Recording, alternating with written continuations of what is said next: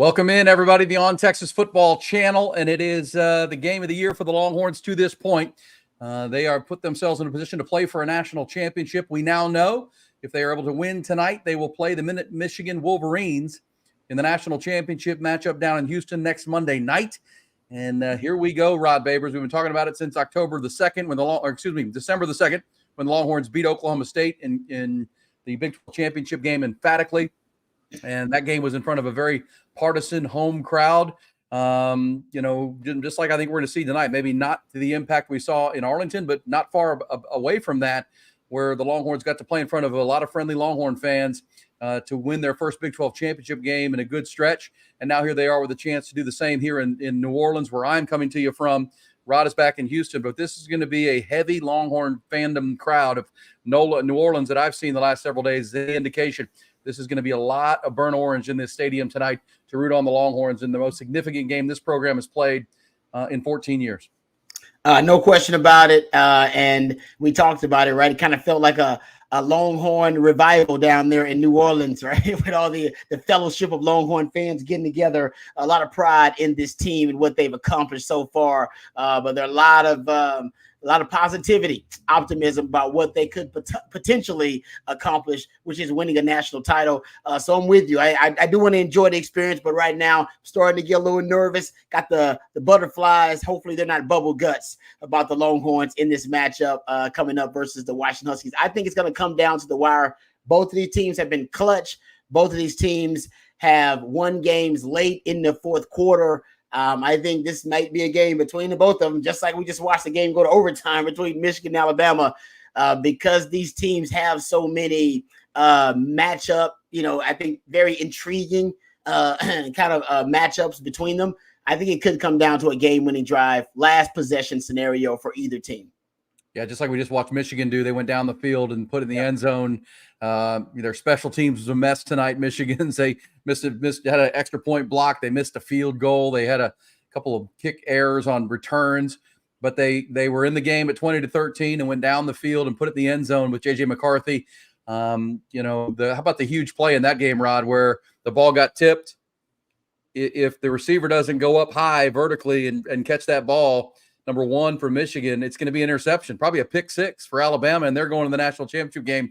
Kid comes out of nowhere, goes Spider-Man, goes up and gets it, and takes it down inside the 10-yard line because 13 was going to pick that ball off and go to the house. His eyes were as big as, off the plate.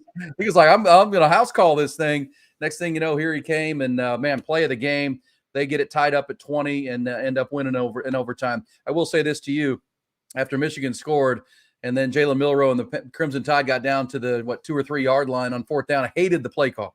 Terrible play call. Pee Wee League play call. I mean, I couldn't tell you what that essentially that was a quarter. I don't know exactly where they were going. I got to go back and look at it. But an interior design run for the quarterback without options on the goal line there forced Michigan to defend multiple things, and they didn't. It was kind of those first read and go plays, and Michigan is a fast flow, fast reaction defense.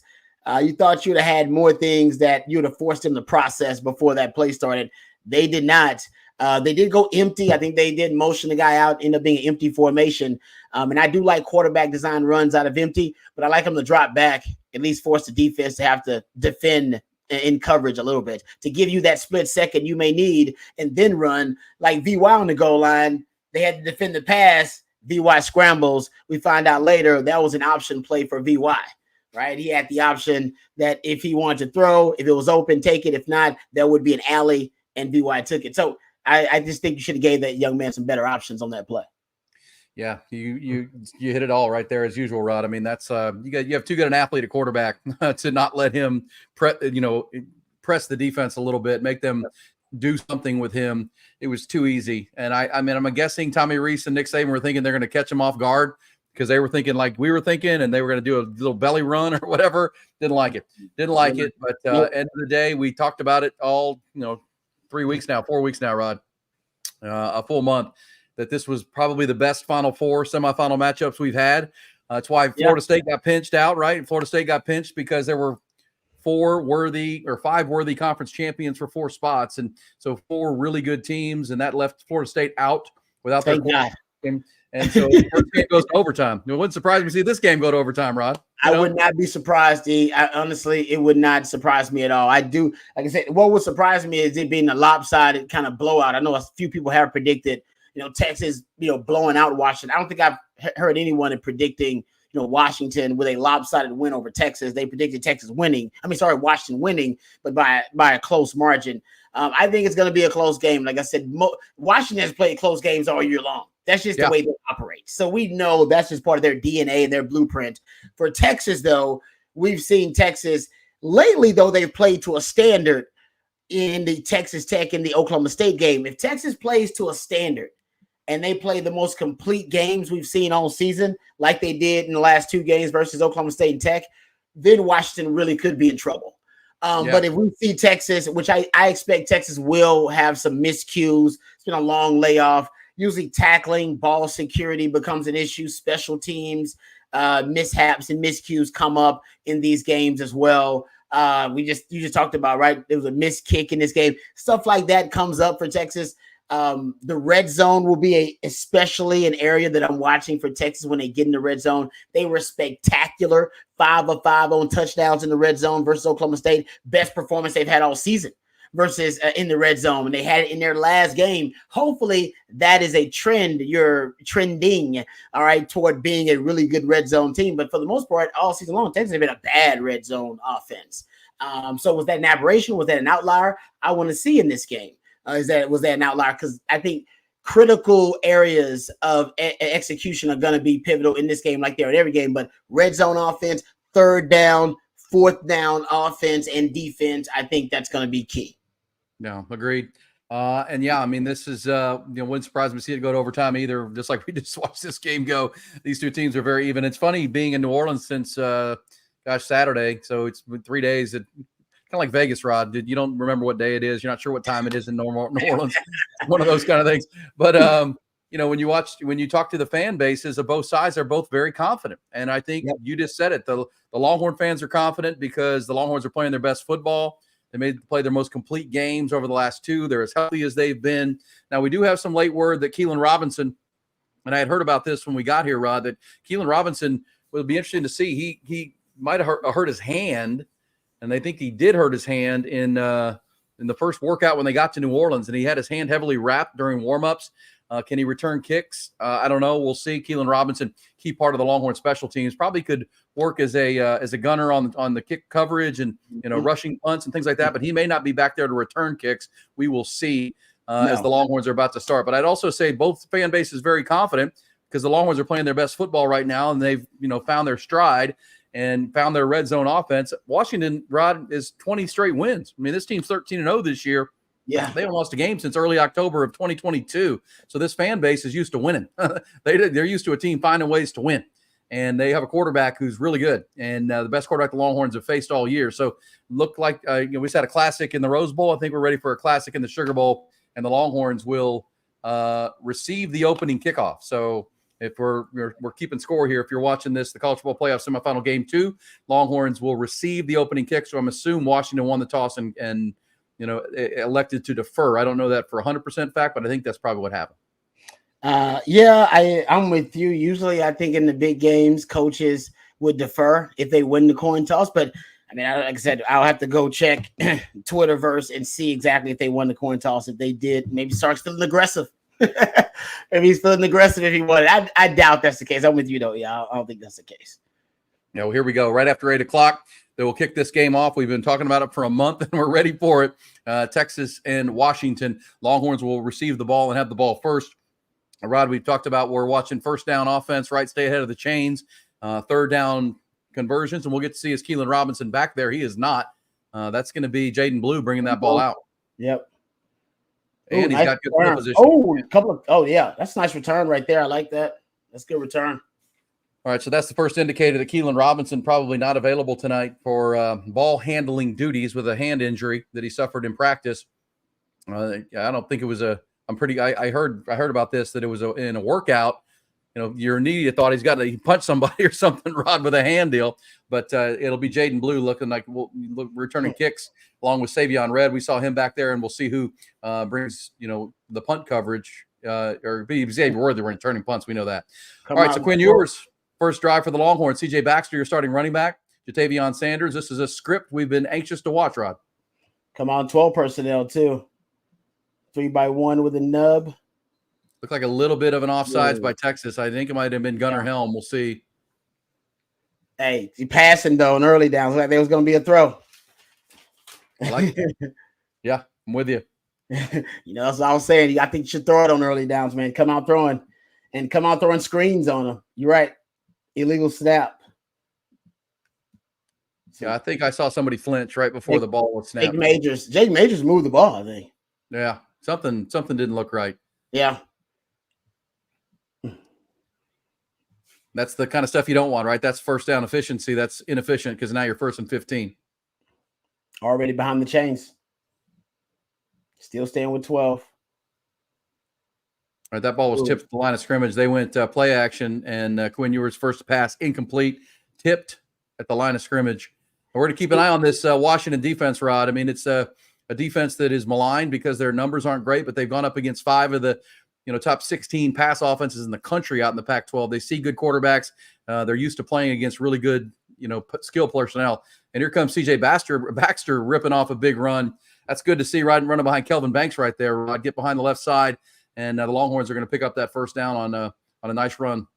It's a good run by C.J. Baxter. Early on, looks like the Longhorns were running RPOs because there's 2 RPOs in a row. That's important to keep up with. The Washington defense, one of the worst teams in college football defending the RPO. We'll give you some numbers on that later. Here's the old school play action. Ooh, good coverage that time in the back end on A.D. Mitchell. And pretty decent pressure right there. Longhorns went play action, looking to get a shot. I mean, the immediately thing that you see on the screen, Rod, is the Longhorn size. I mean, the big humans thing. I mean, they're the bigger side, right? And I think that's going to be the case on both sides of the ball. Washington's trying to win with quickness. Braylon Trice is their great pass rusher that they have. They have first team all Pac-12 player. They also got the kid that no one's ever seen play. We're going to keep an eye on him as well as this game goes on.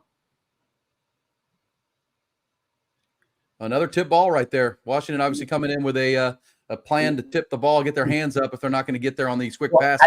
I think this is their plan to defend the RPOs. They're really poor at defending RPOs. Now they got Texas in 3rd and long. The RPO, if you go look at it, they're 103rd, they're 115th on run defense versus the RPO. Their safeties are really bad versus the RPO. That's why Texas run 3 RPO plays in a row pretty much. That's what you're seeing now. Texas sees that they're really bad versus that. That's one of Texas's strengths too. You'll see what happens here with 3rd and 10 for the Longhorns and 2 tip balls already. They're obviously, and both of those passes would have been completed if you saw the replay, Rod. I mean, A.D. Mitchell was open on that play.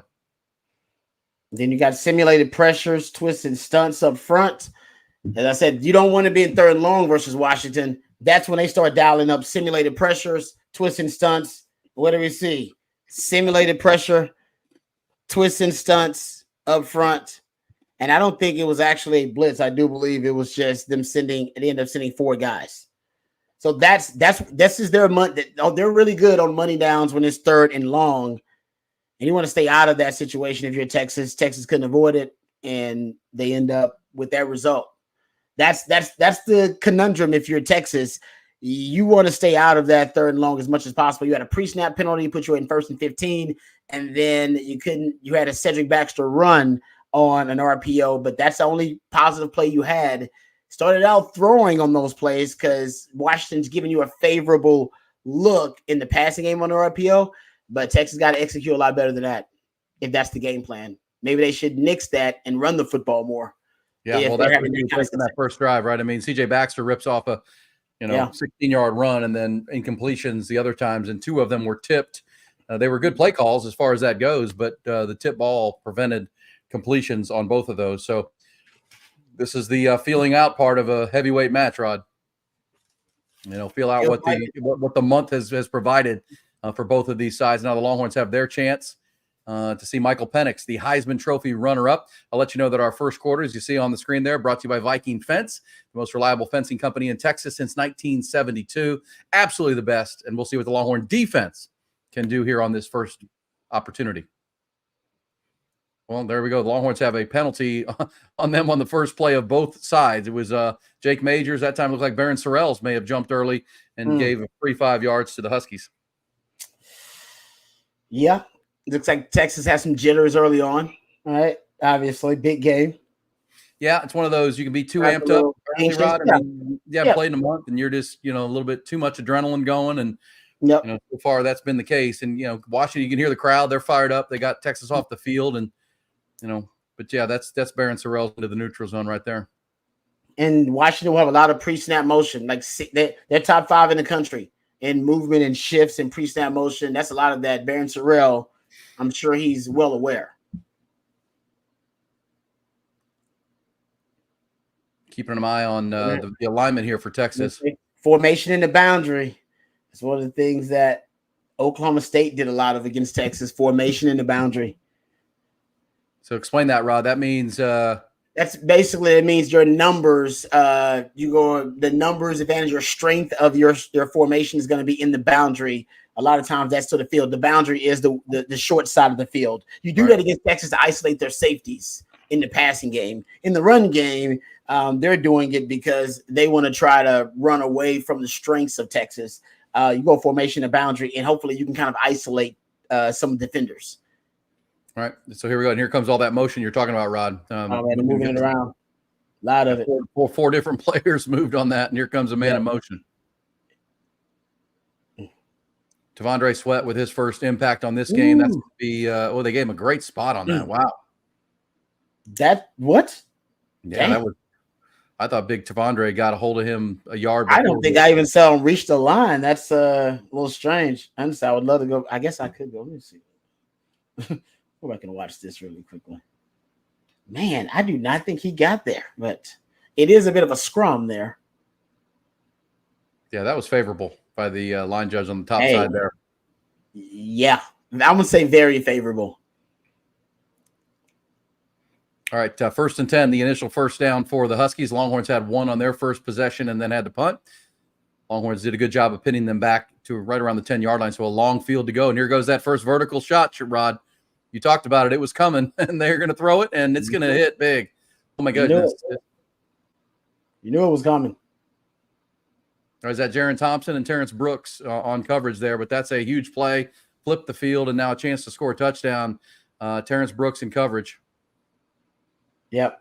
And remember what I said, if you're Texas, you want to play bump and run coverage to take away some of the easy completions. Texas playing – they weren't really bump and run. They were playing snug, which is closer to the line, but not necessarily bump and run or press. And I think the guys being lost in no man's land, they expected inside help. That's why those corners were inside leverage on that play. The inside help didn't help them because of the route. The route ended up being an outside breaking route. All right, there's Dylan Johnson with a 2-yard touchdown run, and that was too easy, Rod. 4 plays, 89 yards, took under 3 minutes, 2:59 to go. We talked all month about the vertical passing game, and, Terrence Brooks got beat, but Jaron Thompson not only wasn't there in high safety coverage, he also missed a tackle and wasn't able to push the runner out of bounds, which allowed it to get all the way down to the 2-yard line. Yeah, and Texas blitzed on that play, right? They blitzed. If you blitz, you guys got to hold up. They blitzed on that play. Max protection by Washington, leaving in the running back, leaving in the tight end, got 7 guys to block. So they actually called the best. They called a really good play to counter your blitz, and the DBs just didn't hold up in coverage. Yeah, that's one where, and let's not forget, Rod, Derek Williams not playing in this game, at least the first half, suspended and went to the side of the field. He would normally be patrolling after Terrence got behind Terrence Brooks. So talked about it for a month. This is an NFL quarterback. He made a perfect throw to one of his 3 Sunday receivers, and the Longhorns did not cover very well in that situation. And the tackling right there. I mean, Jaron Thompson, if you give up the play, you at least got to make the tackle there and not let him cut back in and, take it down inside the red zone. That play could have been stopped around the 30-yard line, or 35-yard line, and would have been an opportunity for your defense. But all the way down to the 2, give Terrence Brooks credit, hustling and keeping him out of the end zone, but they end up in there. So the Michael Penix show, 1 pass, 1 completion, 77 yards to Jalen Polk on that one. Longhorns knew they would see vertical passing. They've already seen it, and now they're down 7-0 inside 4 minutes, not even 4 minutes to go in the first quarter. First quarter is brought to you by the most reliable fencing company in Texas. And certainly started at Austin, Texas, but have grown like crazy in the last 50-plus years, now 52 years in the business.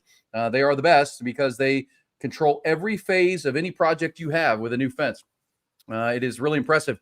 I can tell you, when I say it's the best fence company and most reliable, it's not a subjective thing. It's actually a fact. There's no other fence company in Texas that has their own on-site lumber mill. No other fence company combines that with their own on-site iron workshop where they control the raw materials that you use for your fence. They don't want to go to the lumber yard or the box store to get the materials you're going to need for your wood privacy fence for your home or business. They're going to mill it in their own on-site lumber mill to your exacting standard, and they have their own brand of lumber to this level, folks. I mean, they have their own Big Tex brand of lumber that they branded. You can get your materials from them if you want instead of the lumber yard or the box store, but they mill it in their own cedar mill. They also pre-stain that with their Ready Seal stain. They're just the best. They take that level of attention to detail and commitment to every fence. That's why they put the longest warranty on every fence that they have. So if it's a residential fence for your home, commercial fence for your business, they do it better than anybody. Same thing in the iron section as well in division.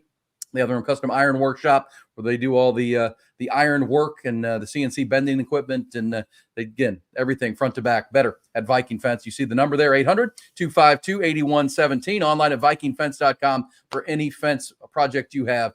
They are the best. Viking Fence bringing you the first quarter. All right, Rod, that was we talk about a heavyweight fight, right? Round one to Washington with a haymaker landed, a 77-yard explosive play against what we talked about for a month, the Longhorn coverage at the safety position at DB. Yeah, it was a great play call by Washington, right? A PK decided to blitz. It was a 6-man blitz, but it was a delayed blitz from the second level. So the linebackers decided to, based on either a sight adjustment or, a delayed blitz themselves, they came later, still left your corners and your DBs in one-on-one coverage. They kept 7 in to protect 5 offensive linemen, tight end, and a running back. So they protected 7 against your 6. They won. Numbers advantage. So they gave time to Michael Penix, plenty of it. He wasn't disrupted, made a perfect throw. This is a team that completes 44% of their deep passes, 20 yards or more down the field. Wide receiver ran a post corner on Terrence Brooks. Terrence Brooks and the corners were outside leverage, expecting inside help from the safeties, which came late. And then when it came, it was ineffective at making the tackle. So in a nutshell, man covered. They blitzed. They did blitz, but it just didn't get home. As we talked about, if you go look at only 3% of blitzes against Penix actually end up being converted into sacks. So it's a roll of the dice, pretty much. Yeah, he's really good against it. He really is. I mean, you just said it. That number, staggering. 44% of those deep passes are completed. I mean, that is way above the norm. They also don't. Michael Penix doesn't get sacked very often because even though they brought a blitz, there wasn't even pressure. I mean, Michael Penix read that, got rid of it quickly, threw a perfect strike on the double move, and obviously we see what happened. Jalen Polk is into the end zone, or dang near into the end zone for a touchdown. All right, second possession for the Longhorns. Important to respond, and they've got the pony package, Rod. Two running backs, 2 tailbacks on this first down play. Oh, I love it, actually. Yeah, Jaden Blue and hey, CJ come Baxter. On now. I'm a big fan of the pony. I got 8 yards on first down, Rod. Play that Genuine song. It's my pony. Let's do it. Ride it. I think we should, Dave. I'm telling you, that pony pack, it works. I'll give you the numbers later on, but keep going it. Go ahead, Sark. Keep running it, man. Give Robbie time to find his notes. Look out. The screen pass with a throwback and people in front. Here comes CJ Baxter across midfield down inside the 40-yard line. And that's the pony package, Rod. You've talked about it. You've given the numbers. No one else is giving those, by the way, on radio or on Texas football like you do. That's their most explosive formation with 2 tailbacks. Not a fullback. You got Jaden Blue and CJ Baxter, and defenses don't know how to handle it. That messes up their keys. And that time, a little throwback screen, and Quinn got it to CJ Baxter with big bodies in front of him. Yards per rush, highest of any personnel grouping. Yards per attempt, highest, and yards per play, highest this season, last season, and the season before of any personnel grouping. It's amazing. It works every time. It's like I've been telling you, I can't even post Bijan and Rojo. It still works. There goes Quinn Ewers. Very decisive play there. Realized that they were playing coverage, only rushing 4, and decided not to force anything and took off. Got himself a first down inside the 20-yard line. There you go. Yeah, I mean, if they're going to give him that much green grass, he's going to take it. He's proven that all season long. I don't even know why they don't account for that. That's in the scouting report now. Pony again, Ron. Pony again. 2 tailbacks with Jaden Blue in motion. The genuine, baby. I like it. And here goes Quinn Ewers. I mean, Washington did a good job. They faked it Jaden Blue, faked it back to C.J. Baxter, kind of the same play they just ran, and Washington was on top of it. Plus, they covered well behind it, which Quinn Ewers read quickly. I'm seeing a decisive Quinn already, right? Even the tip balls were decisive throws. On the RPO, he was getting the ball out on his, getting his foot in the ground, letting that ball loose. This time, the last 2 plays, he's read nothing open. Let's go. And he's gotten positive yards. So now a 2nd and 6 for the Longhorns. Stark's doing his homework. Washington's defense actually ranks 133rd in the country in tackling on screen passes. They're one of the worst teams in college football. Actually, the worst tackling on screen passes. I think that's why you saw so many screens. And, oh, man, once again, look at C.J. Baxter. Yeah, gutting him. That could be the pony, baby. The pony package. This run, hey, you think Sark's been listening to On Texas Football? You're damn right he is. All right, run the damn pony package. How about this? Last season, they didn't run it one time. Not 1 2 tailback set against Washington in the Alamo Bowl. Who's been saying it? Run it more. Thank you, Sark. Thank you. Here comes a diamond formation, Rod. Diamond formation with motion. Jay Witt's going to get his first catch of the game. And, helmets are falling off now. Come on, Sark. Give it to me. Yeah. Well, hey, Rod, listen now. Here we go. I think that's proof that you know what you're doing. You should be coaching. Hey, listen. All right, high red zone here, Rod. 2nd down. Red zone offense, one of those critical phases. The Longhorns had no trouble with it against Oklahoma State. It's been a problem most of the year, but here you are. I mean, this is a Washington team where field goals are probably not going to beat them. You got to score touchdowns. You got to score touchdowns here. I mean, this is where we find out if Oklahoma State was an outlier, right? Or was it them trending in the right direction? He going to stay with the pony. I like it. Stay with it. It's working. If it ain't broke, don't fix it. There it is. Ain't broke, don't fix it, man. Hey, Tony, that's the response, right? I ain't going to say, listen, you know what? And this stuff is, I'm giving this to y'all for free. I mean, honestly, Texas should be paying me at this point. I ain't going to just say it. At this point, the stuff I give y'all for free, baby. Yeah, right? I'm giving y'all the nuggets. Hell, you know what? I'm worried about other teams looking at On Texas Football and finding out how to beat Texas because I'm so damn good at it. Come on now. Been saying it for years. Give me that pony. Yep, give me that pony. Give me that pony, man. Come on. Jaden Blue, touchdown, and the Longhorns with the pony package. The whole damn drive. Stark, kept on, hey, that's my man. I love you, Stark. Good for you, baby. You didn't do it one time in the Alamo Bowl, and I was like, you got to run that. Remember, last year he didn't do it one time post Bijan and Rojo because he was thinking, oh, that's a Bijan and Rojo package. No, it ain't. That ain't a Bijan and Rojo package, baby. That is a money package. Run it all day, every day. All season long. It's been working. Well, you're the best, my friend. That's great stuff right there, and great intel. And you're now seeing it show up on the football field. The pony package, again, if you're just jumping on, 2 tailbacks in the backfield, Jaden Blue and C.J. Baxter, was that entire drive. The Longhorns went down the field, 7 plays, 75 yards, took just under 4 minutes. Bert Auburn's kick is good at 7-7, halfway through the first quarter there at the college football playoff semifinal. Quinn Ewers completed his first pass on that drive too, Rod, and it was a screen pass to C.J. Baxter. C.J.'s already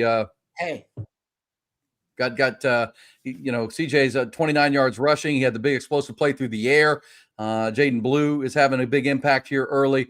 We haven't even seen, because of the tip balls, A.D. Mitchell or Xavier Worthy have not caught a pass yet in this game. Meanwhile, the other side, Washington, Michael Penix is 1 for 1 for 77 yards, and they have a touchdown. So this is kind of the early first-round flurry of the heavyweight matchup we've talked about for a month, Rod, that both of these offenses are dynamic. They've had a month to prepare for this, and defense is on their heels at this point.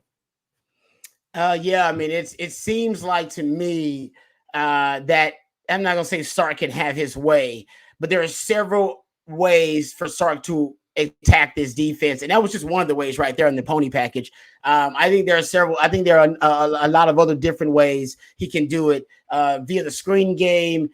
We've talked about the RPO game. They tried to start out in the RPO game, and they looked a little discombobulated, which is weird because Sark runs an RPO-based passing game. They just had jitters. They had jitters to start the game. I'm sorry. The penalties on both sides of the ball, the way they started offensively, that's jitters. I expect them to settle down now. The pony package settled them down. You can go back to the RPO game. I'll give you the numbers. My man, shout out to my man, Matt Butler, who went and got these because we do our Longhorn Blitz podcast. So here are the numbers of Washington versus the screens and the RPOs. They're 133rd, Pro Football Focus, by the way, 133rd in the country in tackling on screen passes. They are 115th on rush defense versus RPOs, 120th on edge rush defense versus RPOs, 107th in safety run defense versus RPOs, 88th in edge linebacker run defense grades versus RPOs. Just not great. Versus the RPO game.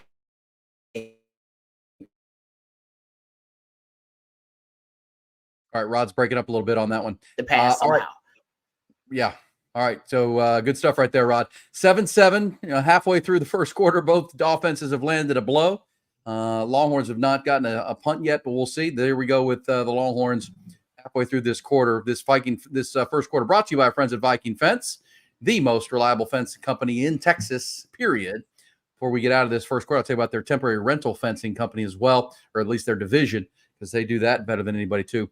Michael Penix, Heisman runner-up, and Longhorns are dealing with a superior quarterback, Rod. This is a really, really good player. He's already completed one explosive play. What do you like about Michael Penix that will translate not just in this game, but in the next level and beyond when he plays on Sundays? Quick release. Got a cannon of an arm, can make any throw on the football field. He's got an elite deep ball. That's why they're the best deep ball throwing team in college football. And he's got that dog in him. Great football character, right? Been through a lot of adversity. Look at the way he leads his team. 5 game-winning drives in his career. Got the clutch gene. Not a lot to. Ooh, nice. That was a nice play. There's not a lot of downsides in his skill set as a quarterback. And I think, honestly, he's going to end up being a first-round pick in the league at one point. I don't know where in the first round, but he's a first-round quarterback. Feels like it. Doesn't take sacks. Doesn't turn the ball over much. You said elite deep ball thrower. Real good player. All right, here comes those motions. Now they're a bunch formation to the short side, Rod, and they're going to pitch the ball. Yeah. And Longhorns are there for you. This is where, that run defense. Ethan Burke, back-to-back big plays. Looks as healthy as we've seen him. Remember, he's been battling a knee injury all year long. But Ethan with back-to-back, an open field tackle on the little pass out to Dylan Johnson. And now, he makes the play and to force a third down. Longhorns have a chance to get off the field here. Yeah, this is where they were last year a lot of the times, third and short, and they couldn't defend on the money downs on short third down situations. Texas defense, this is when they'll come up and try to play some press, maybe take away some of the easy completions. Yeah, and this is one of those. This is where Sweat and Murphy help you. Ryan Watts is looking for help, but this is where Sweat and Murphy make you feel good that they're not going to be able to run the ball. It's going to have to be a throw. Yep, agreed. There might have been a hold right there on Baron Sorrells. Didn't get called. But there's Michael. All right, Longhorns getting off the field. Incomplete. And there you go. Big play for the Longhorns. That's Michael Penix rolling in the pocket. Looked like he had an open receiver, but wasn't able to connect. And the Longhorns are going to get off the field. Give Ethan Burke a lot of credit there. How about Ethan dropping in coverage a couple times there, Rod? And yeah, they actually did that. Even on that blitz they did, they had him kind of looking as a spy. And here Texas doesn't blitz. They err on coverage. They only rushed 3 that time. Like you said, dropped Ethan Burke back and had 8 dropping back in coverage on a third and, a third and short or third and medium, if you will. I think that's the formula that PK wants. If he can get them to third and short, third and medium, I think he trusts that he can get organic pressure and win the numbers advantage in the passing game. Agreed. Xavier Worthy looked like he was a shoelace tackle away from a big return on that one, about ready to break that one loose. And the Longhorns now, you can kind of see the crowd there in New Orleans getting fired up. Longhorns gave up the big play on the first drive, but then responded, and now they get the ball and forced the first punt on that. And you saw the coverage. I also liked what they did with Jahdae Barron. Those are two guys we're going to watch, Rod. We talked about chess pieces for PK coming off the month preparation. We both kind of like Jahdae Barron and Anthony Hill. And then there's Ethan Burke. That's the guy we didn't talk about, but so far he's been very active and maybe healthier than we've seen him. That you played in bowl games, Rod. I mean, there's a lot of, there's a huge situation when you can get healthy, your body feels good, you get those reps in practice. And a guy like Ethan Burke, who now is an experienced player after playing a full season, maybe ready to have a big game tonight. I agree with that. I mean, we didn't talk enough about Texas being able to secure the edges, even get pressure from the edges. Remains to be seen if they'll be able to do that successfully. But just having consistent play on the edges for Texas. We talk about the interior D line all the time, but Barron Sorrell and Ethan Burke have both of those guys have really gotten better as the season goes on. And I think they started out as a strength. Ethan Burke wasn't expected. Barron Sorrell's was, because Barron Sorrell's a guy that's been he's doing it for a while. We've seen him progressively get better and better. So I'm with you. I think if the edges can make an impact in this game as something kind of unexpected that we didn't think could end up being a determining factor in the matchup. Think about what that does for a quarterback like Michael Penix, being able to keep him from moving around, keep him from they love to move the pocket a lot too. You can really kind of stonewall them from moving that pocket to the left and the right. And he's a left-handed quarterback, so flushing him either way, maybe to his right potentially, may also force him into erratic throws or make him uncomfortable. That's all you want to do with Penix. And if the edges can help you do that, that's a plus. Yep. Longhorn Sports, the first punt right there. And, Rod, competition is king, right? I mean, what is it? Bobby Knight said, the best motivator is your ass on the bench, ass on bench. Right. And I'm not saying Ethan Burke's about to get benched. I'm just saying the Longhorns are bringing in Colin Simmons, Colton Vosick, his teammate at Westlake. They went and got Trey Moore from UTSA, who's maybe the top pass rusher in the portal. That's the kind of competition you lived it while you were playing at Texas. You have to earn your spot, and you got to know they're not going to stop recruiting good players around you and at your position. That's exactly right. I mean, that's what you want, right? I mean, I was pushed to be the best corner that I could possibly be because I was in the same room with the Nathan Vasher and a young Michael Huff and a young Cedric Griffin. And trust me, I'm a talent evaluator. I got good talent. I mean, I know the game. I knew those guys had higher upsides than myself. They weren't going to take my job. In order for me to keep my job against players like that, I had to put in more work. Rod, here we go. Empty. No need to empty. You like empty too. I don't know. I think Sark's been just listening to all my podcasts. I'm just going to throw that out there. I love it. Come on. All right, there's the pressure play. Come on. Yeah, Christian Jones got beat off it. That's just one. If you're going empty, you got to get better coverage than that. And is that Braylon Trice? I think it is. Yep, you got to block that guy. Had 2 sacks last year against Texas, 2 tackles for loss. Yeah, that's one of those that just you beat your right tackle. And Longhorns now negative play, now 2nd and 16. They went to the empty formation and weren't able to hold up in pass pro. I like the concept. Execution. Yep, that's right. Not good. Right. So now there's going to be a 3rd and long here, and this will probably be a handoff or some type of screen pass. We'll see, because I'm assuming Washington drops into coverage. So far, we've seen Quinn Ewers, complete 1 pass. It was a screen pass, but he's also run already for a couple of nice runs. That sack yardage took his numbers down, but he's got a couple first downs with his legs already in this first quarter, and now a big 3rd and 14. This is where you just don't want to make a mistake, Rod. I agree. That's no need, because your defense, I think, is going to end up playing pretty well here. They may have found their groove. No need to take unnecessary. X-Man. Ooh. Now we got a flag late. Might be a holding on Jordan Whittington.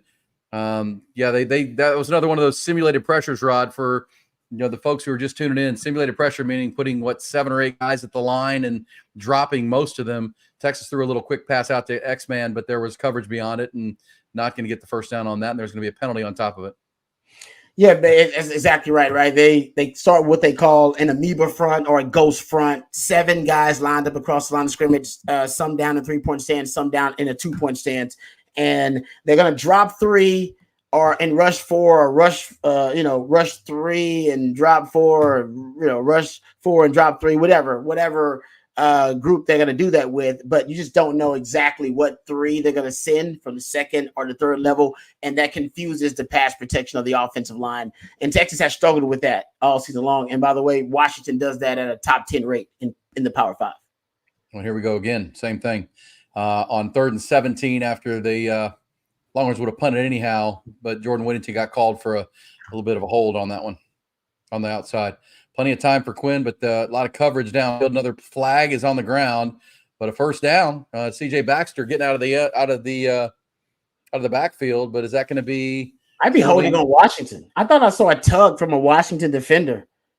I thought I saw a tug.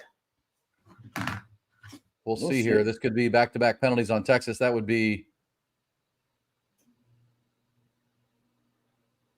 That's on Christian Jones. He's having a hard time with Braylon Price right now. So that's going to be 4 penalties on Texas already. 2 pre-snap plays, 1 offense, 1 defense, and 2 holds. That's actually, that's outside the tackle box, and that's too easy to see right there. But nice play by Quinn Ewers, by the way, to roll to the right and find C.J. Baxter out of the backfield. But now Longhorns 3rd and 27, and the penalties are starting to mount for Texas. Yeah, Texas right now, their own worst enemy. It's just 4 for 30. 4 penalties for 30 yards. I figured a handoff was coming here. C.J. Baxter padding his stats a little bit. They'll punt and try to settle this game down. Longhorns, as you said, they got to get out of their own way. There were positive plays on that drive, but the penalty yards, affected it a big time right there. And the Longhorns going to have to punt here in the 7-7 game. Longhorns now over 100 total yards in the first quarter at 101. Washington's at 90. 77 of those came on 1 throw and catch from Michael Penix to Jalen Polk, which set up the Washington touchdown. We'll see if the Longhorn defense can settle in. Rod, pick up on what you said, that you feel like the Longhorn defense is going to settle down here and tighten up. I do. I feel like, that they figured out a couple of things defensively. That blitz, listen, that was just a really good play called to counter what Texas had called, which was a max protection deep ball. 3 receivers out on the route. It was just a great job by Washington.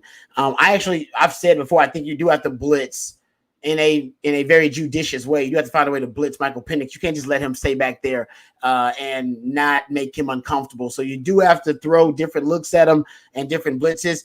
I think the leverage was the big issue there too. The corners were playing outside leverage, which is good. But the safeties, they weren't necessarily providing the necessary help and support. And it was a great route combination because he ran a post corner, which is running away from your help. So like I said, even though they got the deep ball, which we have warned against and talked about it, it was more of a great play call at the right time than it was Texas having a breakdown in coverage. You're not going to be able to cover these guys and stay with them down the field the entire time. But I think Texas is going to be able to apply pressure on Penix at times to make him erratic. We saw a little bit of that early on. As long as Texas can get them in 3rd and long, then I think you have a better chance because then you can bring different pressure packages. The problem right now is Texas offense. It's not the defense, actually. I know the defense gave up the big play, but I'm more concerned about the offense a little bit just because they're in 3rd and long a lot. And what was my big issue? I kept saying all week long, Texas got to stay out of 3rd and long. As long as they stay out of 3rd and long, they'll be fine. They're in 3rd and long. They were in 3rd and long on that drive. How many times? They were in 3rd and long on that drive multiple times, even with the penalty. They ended up in 3rd and 14, penalty, 3rd and 17, 3rd and 27. The drive before that, they also ended up in a 3rd and 10. The only drive where they didn't end up in 3rd and long was the drive where they ended up the pony package the whole time and they scored a touchdown. Yeah. That was, matter of fact, they didn't even have a 3rd down on the whole damn drive. And like Bill Walsh said, the best 3rd down call is the one you never have to make. So I think Texas needs to really focus on staying out of 3rd and long. They got to do that. They can win easily. We've even seen them with the penalty plays that they can win without hurting themselves. They would convert and move the chains. But man, 3rd and long against this defense, that's a disadvantageous place to be. it is for Texas. Yeah, and we already saw Christian Jones with a gave up a sack, also had a holding call. He's been rock solid for Texas. He's got to get his engine cranking here for the Longhorns. And you're right. The other thing I would say, Rod, is the drive in which they scored the touchdown. They didn't have a penalty. Every other drive they've had a penalty, and they punted on both of those. So they've got to clean that up for sure, because there are plays. You can see there are plays out there to be made for the Longhorns, and they've got athletes that are going to run open. And it looks like CJ Baxter. The thing I've noticed here in this first quarter, brought to you by Viking Fence, the most reliable fencing company in Texas since 1972, year I was born. I can tell you, I'm 51 years old now, so they've been doing this a long time. But you see Longhorns looking fresh, right? I mean, they look healthy. CJ Baxter looks as spry as we've seen him. Jaden Blue, this is what a month off does. It also can lead to some jitters and some guys having to get everything ramped up intensity wise. So we'll see. This first quarter to me was kind of a feeling out. Let's remember going empty on that last drive, Rod. It's still in the 20-25 play script, trying to figure out what the defensive alignments will look like against whatever formation. But here's the Longhorns stuffing a run on first down. They also went empty, and there's Tavondre Sweat unblockable at the point of attack. There's your Outland Trophy winner showing why. Wow. Yeah, they got no answer for him. I mean, who does, though, right? That's why he won the Outland Trophy. Nobody's got an answer for Tavondre Sweat. And I will say that Washington's being really kind of stubborn, or maybe just consistent with the run game. They're going to run it. They're going to keep the balance and force Texas to respect the run game. Yeah, they don't want to be one-dimensional. No team does, for sure. And right now, there's a nice little stunt move with Myron Murphy. And there's another one of those deep balls, Rod, and they're now 2 for 2. 2 for 2. That time, that one's on. That was on Ryan Watts. Ryan Watts that time. But that was, they moved the tight end outside to the very far perimeter. Yeah, they forced him to play in the slot, basically. Yeah. They motioned the tight end out and turned him into a slot defender. Brilliant. And forced him to defend a two-way go. Yep. Boom. Yeah, smart move. What do they call that, Rod? That's that jet motion to the out. Normally motion goes across the field. That motion goes out towards the boundary. Yep. Yeah. And it's brilliant conceptually, because you make Ryan Watts a slot defender, and we know he's not equipped to be a slot defender. Yep. You're right about that. They just did it again, too, now on this first down play. But we'll see if there's no flag. Okay, that's his legs getting tied up. But if we're keeping score, Rod, Michael Penix is now 2 for 2 on plays down the field. One went for 77 yards. That play right there went for a first down. And Ryan Watts, those are the 50-50 balls we know are coming. The Longhorns are 0 for 2 so far. I mean, yeah, that's what they do well, right? This is essentially a Don Coryell offense. Vertical passing game, vertical shots down the field, and they're the best in the country at it. Texas last year was really good at defending it, but in different circumstances. This year, I think they came ready to make sure that Texas couldn't take away their identity in the passing game. Yep. Got to get pressure, and the Longhorns do this time. They flush Michael Penix, but he avoids it and hits a big play. This one's going to, pick up another first down as Michael Penix showing why he was the Heisman runner-up, and a lot of people thought maybe the Heisman winner, as he's spreading the ball around. He's featuring a lot of different receivers, and that time it's Rome Odunze with the first catch of his game for 24 yards. Yep, inside breaking routes have been an issue for Texas, and there they once again motion to empty formation, turn the corner into a slot defender. Yep, which is Michael Penix did a good job. Longhorns actually got pressure there. They've gotten pressure on the last couple, and Michael Penix showing you why he doesn't get sacked much. He gets rid of the ball, and he is very decisive with his reads of what he's seeing. There's a nice screenplay. There's a good play by Jalen Ford and Tavondre Sweat. Nice job right there. That was a play that looked like it could have gone for some distance with Odunze that time, his second catch, but the Longhorns are ready for it. Yeah, Texas is really good at defending screens. Last year in the Alamo Bowl, Washington ran a lot of screens, and I believe Penix was 10 of 10 on screens. They ran a lot of screens. It's one of the only things that worked for them. And Texas is really good this year on defending screens. So that's something I don't think will work unless they're throwing at tight ends. For some reason, tight end screens have worked really well versus Texas. I don't get that. Remember Iowa State? Remember Jared Wiley? Remember Ben Sinnott, the Kansas State tight end? I have no idea why, but tight end screens, because Texas maybe has a fast flow defense, they seem to have some success, a disproportionate amount of success versus Texas compared to other screen plays. Agreed. Agreed. Yep. All right. That's our first quarter. It's in the books, and it was as advertised. This is a couple of heavyweight offenses throwing haymakers. That's just what they do. Texas scores 1 touchdown. Washington scores 1 touchdown, but they're driving now. This just feels like the game we were talking about, Rod. It's going to be a higher scoring game. It just is. I mean, I think the over-under was 63-64. I think you both of us think this game is played in the 30s. Last year's game was 27-20, but I think we're going to see Texas. I think both teams are going to score more points than I guess is what I'm saying. Yeah, no, I had somebody have been said, why are you less concerned? Why are you more concerned about the offense and less concerned about the defense at this point? Well, because I expect Washington's offense to make plays to the best passing offense in the country. I did not expect Texas to be able to stop them. So I guess maybe my expectations were lower. For the Texas offense, though, I expected them to be able to move the football a little bit more consistent. Remember, I talked about just playing keep away at times with some long, consistent drives. They haven't really been able to do that. And I expected them to have more success versus the Washington defense. That has not been the case. So that's a little bit more concerning for me because I had higher expectations, I guess, for the Texas offense going into this matchup. My expectation for the Texas defense was find a way to make plays.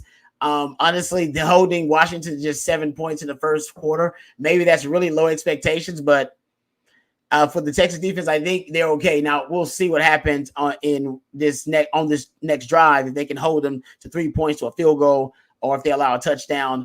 But I expected the Washington offense to score not score a lot of points, but to at least score into the late 20s. To the score in the low 30s. Yeah. So they're on their way to doing that.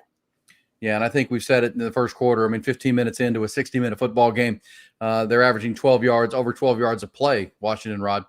77 of that came on the one chunk play to Jalen Polk. But, same time, you got to be better. But this is a big drive right here coming out of the second quarter, which is going to be brought to you by our great friends at GAMEDAY Equipment, GAMEDAYEquipment.com, the website. They are a local, independent, but worldwide equipment dealer. Absolutely the best in the country, or best in all of Texas and all over the country with heavy equipment sales and rentals. Say about them throughout the second quarter.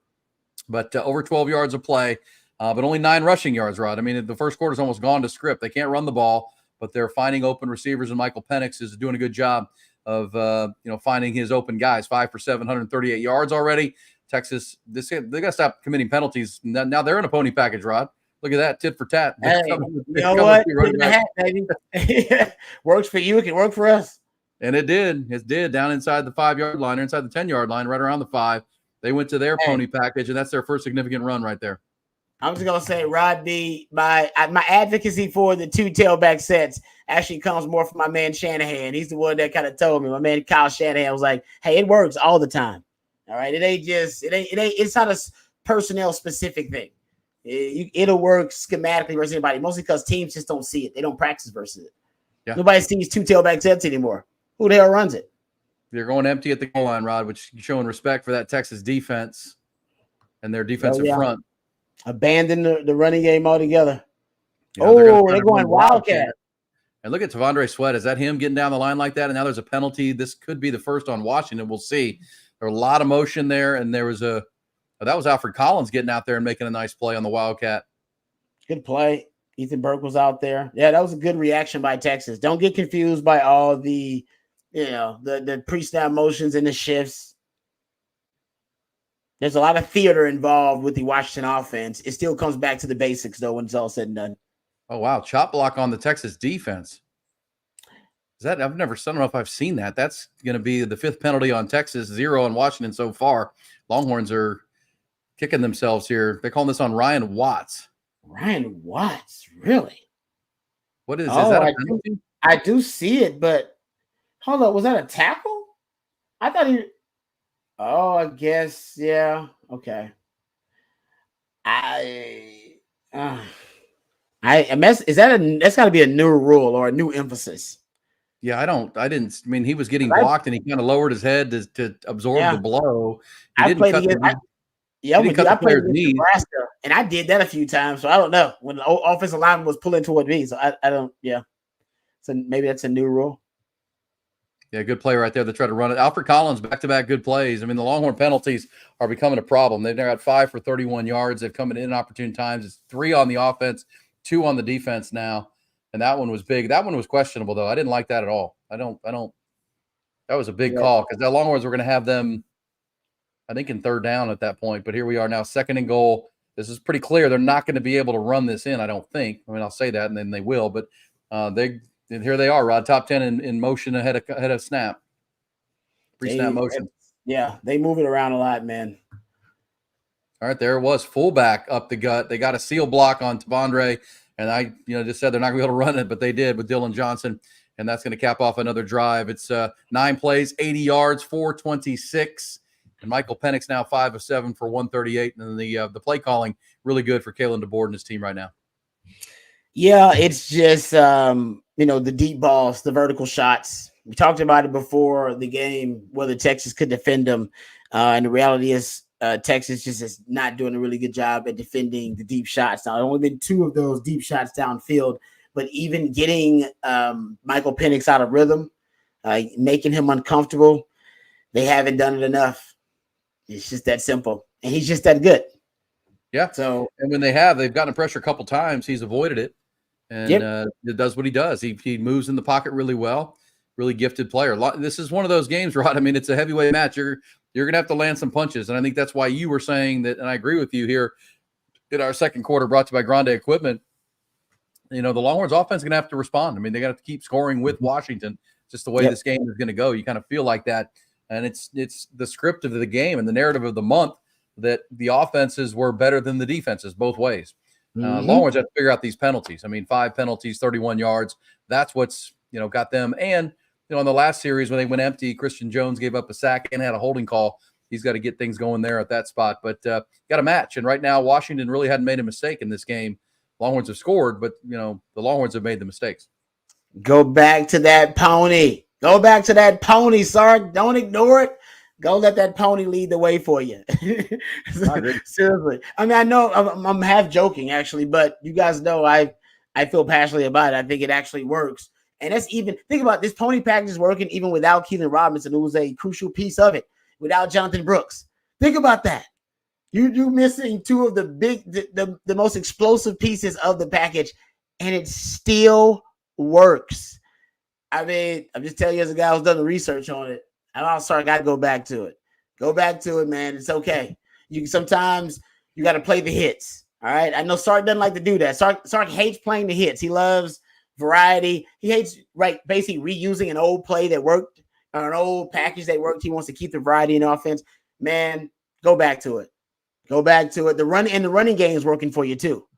Well, that's what I was about to ask you, Rod. I mean, I think I'm looking at this thing. CJ Baxter's 9.5 yards a carry. Jaden Blue's 6.5 yards a carry. This is one of those games where your defense is going to give up some points. You have a chance to control the ball. This is what you and I talked about all month. Sark, he's a big player in this, right? In this chess game, he's got to understand, we don't want to get in a shootout. We can control the football. We're running the ball. Let's keep this thing going. Let's play keep away. Yeah. Let's run the ball. And listen, we're a quarter in, so now we got the feel of the game. We're feeling each other out. You talked about it, right? You've been throwing jabs, been throwing a couple of body blows, tried a couple of haymakers to see where you stand. Now you're deep in the fight. You're around round 3 or 4 at this point. I think at this point, if you're Texas, you go with what's working. Your running game is working. And I think you can run out of 12. I think you can run out of 21 in that pony package. You can run out of some of these heavier sets. Run on them and see if they adjust by bringing extra guys in the box and loading that box. If they want to load that box and give you favorable one-on-one matchups on the outside, then we'll take them. So at this point, let's start making the adjustments within the game. Like you talked, it's the chess match, as I always refer to. If he's a chess master, which he's been so far this season, we'll see the adjustment here because your defense may be struggling, so you can protect them by running the football. And the only thing working for you really now offensively is running the football. That's how you stay out of 3rd and long. Let's go, baby. And bring out that pony. Break that pony out again. Yeah, well, I just thought the last drive for Washington showed you, Kalen DeBoer and his offensive coordinator, his name is escaping me, but they're real good. I mean, this team – they're like Texas, very similar, mirror images we've talked about all month. I mean, this is a team that's going to stress your defense in a lot of ways. And they've had a month to prepare for this, so they're going to isolate situations. Longhorns also have to, get Jatavion Sanders and X-Man and A.D. Mitchell in this game. But I agree with you 100%. Let's run this football and see if they can play some keep away here. Now a screen pass is going to go for nothing. Nice play by Washington. That was J.T. Sanders in his first catch of the game, but Washington was ready for that one. They were. I know why they're so screen heavy. Washington has been terrible all season long at defending screens, but they're making plays on them right now. I think for the Texas offense, they got to get back to running the football. I do. I think that's what's working for them right now. Well, if they can't get some kind of chunk play here, Rod, they're going to be third and long again. That's your concern right now. They've been third and long a lot, and we're only a quarter into this game. And there's good coverage by Washington on X-Man. Now here it is, 3rd and 12. You're in 3rd and long again. You're not going to make a living against this team in that spot. And it goes back to that first down play. And that's Kendrick, right? That's Malik Muhammad's cousin, Jabbar Muhammad. That's their best cover guy. They want to get him matched up on the X-Man as much as possible. There he makes a really good play. You're in 3rd and long now. That's when they break out their exotic looks. You're going to see the amoeba fronts. You're going to see the simulated pressures. You're going to see the ghost fronts. That's when they can get exotic because they know you're throwing the football. Everybody in the stadium knows it. They can get crazy. Or they can just drop 8 and make it really difficult. There you go. You see it. Yep. You see it. Run screen, and they're going to punt here. Yeah. Well, that's where that no gain or 2-yard loss on first down. Yep. You saw it, Rod. You called it. And now, they're confusing. And Longhorns, when they see that, they're going to quick game and trying to get the ball out of Quinn's hands. I'm assuming they're going to punt, but timeout has been called here. Yeah, they're punting. They're punting, but it's for Texas. I'm with you. I don't understand why you don't go to running the ball there and go back to something that's been working for you. Obviously, the pony package was in the script, running the football. I was the advocate of saying Texas should throw in early downs. I'm watching the game now. All right, Rod, you're right. But Longhorns, I think, just got a huge turnover. You're about to see it right now. Yeah, this is the first mistake for Washington. They haven't made a mistake tonight. Now they have, and it's a big one. Longhorns are, they were having to punt back, already down a score, and punt got away. Keaton Crawford down there covering it, forcing the issue, and a recovery for the Longhorns. You can't advance a muffed punt, but the Longhorns have the ball at the 20-yard line. That's huge. That's the first turnover of the game. Turnovers are enormous. The Longhorns have made several mistakes already as far as penalties go, but that's a critical error on the Washington Huskies as they give up the football at the 20-yard line. So the Longhorns will pick up the ball. That's big, Rod. That's big right there. And that's the biggest play of the game so far. That's no question. Not even a question. I don't even know if the light was in his eyes. Like, I don't know what the returner was thinking. I don't know what happened. He had the ball. He caught it with both hands and then just kind of slipped out. Here's your run game, Rod. 10 yards on first down. I mean, C.J. Baxter's at 5 carries for 47 yards now. That's almost 10 a clip. Keep chugging him, and he looks fresh, Rod. He looks really strong right now. And it's interesting there. They look at the motion by Jay Witt. They bring him in and motion him toward the formation, and he comes inside almost as another back. He comes inside of the tight end position at the time with that block, and they almost use him as another back in the backfield. So essentially some of the concepts of a 2 tailback set, using him as the extra blocker. There's C.J. Baxter again, another chunk run. Longhorns can do this seemingly at will right now against this Washington front, and I think now we got another flag. Boy, these are piling up on Texas. Especially in the red zone, man. Legal shift. Wow, that's 6 penalties now for Texas. Wow. 0 for Washington. They've made the critical error on what did they call? That's weird. They called it a legal shift on Jatavion Sanders. Illegal shift, yeah. But he was in motion on that play, Rod.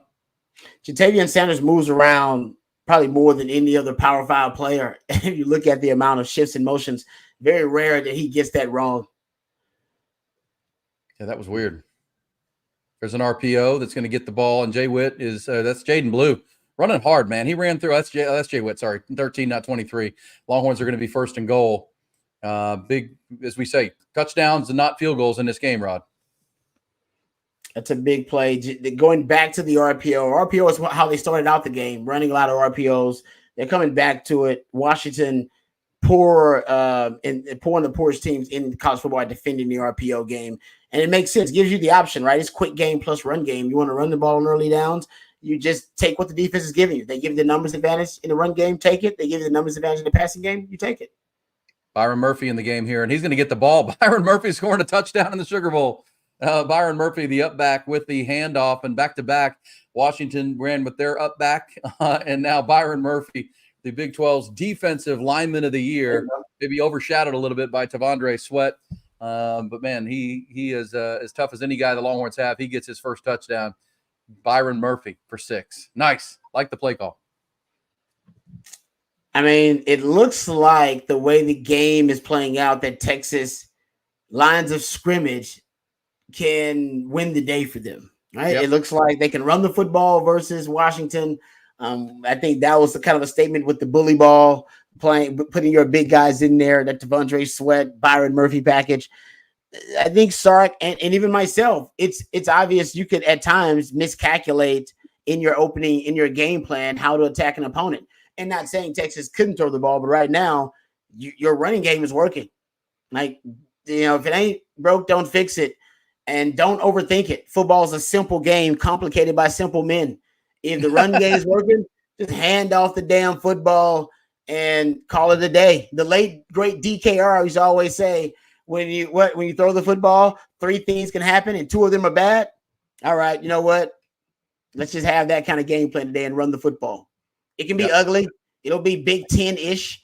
It won't be sexy, and Sark wants to be sexy. But who cares about that? And running the football keeps that Washington offense off the field, protects your defense. Let's do that. Let's do more of that. Yeah, Sark also wants to win a national championship, and you don't have to overthink the game, as you said. And I think you're 100%. What was it like when you were playing DB, Rod, and the opposing team was just running the ball down your guts? I mean, you were out there. You couldn't really do much about it. That's demoralizing. That's exactly the word. It's demoralizing. It's emasculating. It's humiliating, because football is a physical sport, right? And when you break it down to something that's predictable as, well, we're just going to hand off the ball, and you can't stop it. I don't know if there is a more humiliating, I think, moment as a football player, as a defense overall, as a team, when you realize, you just can't stop an opponent. And you can't stop them from running the football. There's more precision to the passing game. There's timing and execution. So a lot of moving parts as to why things go bad in the passing game. But running the football, man, it's like you said, it's the death of 1,000 cuts as a defense. And as a defense, you don't want that to be the reason you lose a football game, because you couldn't load the box. And the crazy thing about it, you load the box naturally when a team's dominating in the run game, which means even with the numbers advantage, you can't stop them. That's what I expect Washington to start doing at one point, is start loading the box a little bit more. And then that'll open up the passing game for Quinn Ewers. Easy, play action pass completions, because their DBs will be in one-on-one coverage. Agree. Yeah. I mean, look at the numbers. I mean, it just jumps out at you. 5 carries and 50 yards already for CJ Baxter. He's 10 yards a carry. Blue is there.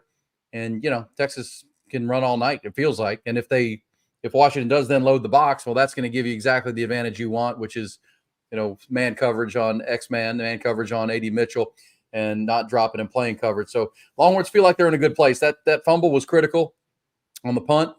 We just saw Michigan and Alabama. Michigan won the game, but they nearly lost the game because of their special teams. They had a really bad special teams game. This was a big mistake. It felt like Washington was gaining the momentum. You kind of could feel it and see it in the stadium. And they're about to get the ball back up 7, and the Texas defense struggling. And they get, I don't want to say a free 7 points, but, man, they get the ball at the 20-yard line. That is not optimal for Kalen DeBoer's team. Now the Texas crowd, which is very partisan in this game now and ready to roll. And you're right about the momentum, right?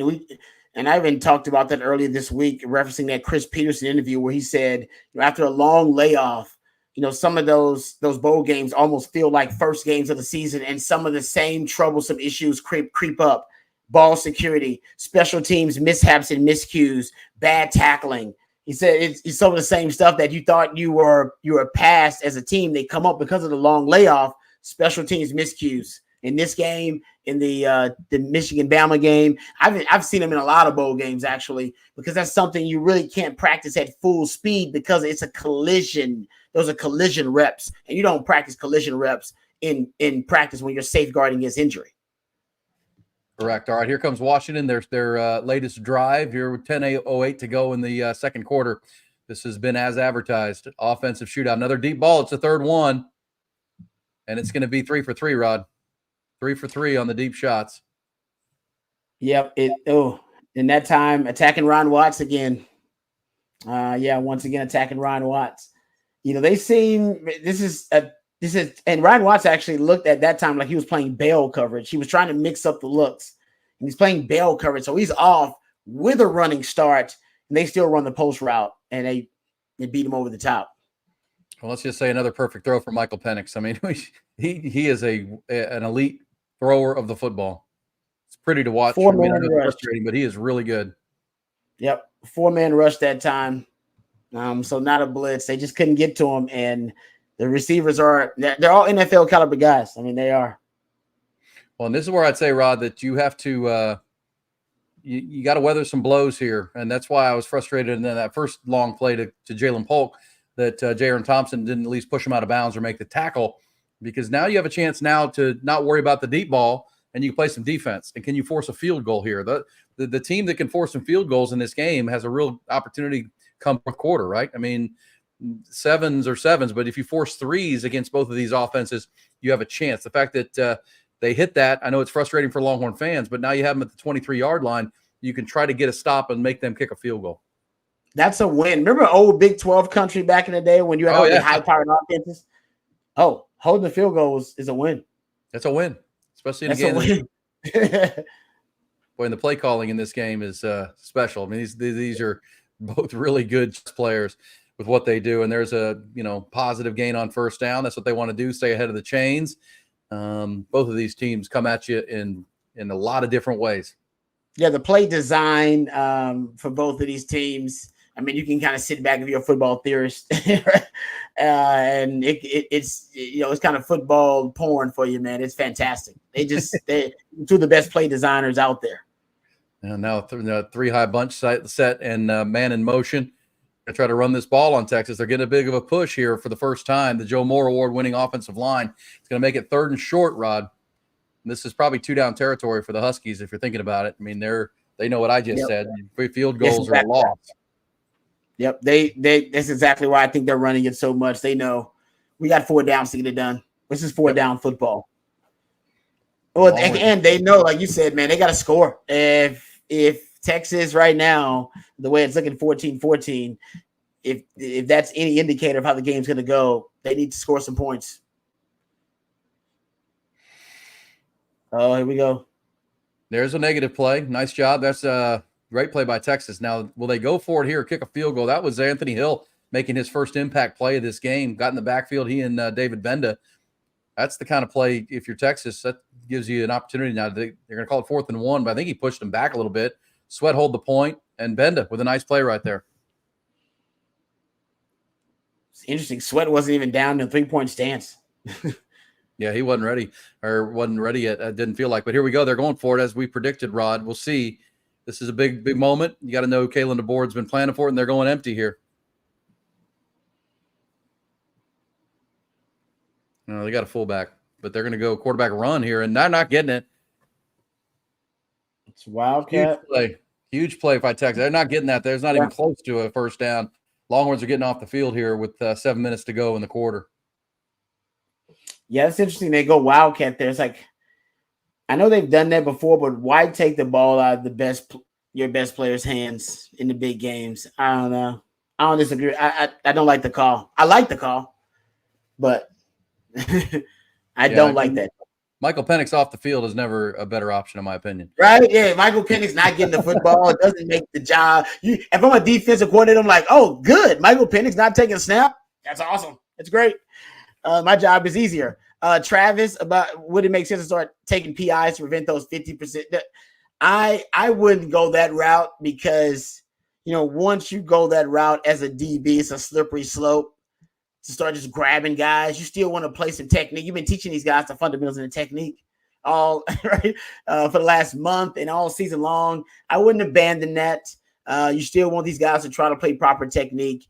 The problem with Ryan Watts was if you're going to play bail coverage, you need to get on the upfield shoulder. You cannot be undercutting routes unless you know you can make the play on the football.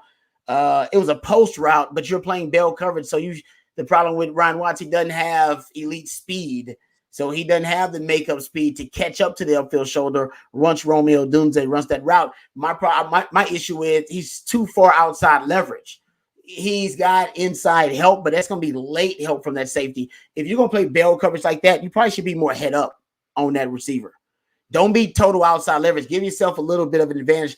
Be head up on them. You're still playing bail, but then you're going to be able to break better to stay on the upfield shoulder of the wide receiver. And then you got to play it. I would even play it from a shuffle technique. He opens up and starts running, which should help him. But I think he does that because he knows he doesn't have the foot speed that Romeo Dunze makes at a track meet, which they did.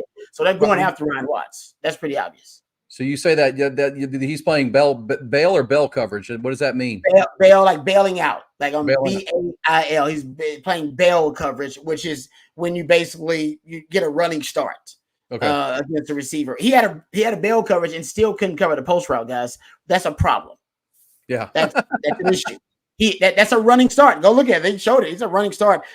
My problem was I think he's too far outside leverage. I would tell him I need you more head up when you play that bail technique, and then you can either shuffle out so that you can break on the underneath, or you need to be looking at the hips of the wide receiver a little bit so that you can break on the underneath stuff. But you have to be able to track the upfield shoulder on those deep routes, those movement routes. If not, Texas is going to get eaten alive on those types of routes against Washington.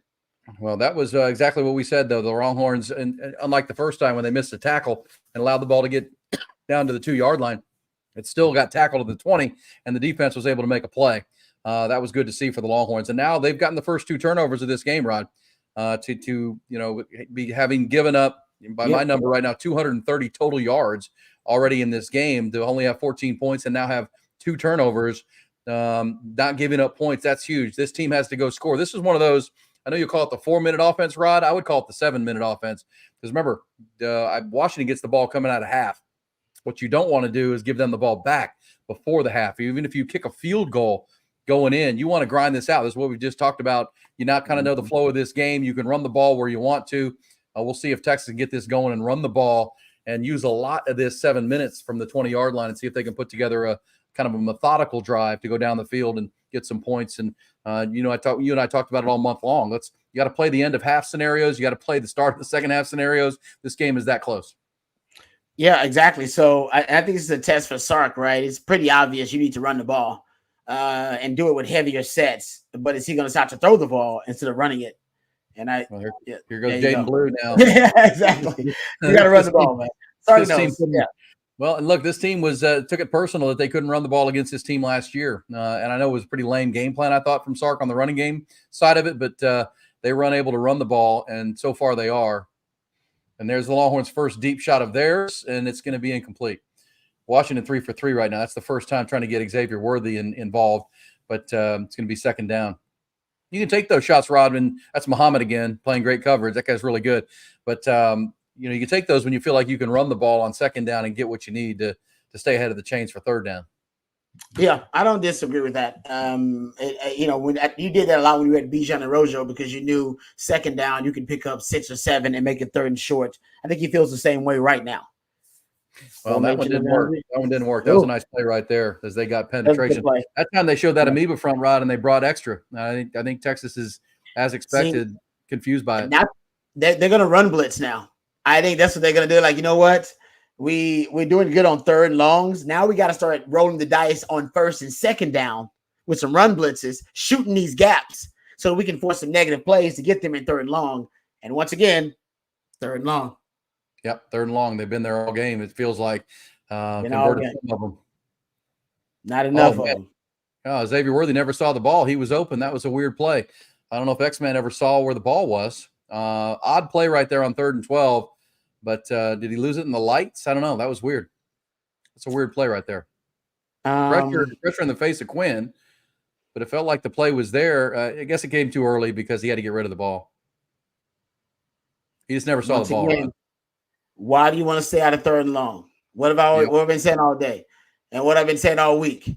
Yep. They're gonna run a lot of simulated pressures. They're gonna run amoeba fronts and ghost fronts, and they're gonna run twists and stunts. They've been doing it all game long. You don't want to be in 3rd and long versus this team. I've been saying it all week, and Texas has been in 3rd and long versus this team all game long. So that's the problem. And they're 0 for 5. 0 for 5 on 3rd down, Rods. And most of them have been, I won't say, have they all been 3rd and long? I'll look that up. I don't know if they've had a 3rd and short. I'll look that up here in a minute. I can find that pretty quick. Hey, let me tell you about our friends at Grande Equipment who bring you this second quarter. My buddy Wes Murray and his team. They started in Dripping Springs, Texas. They moved to Buda, Texas. Now they've just grown like crazy. So now their base of operations is down between New Braunfels and San Marcos. But they serve all of Central Texas, all of Texas, and all over the world with equipment from all major manufacturers, from Caterpillar, John Deere, Komatsu, Volvo, and more. It's heavy equipment sales and rentals. If you have a big project or small, they've done major freeway projects. They've done major building projects. But they've also can help you if you got a project out at the lease or the land that you own that you need heavy equipment for to do some work out there. They do it better than anybody. That's what being independent and as my buddy Wes says all the time, they're small, independent, and nimble, but they play in the big leagues in a big way because they are in the relationship business, not in the equipment business. They want to get you the equipment you need to finish that project on time, on budget every single time. And as we say, as an independent dealer, they're not locked into one manufacturer. They can get you what you need when you need. They also have a great refurb shop. So if you want to bring an older piece of equipment back to life, they can run like new, run like a top. And they know what they're doing. And they can, like Chip and JoJo there, they can fix her upper.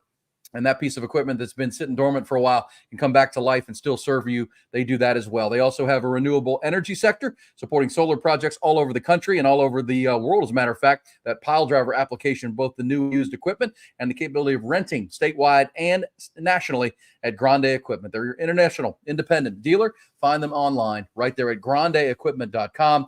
And remember, Grande bringing you the second quarter. They don't overpromise. They over-deliver every single time. I actually saw Wes Murray and his crew over at the Harrah's. He was playing some blackjack, Rod. He likes playing the blackjack.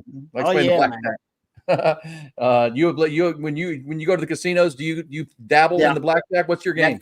That's my game of choice is blackjack, and I'm not claiming to be good at it at all. So usually I'm there for about 15, 20 minutes. If I get hot or if I'm winning some money, I'm there longer. If not, I'm moving on. That's just the way it is. But that is my game of choice, no doubt. And yes, all the 3rd downs have been 3rd and long. Each and every 3rd down has been 3rd and long. And not just 3rd and long. 3rd and long is 3rd and 7+. I believe they all been 3rd and 10+, 3rd and double digits every damn time. So they did not heed my warning about staying out of 3rd and long for the last 3 weeks because they're ensconced in it. Yeah, you're right about that. And I mean, and the reasons for that have been penalties, and the reasons for that have been negative plays. They had a negative play on a first down to Jatavion Sanders. That time on 2nd down, it was a run blitz, and Jaden Blue got tackled for a couple yard loss. So multiple reasons, but 0 for 5 on 3rd down. And as Rod just said, they've all been 3rd and 10 or longer. And you're not gonna win this game if you don't fix that right now. Here comes a trick play for Washington, and it's not going anywhere. There we go. So the Longhorns, Ethan Burke playing his responsibility right there. They tried to throw it back to Michael Penix, and the ball was in the dirt, short hop, and that doesn't work. They're going with their own little 2 tailback sets at times. And both of these teams like trick plays. We haven't seen one from Sark yet. You know, Sark likes to trick plays. And I don't know if you need it, but it's interesting that they threw it out there first. Remember, they started out the Alamo Bowl last year with the flea flicker. It was the only deep ball they completed. A little zone read play that time. Michael Penix, held the end and allowed Dylan Johnson to get the corner. Longhorns will give up 5. It'll be a 3rd and 4. And this is where you want to be, Rod. This is what you're talking about from the Washington side. They're 0 for 2 on 3rd down and 0 for 1 on 4th down now. But the Longhorns, this is where you want to be as if you're Washington at 3rd and 4 because you have the option. Now, as I said earlier, I still think Washington probably can't run the ball here because they're not going to be able to push the pocket. But so you kind of know it's a pass in my mind. But at the same time, 3rd and 4 is very manageable out of a bunch formation to the right side. No, they've managed to stay dedicated to the run enough where Texas has to respect it at least. And there you go. That's, only need 4 yards. You get a little bit of separation, and that's an easy completion to get that first down. When the Longhorns are needing 12 yards, it's a much different situation. It's actually a good play right there by Jahdae Barron, but they only needed 3.5, 4 yards on that play. That's exactly what they did last season. I mean, there weren't very long completions and conversions on 3rd and 4th down to money downs, but they managed through conceptual advantages like targets to bunch formation, inside breaking routes, empty formation. They would hunt matchups and scheme open guys. That's exactly what they just did. All right, big play here, Rod. They're going to challenge this. They're going to review this play. And if you look at the replay, Jahdae Barron made a heck of a play, and he may not have gotten the sticks on this here because the ball's in his right hand. That's important. And Jahdae made a heck of a play. I don't think he got there, Rod. It's going to be close. Yeah. Ooh, yeah, you're right. He's not there. Yeah, and I think that down the line view gives it to you. If the ball had been in his left hand, I think he'd get the benefit of the doubt. But the ball was in his right hand, and Jahdae made a sure tackle and pushed him backwards. So even if you give him, forward progress, the ball is not to the 34-yard line yet, and that's where they need to get. And I think Washington, where they're on the field, I don't know if you can take the chance. No, I think they'll have to punt here. That'll be on 4th down, because that would be disastrous if you don't make it and giving Texas an easy field. I think they'll end up punting. Texas will get a chance for that 4-minute offense that we're talking about. Yeah, 100% right. I mean, this can be a critical play right here because they had 3rd and 4, looked like they had gotten it. But Jahdae Barron, that was a good play, Rod. Great play. Coming up, being physical. And it was targets to bunch formation. That was a closely clustered groups of receivers. Well, I've talked about that all week long, how that's going to be something Texas has to defend better, be more effective defending on money downs. Jahdae Barron was great on that. Very, very little space for that receiver to operate after he catches the football. Now, I'm with you. I think actually it's going to be reversed. I think it'll be 4th down here. Yeah, and it just was on my – they've reviewed it. Good call by the officials. Good review. Good play by Jahdae Barron, and now we'll see what Kalen DeBoer does. Does he go for this or does he punt the ball? He'll punt that. He doesn't have a power running game. Yeah, this is the national championship game. Yeah, who was he? Dan Campbell? Well, Michael Penix is walking out there. They're at least going to try to draw Texas offsides, Ron. Hey, maybe he's Dan Campbell in this thing. Dan Campbell would do it, damn it. Dan Campbell don't give a damn. I can't wait to talk to you about that game. I can't wait to talk to you about that game coming up this week on Hook 'em Up on Horn FM, because that was wild. Man. What a game that was. Cowboys now have a chance to win the division. But here we go. 4th down, huge play. Will they go for it, or are they trying to draw Texas off sides? Hey, with all the penalties Texas got, that's a good idea. Yeah, there's 6 already.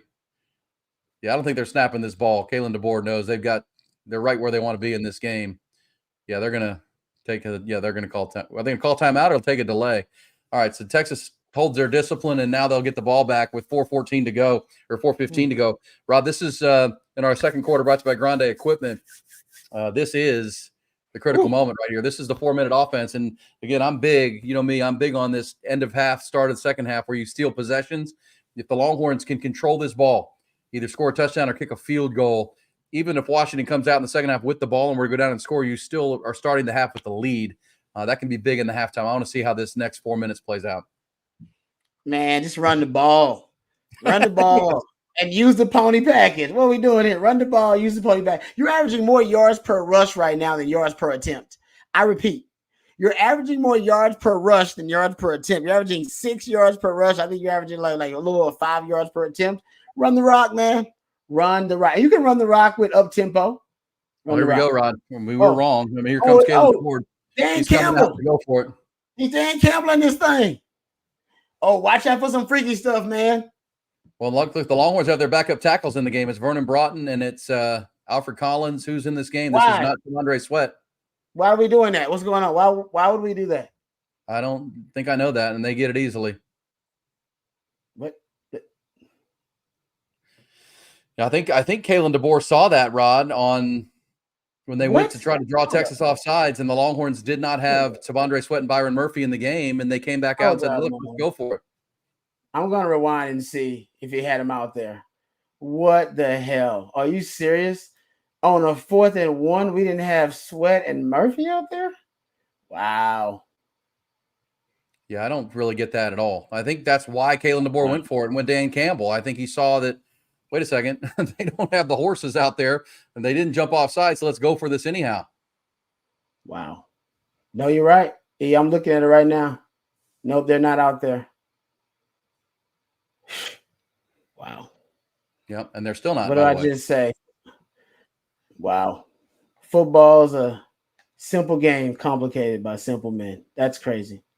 Yeah, it was Trill Carter, Vernon Broughton, and Baron Sorrell as your and Vernon Broughton and Trill Carter were your tackles on that play.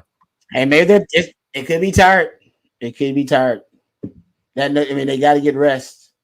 I'd call a timeout just to rest. Yeah, but didn't they just have the basically the timeout for the officials when they review the play? Yeah. Didn't they just doing that rest? It's a 4th down. No, I agree with you. And if they're going to go for it, then you can put them back in the game, right? I mean, you could say this isn't your drive, guys, but at that moment, you can say, hey, guys, get in the game. One play, and as soon as I can get you out, I'll get you out. All right, we have another official review. They're actually reviewing if Michael Penix crossed the line of scrimmage before he threw the ball. He did not. So I do not think that's going to be a penalty. His whole entire body has to cross, right? Like yeah, any part of it, is that the NFL any part of his body is behind the line. Yeah, if any part of his body's behind the line, he's good. It looked like his whole left shoulder and arm were. Yeah, I think he's leaning back. Like you said, his feet are past it, but he's leaning back the other way. Yeah, I can't understand that. That's a good eye. I can't believe that. I think you're right. I think Kalen DeBoer saw it and was like, dude, let's see if they do it again. If they do it again, we'll take the penalty and we'll just kick it. But if they put them out there, let's go. Let's go. Let's go. Yeah, I mean, we're talking about the Joe Moore award-winning offensive line. And they see 2 backup tackles. They can handle that. You got the Outland Trophy winner and the Big 12 Defensive Lineman of the Year. Might be a different decision. Yeah, I don't get that. We'll see if that's a game-changing play. Now 3 minutes to go, and now Washington, Rod, gets to play the game I was talking about. They get to play 4-minute offense, knowing they're getting the ball coming out of the second half. Yeah, I thought the biggest that's a momentum changing play by Kalen DeBoer. It really is. Texas 100%. Had the momentum. 100%. Yep. Yeah, I mean, because the problem will be, Rod, to your point about the run game, even if they have to punt here, they're going to whittle this clock down to where the Longhorns aren't going to be able to run the football. They're going to have to throw it. Exactly. That was a momentum-changing play, and I'm sure Kalen DeBoer was thinking about that. But now, and if they go down and score, now you're talking about a game-changing potential play. If they 100%. Score. No, 100%. Because the Washington's approaching. If they score here, they're going to be up to 300 yards in this first half. I mean, they're at 262 and they're at the 44-yard line. They'll be over. If they score a touchdown here, they will be right at 300 yards of total offense to this point. Longhorns have to figure something out here. And now they're getting a substitution in, and they're going Wildcat again, Rod. This second and 5. Something's freaky going on here. Watch him. I wouldn't trust Kalen DeBoer.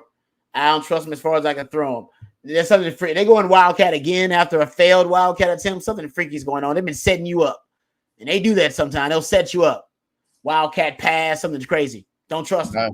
No, I agree with you. Especially a midfield and 2nd and 5 where it's probably 2-down territory anyhow, Rod. Yeah, and you taking the ball out of Penix's hand? Why are you taking the ball out of Michael Penix's hand like that multiple times? Now something's going on. I don't trust it. I don't trust it. There's VY on the sidelines. He's probably going, what the heck? Why aren't Sweat and Murphy out there on a 4th and 1? I know VY said it. I know it. He ain't said it like that either. He dropping some expletives in there. Well, we'll see here. This will be that the Longhorns have made some plays. They got a big 4th down stop. They got a turnover. It's 14-14. By no means this game anything but what we thought compelling. But at the same time, that was because again, the Longhorns, if they get a stop there or they force the punt, they're going to be, getting the ball back and be able to run the 4-minute offense as we were talking about. Instead, it's Washington that gets to do that and maybe take a lead before the half with the ball coming out of the second half. But here we go. There's another great throw by Michael Penix. And right up the seam to the tight end, and that's a first down. Wow. That's just a good play, and that's Jahdae Barron in coverage, I think. That's just a good throw. I mean, he's such a good thrower. I mean, that's into a tight window between Jalen Ford and Jahdae Barron. That's just a really good throw. It is. I was like, that's Jahdae Barron in coverage. What am I going to do? How can I get mad at Jahdae Barron on a tight end? Like, That's an advantage Texas, I thought. Yep. Threw them open. It's exactly right. Great point. Anticipatory. Threw them open. Yep. All right, here we go with play action for Michael Penix. Another deep shot, and they're 3 for 4 now, Rod, but it was open. Wasn't for anything Texas did. That was an open play to another receiver, another one of their tight ends. Got behind Jalen Ford that time. Yeah. Oh, man. Yeah, that's great. That's the play Texas ran with Gunnar Helm, the dragging up concept. It's a really nice play. He was open. He was, yeah. Well, here we go. 1:33 to go. This is one of those, we force a field goal, Rod, you still feel good. Feel great. Well, this is one, if you get a good defensive play here, Rod, you probably call timeout. Oh, wow. Touchdown. What a play. Empty formation. I mean, he's that good. He's that good, guys. He's that good. He's that good. Well, and look at this. This is why we talked about for the month, Rod, that Michael Penix doesn't get sacked much. Ethan Burke had immediate pressure, and Michael Penix just stepped up, avoided it, and threw a touchdown pass. That very well should have been a sack. You're right. He had a clean hit on him pretty much. Yep. Yeah, matter of fact, Ethan Burke was not touched. And look at him. Ethan Burke with his head on the ground. He understood that he over pursued it. And Michael Penix, that's just poise. I mean, that's just awareness in the pocket. Yep. He knows that system so well. He knows how much time he has, where the receiver's going to be, and where to step up in the pocket. And the pass protection they set, essentially the quarterback's responsible for that guy. He's like, no, I got him. He's coming off the edge. I got him. I'll step up. I'm good. Yeah, he ain't got to block him. I got him. Again, I mean, not bad coverage by Manny Muhammad. He undercut it and got maybe a fingertip on it. But nice play by Polk. This is why the play design is brilliant, because if I'm not mistaken, they have that man as the number 2 man who caught the football. He's the inside slot receiver, if I'm not mistaken, the way they set the design up. Yeah, they run a double post with the 2 inside slot receivers, or kind of a post and maybe a skinny post on the outside with number 2. And they leave number 1 as he's just he's an outlet valve. He's a check down. And Manny Muhammad's on number 1, but he's playing a zone over the top. So he's got to close the gap on number 2 running the post route. And he doesn't close fast enough. It's too much space. Yeah. Well, that's a good play by a good player. And Ethan Burke, I mean, you could see it after the game or after the play with head on the ground, knowing that, he had an opportunity to make a negative play. That'd have been a huge play right there, Rod, because I think if he gets a sack there, the Longhorns are going to call timeout, because it's going to be 3rd and long at that point. And they have a chance to get the ball back, which they will, but they wouldn't have given up but a field goal potentially. That was big. Jalen Polk with a 29-yard touchdown catch. That caps another touchdown scoring drive. And yes, as we told you, the Huskies now over 300 total yards for the half, 255 through the air so far. Yeah. Derek Williams can't get back on the field fast enough, Rod. No, they need him. They need coverage defenders, pretty much. Because right now they actually attack the corners, guys. I mean, and we thought Texas would have a strength in terms of their corners being able to hold up in coverage. They haven't attacked the safeties as much as I thought. They've been attacking the corners. Terrence Brooks gives up that deep shot early on. Ryan Watts has been the guy giving up multiple deep shots. They attack Malik Muhammad, but they attack him in zone coverage, forcing him to close that cushion on that number 2 receiver. Just way too much space for that young buck to try to cover, and he wasn't able to do it. And they've been attacking the corners, guys, not the safeties. So another miscalculation by us. This is the corners they're going after. Well, and look at it, all these long plays that they're showing in the replays of. I mean, he's avoiding pressure. The Longhorns are there. Byron Murphy, Ethan Burke. I mean, the Longhorns are there to get a sack and get him on the ground. And I know they've drilled on this all month long, but still, those are plays you got to make as a defense. And Michael Penix has been doing this his whole career, not getting sacked and making big plays. All right, another tip ball. That's 3 now for Washington. This drive starts inauspiciously, 1:15 to go. Longhorns need to get a field goal on the board here with Bert Auburn before the half, but that was another one of those tip balls. Yeah, you can tell they've been coached up, right? If you can't get there, get your hands up. Yeah. If you can't get home, get your hands up. And it's working for them right now because they know a lot of the completions for Quinn are underneath throws, short, quick throws. They can obviously clog up those passing windows. Yeah, and that's good coaching. And he's got the little sidearm delivery, especially when he's coming over the middle. There's Jaden Blue making a play. Longhorns are going to have the initial first down of this drive. We'll see if they go fast here. Obviously, he got out of bounds. He got out of bounds moving forward, so the clock will stop, and he got a first down, so they're going to reset the play. I mean, Jaden Blue's having a really good first half here. 24 rushing yards. He's got that reception yard for 11 yards. He's returned kicks very well. If you're just tuning in with us, Keelan Robinson out of this game with a hand injury suffered in practice here once he got to New Orleans, at least out as far as handling the football. Look at him. Amoeba fronts, ghost fronts. They know Texas got to throw the ball, so they get exotic. Well, and that's one Longhorns need to have. Oh, you spoke too soon, E. You did that, E. It was you. You were just bragging about him. I did it. You did it, E. You were bragging about him, E. Darn it. He ran a good route. He was great open. Route. He was there. Got to make that play right there. That's something that's something you can come back to right there. Showed him, and Jaden Blue's he's playing fast right now, and that's a play he's got to make. Quinn Ewers now 7 of 16, 72 yards. Right now, Michael Penix getting the better of the quarterback matchup by a pretty significant margin. Just a three-man rush, Rod. Yeah, man. I mean, they're showing the amoeba fronts, though, right? The ghost fronts dropping guys. So I like the way the sideline. Yeah, can you call late hit out of bounds on somebody who was out of bounds? I know, right? It seemed like that was a little aggressive there, but I get it. They got plenty of time here, though. They got 3 timeouts and plenty of time. Oh yeah, time's not a factor here. Time is not an issue. Yeah, time is not an issue. There should be no panic about. Yeah, you hit one more chunk play here, you can start talking about, and you can do what they're doing, run the ball right there. But that's not going for. That's now you take a timeout. All right, Longhorns will take the first. Why he did it. I get why he did it. But yeah, trying to break one, and good play by the defensive lineman. Hey, our second quarter has been brought to you by Grande Equipment. Coming up at halftime, we'll get full coverage of what's going on here. It's the national championship semifinal. Obviously, Longhorns trail by a touchdown. Michael Penix is showing you why he is the Heisman Trophy runner-up. And a lot of people thought maybe he should have won the Heisman Trophy. He's been really good in this game. 11 of 14, 255, and 1 touchdown.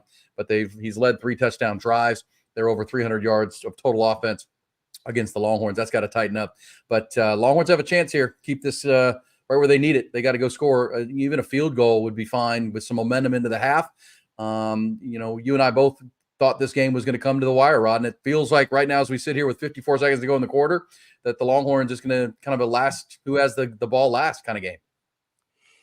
Yeah, I got to tell you, I'm not really sure how Texas, after the first quarter, was averaging over 6 yards per rush, ends up where they are now with so many drives that have stalled out. So when they get back after the half, I think that's something Texas got to get back to is the running game. They have to. Yeah, they have to. They had the one drive previously, Rod, where they threw deep on first down, then they took a negative play on second down and ended up 3rd and long. I think they know penalty. They have to run. Yeah, penalties have hurt them in these drives. But Quinn Ewers leading a nice 2-minute drill here. They still have 2 timeouts, and now they're approaching field goal range for Bert Auburn, especially in a dome like this, controlled environment. You're probably there now as far as a field goal. Now you try to get greedy here, Rob, because the whole field's available to you, right? I mean, you could throw across the middle. I mean, you got timeouts. You can still run it if you wanted to. You just got timeouts. Sure. Yeah. But you gotta you gotta know you're gonna pop it. If you're gonna run it, you gotta know you're gonna pop it. You can't just waste it or down running the football. Yeah, you're right. Yeah, because that can also waste a timeout. Yep, exactly.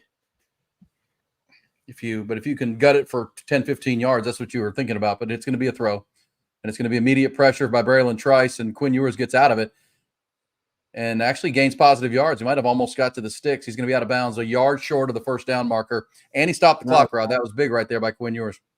That was savvy. That was smart by Quinn.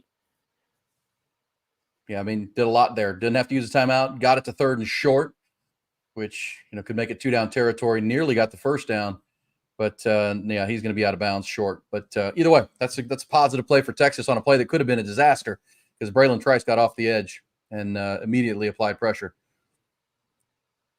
Still 2 timeouts for Texas here, which means you could run the football on a 3rd and short.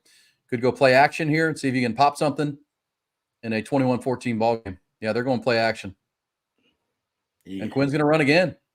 I like it. Quinn's decisive. I mean, this is a decisive. Oh, that's going to be a 15-yard penalty. Yep, that's coming for sure every time. Oh, wow. Oh, wow. Why would he do that? That was every time. Well, here we go, Rod. This is really nice, this 2-minute drill. This is answering back. I mean, this is now a chance to score a touchdown, not kick a field goal, and tie this game going into half and go make some adjustments, get Derek Williams back. This is critical here, red zone. And 2 timeouts, Rod, which means the full playbook is available because you're going to have half the distance. You're going to have the ball at the 3-yard line. Yeah, Texas may decide to go back to power football. Yeah, I would. With 2 timeouts here. Working for you. Yeah.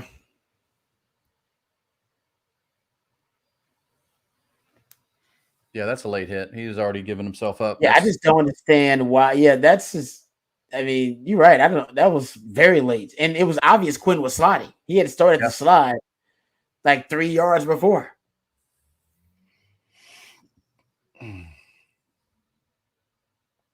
Yeah, all right. 3.5-yard line is where this will be, Rod. And again, 20 seconds to go. The time hardly matters.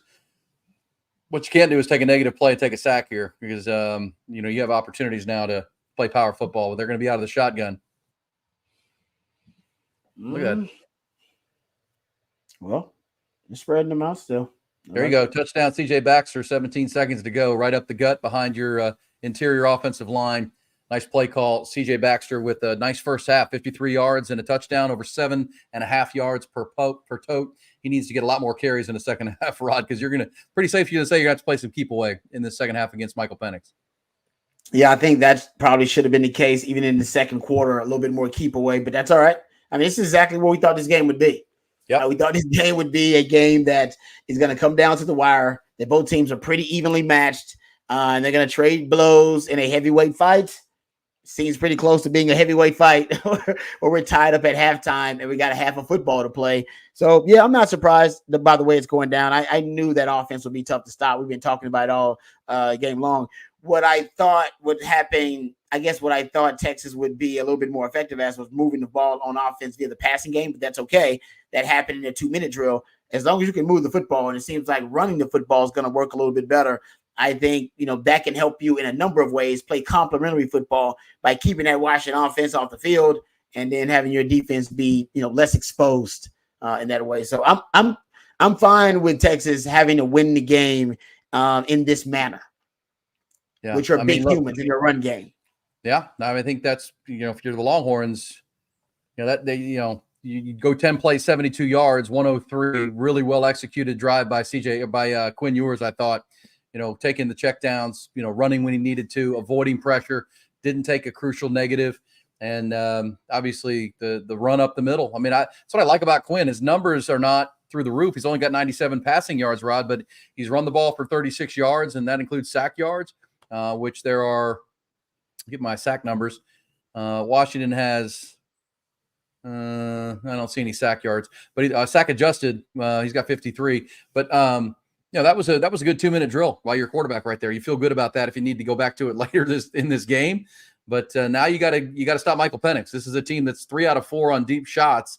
You cannot let them get a field goal here coming with just 17 seconds to go and a timeout, right? I mean, you got to buckle this thing up because they're going to try to. They understand where this game is, Rod. I mean, they're going to try to create something here. 17 seconds can be a long time if you can hit a 50-50 ball here and get your kicker on the field. Yeah, I mean, they might try to play for a PI or see if they can get a one-on-one. I expect Texas to just, drop everybody back and, let them catch anything underneath. But as you pointed out, I mean, don't make it too easy. Don't let them get 30 yards essentially on one play and then Washington with one timeout, maybe to get themselves in field goal range. But I think Washington here doesn't want to take any chances either. So you're right. They genuflected. They took the knee. They're happy at 21 all. They get the ball coming out of half. So cool Michael Penix to a knee. Yeah, it's an even game right now, right? You basically got a half to play. It's 0-0. And I think both teams are happy with that because Texas, is I think Texas offensively has struggled a little bit in this game. I think they're happy that it's still 21-all. And for the Texas defense, they're lucky that the offense has been able to score enough points. You made a play on special teams that got you a short field. That is still 21-21 because it seems like it could have been worse for the defense. Seems like they just haven't been able to stop Washington at all. And Washington hadn't been able to run the ball, but they definitely have had their way in the passing game. Yeah, and I just listened while you were talking, Rod, while listening to you, because I can listen to two things at once. Ask my wife. I can do that. I can do one thing and still listen to her. Believe me. But I was listening to Sark, and Sark said exactly what you just said earlier. I mean, we got to get out of our own way. We've got to stay out of third and longs. All the things Sark was saying on the way with a 15-second interview with the sideline reporter. But yeah, got to get out of our own way with the penalties. The Longhorns have had 6 of those for 36 yards. They've been in third and long a lot, which means they're 0 for they're 1 for 6 now on third down because they just converted that third, which gave them their first one on that drive. But it was a third and short, Rod. It was third and short. The first third down they converted. They stayed in manageable and got themselves a first down, and that's where you want to be if you're Texas right now, without a doubt. Other side of that, Kalen DeBoer, his team has over 300 yards, but his team's in a tie game. That's because they had the critical turnover on the muff punt. They also had the fourth down stop where Texas got penetration and got the stop. I think the critical part that we'll talk about, Rod, in the 21-all game was not having Tavondre Sweat and Byron Murphy on the field when it was 4th and short. I still don't think I get that, but I'm sure Sark will be asked about it after the game. But right now, this is where you want it, 21-all, heavyweight fight. Yeah, you couldn't ask for a better situation to be in, right, for either team. Right? I mean, the game essentially is tied. I mean, you want it to be up in this game, but these are two really good teams. We're talking about championship level football. We just watched the other semifinal between Bama and between Michigan go to overtime. I'm not saying this game is going to go to overtime, but I really do expect it to come down to a last possession scenario or a game-winning drive scenario potentially for either one of these teams. That's how evenly matched they are. Texas, Sark has talked about it all season long. They found different ways to win. In this game, they're finding ways to stay in this game and make it competitive. The turnover that they forced on special teams was a big play. Defense, although they've been giving up some chunk yardage plays in the passing game, they found a way to make big plays, especially on that fourth down, holding Washington and getting the turnover on downs. Those are big plays here and there. We talked about the pony package on offense. Don't know why they haven't gone back to it. Maybe Sark's got that in the plans for the second half. But it worked really well for them, being able to give the running game a boost. So I just think here and there we've seen every phase, all 3 phases for Texas step up at different times and make plays. So that's going to be the case, I think, for Texas. That's how you win. How's Washington win? Well, it's their offense, right? Their offense leads the way for them. And it seems like that identity, both of those identities have pretty much reigned true in the first half of this contest. Yeah. No, Rod, let me ask you this. It says, in words of hope, Washington has stalled in the second half versus Texas, especially early season, was a second half team. I got you. That's a good point. Thank you, Travis, for the super chat. That's good stuff. Rod, because I know Bobby Burton's going to join us here for our second half coverage, and hopefully you can jump back on maybe for some fourth quarter stuff if we're this tough and tight, because I need you. I need you telling me what's happening. But we'll see. Hey, you will certainly be on the post game with Bobby right after the ball game, and you and I will be on tomorrow morning with our show on hornfm.com and then on the Horn app if you're looking for us tomorrow morning. 5 hours of coverage of whatever happens here in the second half. But what adjustments are you making defensively? You get Derek Williams back for sure, coming back off the suspension, which should be good for him. What are you looking for from PK? Over 300 yards of total offense in that first half. Yeah, you just said it, right? I'm gonna put Derek Williams in first chance I get, your best coverage safety. But as I pointed out, guys, the big plays have not been against the safeties. All the big plays are pretty much, not all of them, most of them have been against the corners. They're attacking Ryan Watts. They're attacking Terrence Brooks. Malik Muhammad was the one they went after for that last touchdown when he was in zone coverage. They're going after your corners. And that actually is something that's shocking to me. They haven't really gone after the safety specifically. So, yeah, bringing in Derek Williams will help, but I don't know if it'll help as much because, like I said, they're targeting the guys on the outside. And at times they're motioning to empty formations or motioning a running back or a tight end outside of that cornerback, which is that number one receiver. and forcing him to become a slot receiver. They've done that multiple times in this matchup. So conceptually, that gives them an advantage. They're putting those corners on an island. And I don't know if bringing in Derek Williams is going to help that. So I think they're going to give the corners a little bit more help. Probably going to have the corners backing up, playing a little bit more zone coverage. They have been playing snug, not necessarily bump and run, but what we call snug coverage, is playing closer to the line of scrimmage, closer to the receivers, but they're not rerouting them or redirecting them. But they're using outside leverage. It's something that PK wants to do. I think he's a little bit afraid just playing bump and run against these receivers, and I think we now know why, because they can easily beat them over the top. So I think you keep the safeties deep over the top. I think you can stop the run with lighter boxes. They haven't really been able to run the ball successfully. You need numbers devoted to stop the passing game. That's what you should do. Drop those safeties back and let Devondre Sweat and Jalen Ford and your defensive front, even though it'll be with a lighter box, let them make their money, because they can. And if Washington wants to hand off the football to win this game, well, you know what? I'll take it. I'll take it. If you want to take the ball out of Michael Penix's hands and beat us by handing it off to Dylan Johnson and company in the backfield, I'll take that all day, every day, and twice on Sunday. Because if Michael Penix ain't got the ball, that means Romo Dunze can't get the ball. That means Jalen Pope can't get the ball. That means Jalen McMillan can't get the ball. I'll take it. I'll take that. Let's go with that. So I'll give you a light box. All right, I'll give you that, Kalen DeBoer. Let's see if you'll take it. Because I'm not going to give you the numbers advantage in the passing game anymore. I think we saw how that went. Yeah, you're 100% right about that. You mean, but Michael Penix is the person you got to get the ball out of his hand. He's too good. You've had chances to pressure him and maybe get him on the ground, and he avoids it and creates a big play down the field.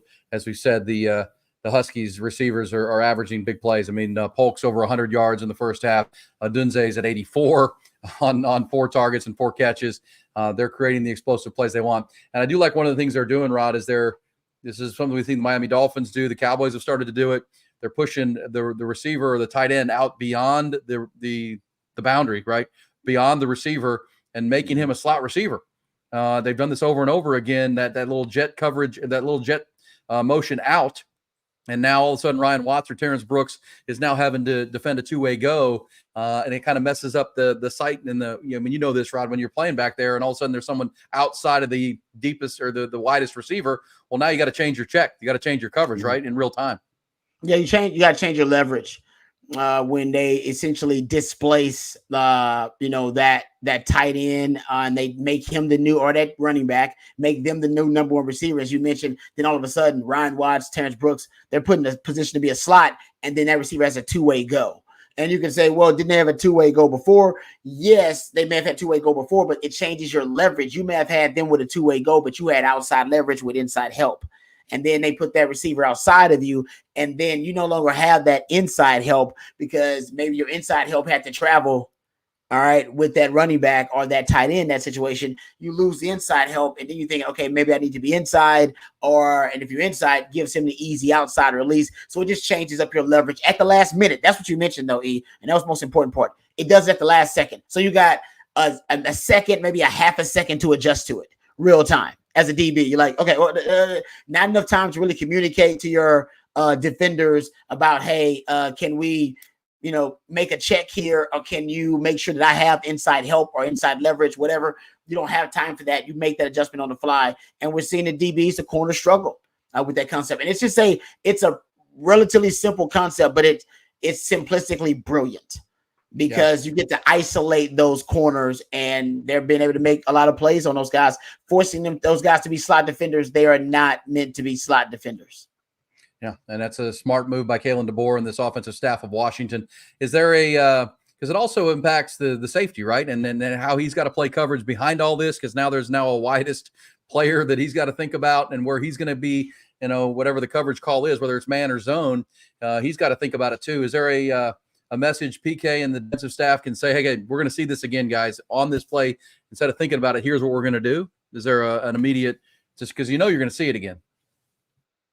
Yeah, you could. I mean, you could just leave that linebacker, whoever it is, motioning out to that new number 1, that tight end or that safety. You can leave them out in man coverage and don't even really make them a part of the coverage, and still bracket that number, what is the number 2, which could be Romeo Dunze or one of those top 3 receivers. So you could do that. You can play a split coverage where you're playing zone to one side, man to the other side, simplifies things on that side potentially. So maybe the check would be if they're going to motion that guy out, we're just going to play man on that side, but we're going to bracket that number 2 guy, which means you're going to play inside out with safety help. So there's different things you can do. I think honestly, PK he's got to have 2 deep safeties now consistently. And you would say, man, it makes life really easy on Washington because they can just throw the underneath stuff, or they could, run the football against a lighter box, and they could. But right now, I'll take that over them taking deep shots down the field, over landing haymakers against this defense. I think you're forcing them to march the length of the field. You got a way better chance at them with Michael Penix handing off the football or having to complete underneath passes. And then maybe you can situationally bring your guys up, but I'll take that over him taking those haymaking shots downfield. You need to present deep safeties so that deters them from even looking downfield. They'll automatically check a lot of the times to the underneath route or check to the run game where they have the numbers advantage. Yeah, without a doubt, Rod. Average yards per completion, 23.2 yards for Washington. And that's a big number, obviously. You can't have that moving forward. Texas is at about 10.8, but so double that for Washington right now. But you're in a 21-21 game because of the turnover on the punt return. And that last drive, can't underestimate how big that 2-minute drill drive by Quinn Ewers was for the Longhorns to be tied, especially with Washington getting the ball coming out of half. They're going to come out with some stuff. So we'll see what they do. Derek Williams will come back. And Rod, if you're PK, you got to be talking to your guys about, this guy's going to move in the pocket. Don't over commit to one way. You got to, we're getting pressure. We're getting close. We got to get impact on this quarterback. And that means you just can't over pursue him. He's going to be smooth in the pocket. He's going to, slide where he needs to. Longhorns have to anticipate that. Yeah, it's interesting. I mean, we've talked about this with Michael Penix and why his sack rates are so low and how he's so elusive in the pocket. This guy is savvy when it comes to avoiding pressure, and he might be the best in college football at it. His sack rate versus the blitz is like 3%, which is lower than any of the. I believe Quinn Ewers is double that amount. His sack rate versus pressure is around 9%. Quinn Ewers is almost triple that amount. This guy avoids it really, really well. And Sark talks about affecting the quarterback a lot. You just talked about it, E. Ethan Burke affected the quarterback, but it still had no effect on him, right? He still stepped up in the pocket and made the play. So Texas got to find a better way. And, they've been burned on the blitz, right? I talked about the first touchdown deep. Sorry, it wasn't a touchdown. The first deep ball, that 77-yarder. Texas blitzed. Washington called the perfect play. They had a match protection, 7 guys in the block. You're 6, they win. So you got to win the chess match. And right now, I'm not sure PK is winning that chess match when it comes to the pass defense. Yeah, well, 23.2 yards per completion would tell you they're not, and they've got to figure some things out on that, but they are at 21-21. They can run the football. They can win the line of scrimmage on offense, and they're getting close. But again, that's been the story of Michael Penix his whole career. Close but no sack. That's been his. That's why he's so good. Let me just say our halftime is brought to you by our friend is at Mudslinger Mary, Bloody Mary Mix. My buddy Jeff Parks and his team. If you see the two banners there, Mudslinger Mary, Jay Parks Chop House and Saloon is a great restaurant in Buda, Texas, downtown. Great spot. Ate there right before we headed over here to New Orleans. It's a phenomenal place. We had a big, nice ribeye, perfectly cooked, wonderful sides, wonderful food. But Mudslinger Mary is available at all Twin Liquors. It's also available for the drinks there at Jay Parks and at Mudbugs in downtown Buda as well. It'll change the way you drink Bloody Marys. I promise you, all the flavor you need is in the bottle. Just add your favorite spirit, or some people I know drink it without a spirit at all. They're fine with it. That's got that great fruity taste. It's really good. You're going to love the Mudslinger Mary Bloody Mary mix, available at all Twin Liquors and at J Parks and at Mudbugs. They bring you halftime. Bobby Burton, how are you, my friend? It's been a long day for you. You feeling okay at 21 all, or where's your temperature? I feel a hell of a lot better after that last drive. That was critical, right? That was such a key drive, I thought, guys, because look, I mean, that was we talked about this in the pregame. The last 4 minutes of the first half and the first 4 minutes of the second half, those are when the game is often won and lost. The reality is that Michael Penix got his job done, gave the ball back to Texas with minute 19? Was that what it was, guys? Yep. and Texas marched down the field and scored efficiently. I mean, it wasn't a one big play. Even though they missed a big play potentially to Jaden Blue, it was a methodical drive, controlled. I think that bodes really well for Texas going into the second half. That's something that you can build on because they weren't stretched. Texas was not stretched in that drive to close the first half. That tells me that they've got some ability left in them tonight. To y'all's point earlier, man, the maneuverability of Michael Penix is elite. I mean, he doesn't make 2 or 3 of the. I mean, he's got 255 yards. He doesn't. He's probably at 160 if he doesn't make Byron Murphy miss and make Ethan Burke miss. I mean, that's part of the ball game. I mean, just a lot of stuff like that. I mean, Penix is legit. I'll just put it that way. He's a great thrower of the football. And Rod, you said the word I was thinking, it wasn't in my head, savvy. He's just savvy. He doesn't come off of his mechanics, right? He doesn't bail and all of a sudden he's out of the play. He just stays with his eyes down the field and just kind of glides to where he needs to go, almost feeling it, not seeing it. It's really, really elite. That's really good stuff. Also, Bobby, I'm going to take a quick time out to take a potty break and come back, and you and Rod can finish up halftime, and I'll come back for the third quarter and the second half with you. But your thoughts on, you guys can pick this up. Rod and I were exacerbated about the 4th and short in their own red zone, in their own area, where, Kalen DeBoer came out and tried to draw them off sides and saw that Tavondre Sweat and Byron Murphy weren't on the field. So he came back out and said, okay, we're running against Trill Carter and Vernon Broughton. We're going to go get this thing. I don't really get that. You guys can pick that up from there, but that was could have been, it still could be a critical play because, you might have forced a punt there and not given up that touchdown, and then you need the 2-minute drill. I don't get that, but you guys can pick that up and finish off the halftime. I appreciate that. Yeah. I noticed that too, and I think every Texas fan that's savvy noticed that as well, Rod B. My take on it was, look, they have a plan as it relates to substitutions. And on 4th and 1 inside their opponent's own 30, I don't think they're going to change their substitution pattern. I will say that the bigger piece for me, Rod, I'd like to get your thoughts on that. Remember last year where we talked about them being, 9 of 15 or something like that on 3rd down, or 8 of 13? I can't remember. They're 0 for 3 so far today. The fact that they've only had 3 third downs is ironic or is concerning. But Texas has played better on money down so far. 1 of 2 for Washington on 1 of 2 for Washington on 4th down. The Huskies have had a couple chances to go up by 2 scores and just haven't been able to. They've not connected, and so I like where Texas sits right now. Actually, I mean, I think that they played a poor first half. I thought really sloppy. Rod, I mean, would you agree with that conclusion? Well, I think Quinn Ewers has been sloppy and off, right? And I said in the pregame, if Quinn's off, the offense is off, period. We haven't seen a game where the offense looks good and Quinn's been off. It's just the way the offense operates. It's a quarterback-centric offense.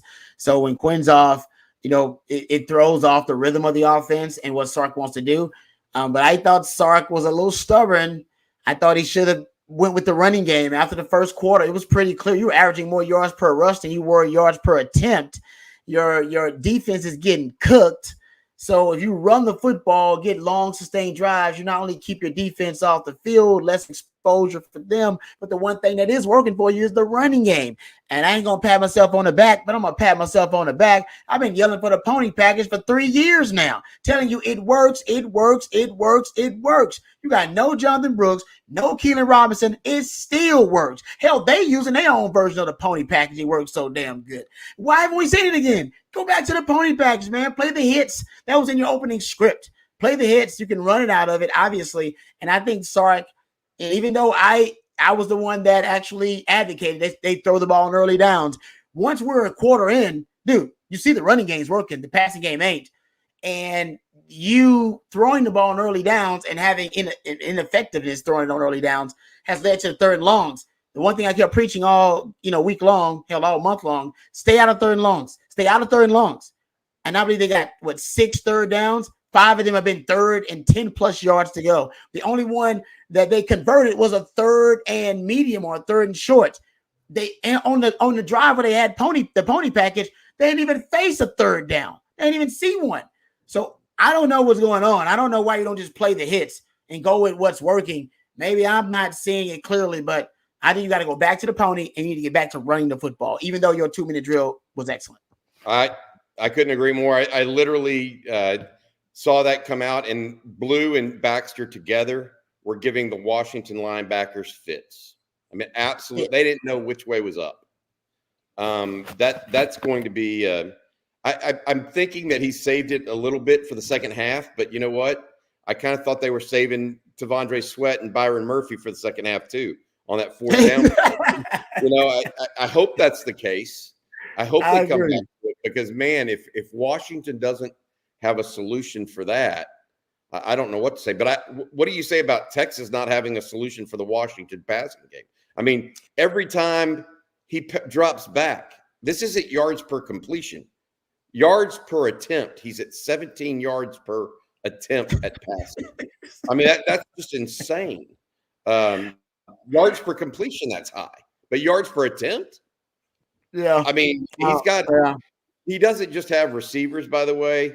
He's got a quick processor you know what I mean? And, man, when he makes somebody miss, he's still looking to throw and throw quick. That touchdown pass to Polk, the one that popped out of his hands and then he caught, how quickly did he read that after he shirked Burke off the tackle? I mean, he just read it and just went boom. I was like, wow, that was big time stuff. Big time. Burke was untouched too. Yes, I know.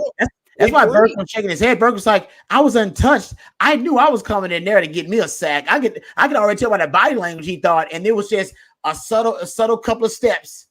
He moves up in the pocket and delivers it on the money. And I know Burke was thinking, how did I not get a sack when I was untouched? What?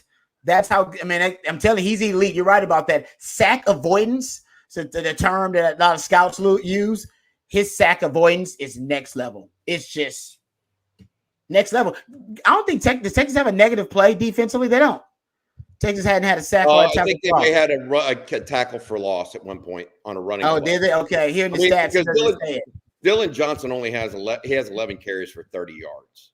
Yeah. So, you know, I think they've had a tackle for loss, or maybe they've definitely had a couple at the line of scrimmage that you know, it was interesting to me that Kellen DeBoer was not exactly Mr. Non-stubborn himself in that second quarter in particular. 2 straight times he ran it right up the gut on 3rd and 4th down. And Murphy made the first, or Benda made the first play. Murphy made the second play. I mean, and he took the ball. He ran Wildcat, didn't he? Yes. I mean, so and the ball out of Phoenix hands. That's crazy. Ran it right up the middle. Byron Murphy right now is making himself some money, because he is having a whale of a game. I don't know if he's going to be the guy or not, but man, he's having a whale of a game. He is beating them to the point of attack on nearly everything, and he's getting into the backfield and creating pressure. Now, can they just get Penix down? They got to break down a little bit better, I think, getting after him. Here we go for the second half, Rod. All right, gentlemen. All right, Rod. Hey, Rod. All in the post game. All right, Take care brother. of yourself, Rod. All right, fellas. Welcome. All right, Bobby. Was listening to the insights there, and yes, you got to get Michael Penix to the ground, but that's a hard thing to do. I liked Rod's point before you came on that, you know what, you almost have to play 2 high safeties, and you know, if you got to give up some rushing yards, you're probably going to give up some rushing yards because you know, it's just the way it's going to go. But you cannot. That if he's handing the ball off, he's not beating you down the field for 20 yards of play, right? I mean, you almost have to give up some run here if you're Texas, and especially with Derek Williams back on the field. But your thoughts on that maybe you concede a little bit with lighter boxes and do something to slow down Michael Penix. Yeah, you got to do something. Texas starts the second half with another penalty to put the ball out to the 30. Yeah, offsides again. Unbelievable. Man. Yeah, that's 7 penalties to 1 in this game, and the 1 penalty on Washington was that late hit on the quarterback late on Quinn Ewers, where it was only a 3-yard penalty because it happened at the 6-yard line. Yep. There were this defensive chop block call was inaccurate. He actually hit him in the stomach first. Yeah, I did. That was a bad call. That was a bad call. That's right about that. That was and the official that called it was behind it, so he really couldn't see it. Like what he saw was not the actual play, and the replay from the near side made it pretty obvious that it wasn't a penalty. But initial first down here in the third quarter to start it for Washington. The penalties mounting for Texas up to 7 now. They've got to clean this up. Steve Sarkisian on his way to the locker room mentioned that with the sideline interview, saying we got to get out of our own way. We've got to stop the penalties and the 3rd and longs, which those penalties have led to a lot of those. But we'll see. Texas has not forced a negative play yet. They've got to get this offense out of rhythm to this point because they're over 315 yards of total offense early on third quarter. 13 of 16. He's been on fire. Yeah, there's Michael Penix right there on a zone read. That this is a real good player. I mean, I did say on Texas football and on the Horn in Austin that I thought he should have won the Heisman. He was my vote, but obviously it went to Jalen Daniels. But I think this was the best player in college football this year. He's tremendous. I think that he's the best quarterback they've played this year. There's no doubt about that. Better than Dylan Gabriel. He's bigger than Dylan Gabriel, and has a little bit more arm strength too. Yeah, I mean, I think this drive right here doesn't bother me if you're Texas. I mean, you just also have to concede that this is the number 1 passing offense in the country. You're finding out why against what I think is the best player in the country. But at the same time, when the Longhorns got the 4th down stop, Bobby, they didn't give up a touchdown, right? They stopped it at the 20-yard line, and they were able to play some defense. I think this Texas defense can handle this Washington offense when they get, into the red zone because they don't have to worry about the deep shots and can actually play some defense. And this is plus it's using time. If they have to go methodical and you can force some field goals and win the battle that way, that's okay. You just can't give up the big shots. And you got to tackle in space, which they did right there.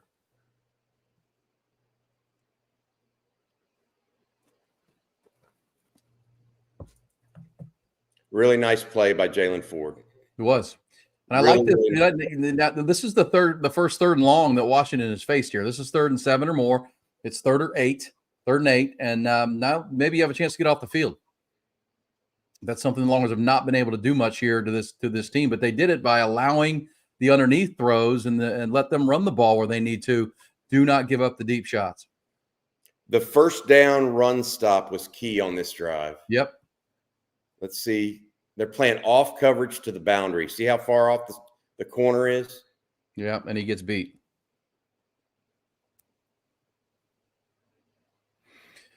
Yeah, that's too easy right there.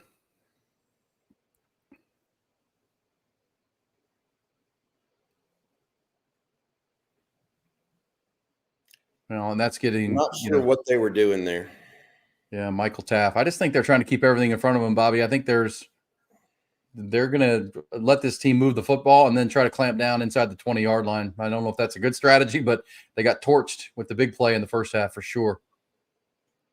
There's a little screen. I like the play call from Kalen DeBoer. Well, now here they are on the 20-yard line, Bobby, and we'll see if they can buckle up now and maybe bring some pressures, bring some things, because you don't have to worry about the deep pass. You have the end zone as a defender for you right now if you're a defensive back. Yeah, but other than that, I mean, they're so good in the red zone. They are. I know. I just don't. I'm not trying to look at this, change it out for Sweat and Murphy. For Collins, I couldn't see the other one. I mean, Washington's approaching 400 yards of total offense here. We're not even 10 minutes in or 5 minutes into the third quarter. Another strike, touchdown. Too easy. Michael Penix is tearing apart the Texas defense. That was just a good throw. I mean, again, it's out of the slot, out of that bunch, the short bunch to the left side, and you just throw a laser beam between two safeties, and it's a touchdown.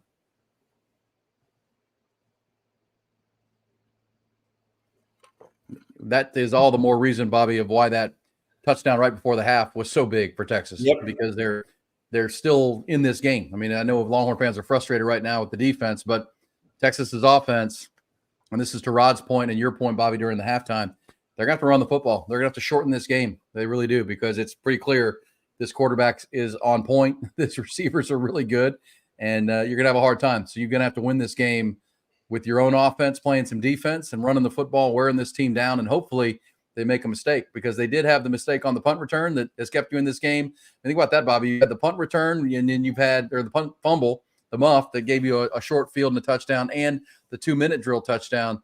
Because right now, as we've said, I mean, Washington's approaching 400 yards of offense 10-minute at the 10:30 point of the third quarter. This is exactly what we talked about, is their passing game is totally what would beat Texas. I mean, that's what we talked about for 4 weeks here, is that was the concern, and that's absolutely what's happening. And even when Texas has gotten pressure, Penix has eluded it. I don't know that I'm entirely surprised by what's happening right now. It's part of my conversation here, Aaron, as we talk about this game, I'm not super surprised by what's happening. I think that Texas is a little bit lucky to be in this game. You mentioned the punt drop, but they're in this game. And so they're going to need to make a play. They're going to have to change some stuff up. They're going to have to – they can't just – 3rd and 8, you can't play off coverage.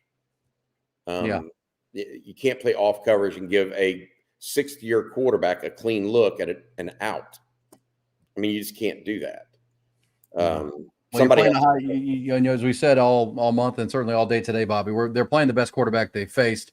I think he's the best quarterback in the country. This is one of the things I felt like for this game, and it's kind of a last possession kind of game. I still believe that Sark has to play call that way, right? You cannot. It's almost like a tennis match. You can't give up serve here. I mean, you've got to move the football. You've got to score points, but you also have to try to save your defense a little bit and control the ball. And right now, it doesn't take very long to look down the statistics and see that Texas has rushed the ball for 116 yards. C.J. Baxter is at 7.6 yards per carry. Quinn Ewers is using his legs, and he's over 35 yards now. And Jaden Blue's over 6 yards a carry. So that just screams, get the pony package back on the field, get Rod Babers fired up, because you're going 2 tailbacks and you're going to run this football, and believe in your big humans that you can move this line of scrimmage and, wear this group down. I mean, that's really what it has to be. It's kind of like one of those old Big 12, Bobby, it's one of those old Big 12 track meets that you just you're going to be in it, and you got to find a way to stay in it and stay within a possession and not get down 2 possessions and see if you can make a break at the end. Yeah, this is a very important possession coming up. It goes without saying. What's interesting, too, is they're not running the hurry up or tempo at all. They had a 17 to 13 minute, so a 4-minute favorite in time of possession in their advantage, or to their advantage, Aaron, at halftime. And they just took another 4 minutes and 30 seconds off. Yeah. So they're at 21-30 to Texas's 30, to Texas's 13 minutes right now. They're little squib. Well, there's Keelan Robinson on the field, right? He was questionable with the hand injury he suffered in practice this week, but there he was returning that kickoff. I agree with you 100%. And that's why I'm saying this has to be Sark, game manager and play caller, right? I mean, I say old Big 12 shootout. I don't think you want to get in a shootout with this team. I think you want to control the ball and get, as you said, get that time of possession back in your favor. The negative plays and the penalties hurt them in that regard in the second quarter when they couldn't, stay ahead of the chains and be able to run the ball when they wanted to. They need to get back to that, and we'll see if they do here in this first drive of the second half, just down 7. And there you go, run play. C.J. Baxter, positive. Ball on the ground. Well, that's not what you needed. That's a problem. Yeah, it's Washington's ball. That's a huge turnover. Now both teams with a big turnover in their own zone. That was C.J. Baxter. We'll see the replay on this one. But after a positive game, looked like he was fighting for extra yards and had it stripped out. We'll see if his knee might have been down. I don't think so. Yeah, ball's out clearly. That's going to be Washington ball. Oh, that's exactly what you didn't need if you're Texas, right there. And a clean recovery, so not much of a review to see. It's going to be Washington football at the 38-yard line. Not how you want to start the second half. No, I mean, it went as far as about a 6 or 7 yard gain on a run play, but obviously your running back puts the ball on the ground, and this is where this is one of the things we talked about with this team all year. They've picked each other up. This is where the defense has to make a play for the offense. Even forcing a field goal here would be big, Bobby.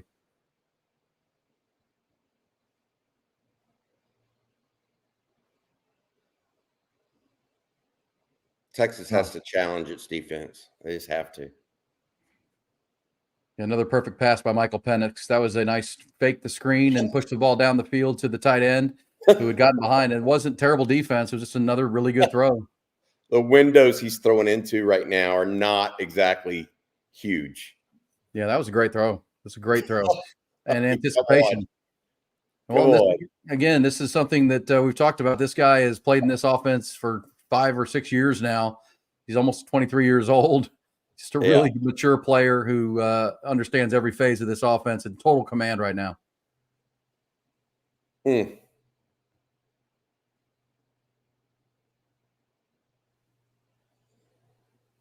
Longhorns need to make a play here. They need somebody to break through and not fall down 2 scores. We just talked about not falling behind by 2 scores, and I would say by 14 points. Right? I mean, 10 points you can be manageable, but right now you need to try to force a field goal. It's going to be 2nd and 5.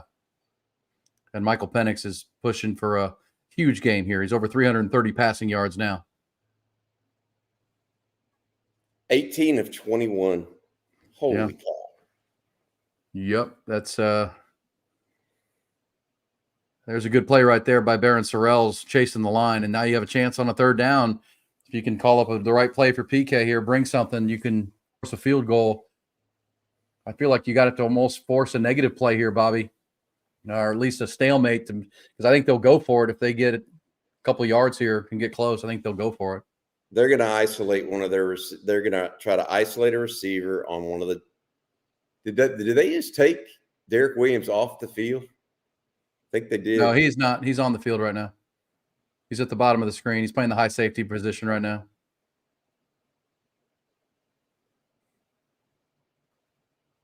They're going to get Roma Dunze on one-on-one against the safety on the near side. Nope, they got a negative play. Did they really?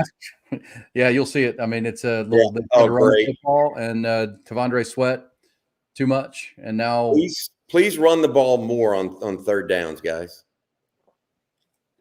Yeah, I think that's to your point, Bobby, earlier about Kalen DeBoer. I'm sure Washington fans are yelling at the same thing you're saying. Why are you doing that? Yeah. They got Sweat on the ground, but the double team, but that left everybody else to clean that thing up because Sweat got double teamed that time. Byron Murphy with big play. And you said it, Byron's making some money right now. Yep.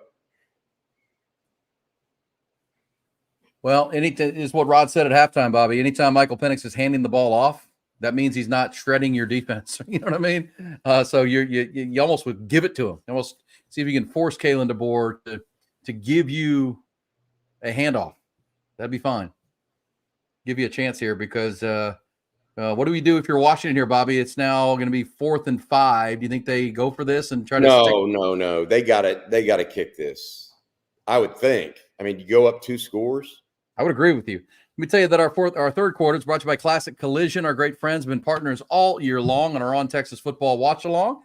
Appreciate them jumping on at the very beginning all the way through, and here they are. I told them when we fired this thing up that maybe they would get some extra games like a Big 12 championship game and now a college football playoff. And here they are, quality service with integrity and honesty for over 35 years. If you live in Austin, Texas, and are watching us on the watch along, you know them. AMM Collision was how they began, and now it's Classic Collision. It's a merger, but man, they still do it the same way. As I always say, when you have a collision, and there's a lot of them, right? I've got 3 kids, so there's time where we had 5 cars going. Bumping into people running into you. It just happens. It's very frustrating, but you want that process to be as smooth as possible and take as much of the frustration out of it as you can. That's what Classic Collision does. So starting with the fact that they have so many locations, there's going to be one near you. There'll be one that's close to your house, which means it's an easy tow. Once you get your car to where it needs to be to get turned around, they've got a rental partnership with Enterprise Rental Car at all their locations. So the rental car will be available to you and ready to go. They even bring it to you if you need that. And then it's the quickest turnaround times in the industry of collision, meaning you get your car back faster, but not they don't cut corners. It's going to be come back as good or better than new is always their goal. They bring it back without any off-market and off-brand parts. They're going to put the original parts and get this thing done right, but do it faster than anybody, and it'll be better than new when it comes back to you from Classic Collision. So if there is a collision, let's hope everybody's okay. There aren't any injuries or whatnot. Same time, get that car turned around at Classic Collision, a spot near you. Find them online at classiccollision.com. They'll take the hassle out of it, dealing with your insurance company, getting you the rental car, getting that car turned around and back to you faster than anybody else. And they've been doing that for 3.5 decades now at Classic Collision. We appreciate their partnership here in what's turned into a heck of a game. And now it is going to be a field goal attempt, Bobby, which, you got to give Texas at least that. That was the defense is not playing a good game right now. It's almost 400 total yards, but that was a big play. Kalen DeBoer helping out with the play call. But to force a field goal after the fumble, you feel like could be a critical moment. No, great sudden change defense, to your point, Aaron. They could have easily given up more here. But I think that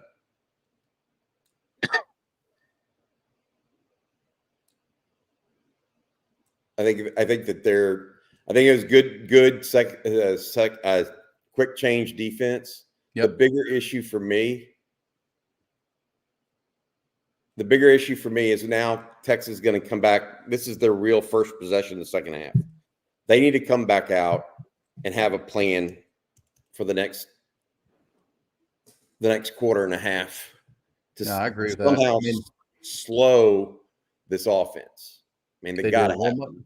Yeah, Michael Penix is, he's had 3 incompletions. He's 330 yards and 2 touchdowns. And, the 2 running plays on that drive helped a lot because he wasn't throwing. And the Longhorns have to tighten that up. I don't think there's any doubt about that. He has just been precise. And we'll see. We'll see what Texas does. I do like the play call when C.J. Baxter fumbled. I'm fine with a first down run that was going to gain 6 yards and make it 2nd and 4. But obviously CJ's got to hold on to the football. So we'll see what Sark does. I'm hearing Rod Babers in my ears right now about the pony package, which is the 2 tailback set. I mean, I'd love to see it. And you said it earlier when Jaden Blue and CJ Baxter were on the field together, the linebackers at Washington didn't know what to do. I mean, they were kind of lost, and it was chunk play after chunk play. I think that's kind of what you come back with if you're Texas. But we'll see what Sark comes out with. Either way, your big humans, your big offensive line has to start to win the day here halfway through the quarter. With there's Keelan Robinson coming back with that hand injury, but no worse for the wear. He's out across the 20-yard line, returning that kickoff. But as you say, Bobby, you got to have a plan here. And on defense, you got to be trying to make some adjustments to figure something out, because at some point you're going to have to stop Washington. Yeah, they've got to stop Washington. But in this possession, Sark can't be overly ambitious. I mean, he's got to stick to his game plan. He's only down 10. He can't come out and try to get it all at once. Quinn can't come out and try to press. They need to play within themselves and keep this game going. Well, and I'd say this, we're talking about this with Texas, Bobby, that, here we are halfway through the third quarter, and Xavier Worthy has 1 catch for 7 yards, and A.D. Mitchell has no targets. Yeah. It is like Washington is giving you the run. So I think you just, at this point, have to take it. And there's Jaden Blue ripping off a double-digit yard explosive right there. On first down. They're going to give it to you. Obviously, they've made their premium on stopping these receivers, and you just have to take the run game. I don't disagree. Sark has to be judicious here and just keep taking what they're giving him. Texas has to get points here no matter what. Yeah, almost stubborn. I agree with you. Yep. Well, I can't. He called a decent first half. I agree. It's more. I mean, I like where they are. I mean, Sark can't, not commit penalties, and they've got to. Around here, we do have another penalty. Is that what we've got here? Yep, left tackle. Kelvin Banks moved. All right. Well, that's now 8 penalties for approaching 50 yards, and these are critical mistakes Texas is making. I mean, obviously the penalty yardage and numbers are much higher for Texas. The turnover battle is even at 1-1. Texas does have a stop on a 4th down as well that you could count as a turnover. Kelvin just didn't get the right snap count. All right, so now 2nd and 10. You got to get positive yards here and get it to 3rd and manageable, whatever the play call is. RPO and Adonai Mitchell, AD Mitchell was his first catch. Adonai, I should say. Then I wonder if these guys will come alive here in the 3rd quarter. This is a big down, huge down. No, very big. Down 10 with a quarterback who's red hot and feeling it right now. He's in the zone. You got to move the football right here, and this is a 3rd and 5 that's manageable. Huge down.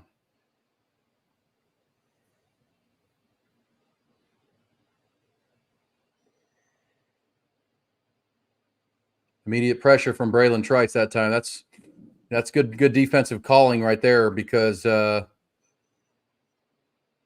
they put Braylon Trice in the middle and let him come up and beat the interior of Texas. That was yeah,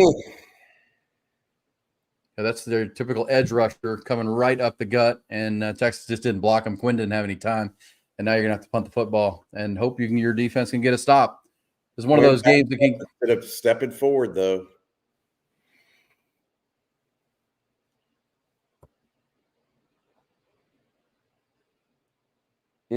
Quinn backed up instead of stepping forward to the spot that was there potentially.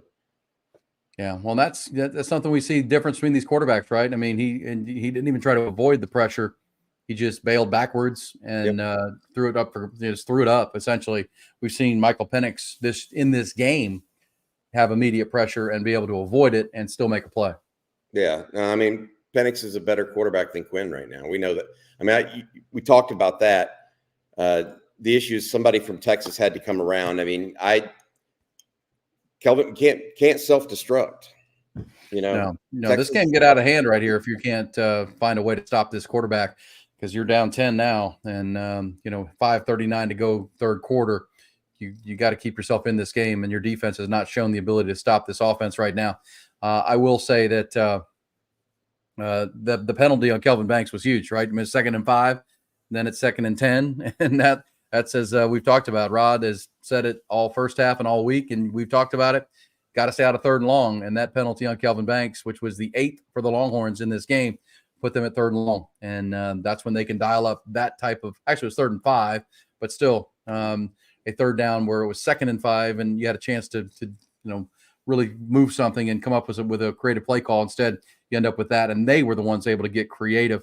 I'll say that our 3rd quarter brought to you by Classic Collision, quality service with integrity and honesty for over 35 years. Longhorns need to make some collisions on defense. What do we think, Bobby? What do you do to this quarterback? I mean, this is a really good player. They haven't gotten a sack. They haven't gotten a negative play until just now. That 3rd down play on the last drive was their first negative force, a tackle for loss. They've got one of those now.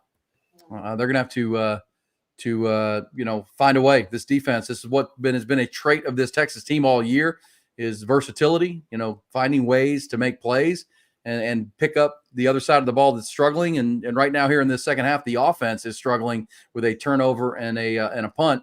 They're going to have to find some defense here. Yeah, they're struggling mightily on defense, and it doesn't make you feel better when the offense can't really get the ball moving consistently and continues to shoot itself in the foot. Look, I mean, people are like, oh, wow, we're going to lose and all this other stuff. The game is still just a 2-score game. Texas has the ability to come back here. I would not sit here and act like this is over. And I wouldn't. A lot of people are saying, well, the defense is this or that. Texas is playing the number 1 passing offense in the country. Texas has not been good against the pass all year long. So this is not a surprise. Texas is going to have to fight to win this game, period. Yep. And so let's go out and play ball, see what you can do to get anything to get Penix shaken a little bit. It looks like Dylan Johnson may have re-injured his foot. Yeah, he's limping. He's out there, though. He's in the backfield, so we'll see where they go. But there's that motion and the shifts that they do so well pre-snap, which kind of forces, I think those things help Michael Penix kind of read the defense and see what he's dealing with. And there's no one better in college football than him. And there's another easy completion for Michael Penix. He's now 22 19 of 22 on this game, approaching 350 yards. That's just a good play. They shift everybody out, which gives a real clear picture to Michael Penix of what he's seeing. And then that time he kind of read the man coverage from Texas and found the matchup he liked. But kind of a must-stop scenario for Texas right here. You do not want to fall down by more than 10 points. Got to force a punt or force a turnover. Look at all that pre-snap motion. And there goes Michael Penix making a play and getting on the ground. Yep, that's another one. You can see the Longhorns getting frustrated. Anthony Hill now, barking because they're getting close, and this quarterback's just too smooth and too elusive right now when they do get pressure. And Bobby, I've given this stat a million times since we started talking about Washington, but this is a veteran quarterback who started 3 years in Indiana and then 2 years at Washington. He's made over 1,600 attempts in his career and has been sacked 31 times in 1,600 dropbacks or snaps to the shotgun. You're seeing why. He's a really good player. I like that. See, I like that pass rush up the middle where you load the middle against the guy. I agree with you. I think that's something that the second level middle pressure, when they know they already have Murphy and Sweat to deal with, that's where I think you can attack this quarterback and get in his face. But now at 3rd and 1, Bobby, I mean, this is critical down here for the Longhorns. We'll see if they take it out of Penix's hands, and they did, but they still got the first down off the left side.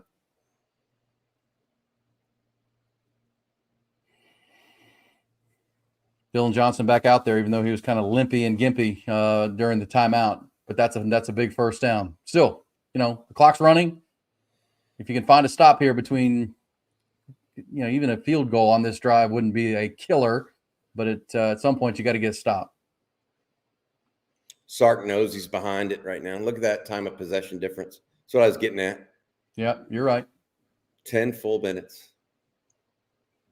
Well, and it's for Sark, it's his offense, his penalties, and the one turnover that have been critical to derailing these drives.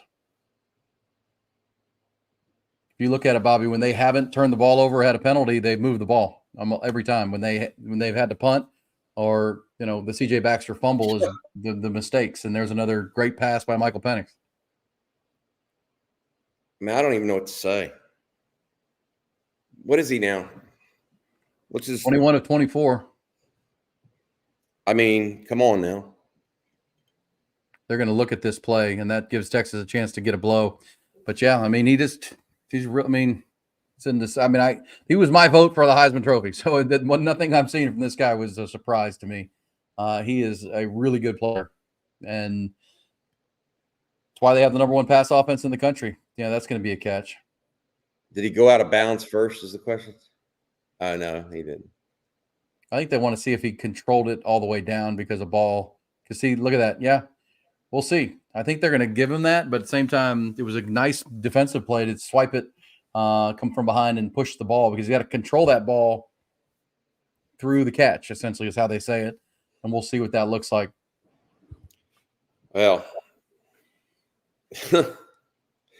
it's hard to win with a quarterback that's operating like a surgeon.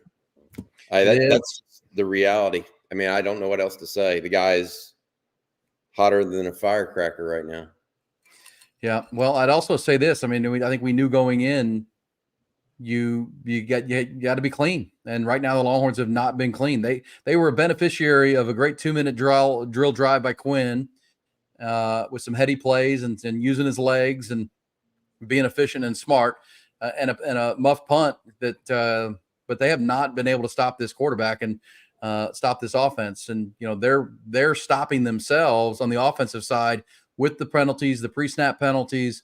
There was a couple, one drive with 2 holding calls where they were moving the ball, but it ended up 3rd and 27 because of two flags. And, that's, if you look at Washington right now and look at their stats, I mean, outside of the muff punt fumble, they really haven't made a lot of mistakes, Bobby. I mean, the quarterback's only thrown 3 incompletions.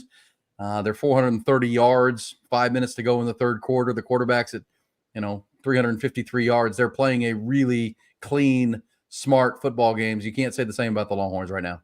Yeah, I mean, they're playing. They did have a fumbled punt. They haven't been perfect, but Texas just not efficient enough right now on either side of the ball. Well, I guess that's what I'm saying. If not for the muff punt, this game would be really one-sided.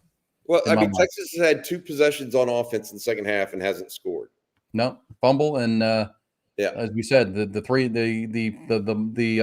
offsides on Kelvin Banks was critical. Yeah, it's not gonna cut it. It's not gonna cut it. But look, this game is going fast too, by the way. I mean, extremely fast right now. All right, so watch on this review, Bobby. Who is the defensive back there? That's Brian Watts. Brian Watts comes in and pushes the ball out, but they go ahead and give it to him. He had control long enough. And now another 2nd and short.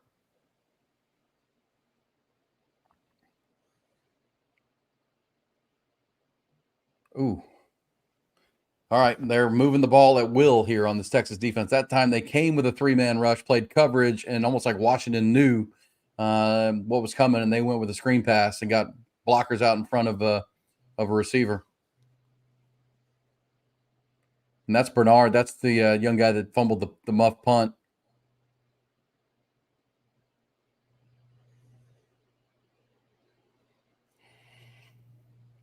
But Washington 49 plays now, and average yards per play is at 9.1, Bob. Mm.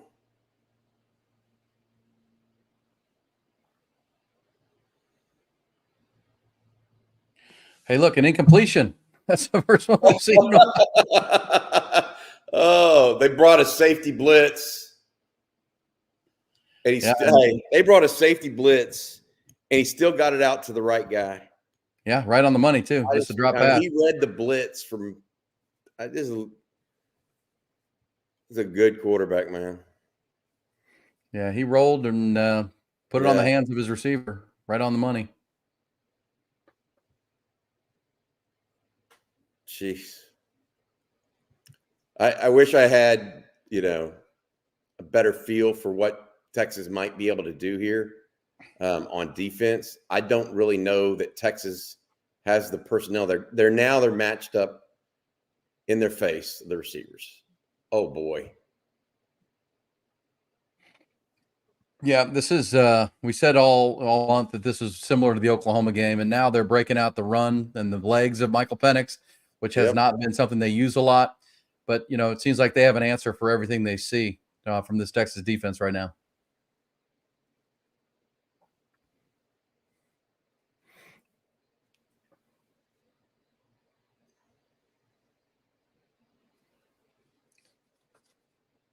All right, so Texas gets at least a stop and, no rushing yards on that first down. We'll see. Again, field goal here.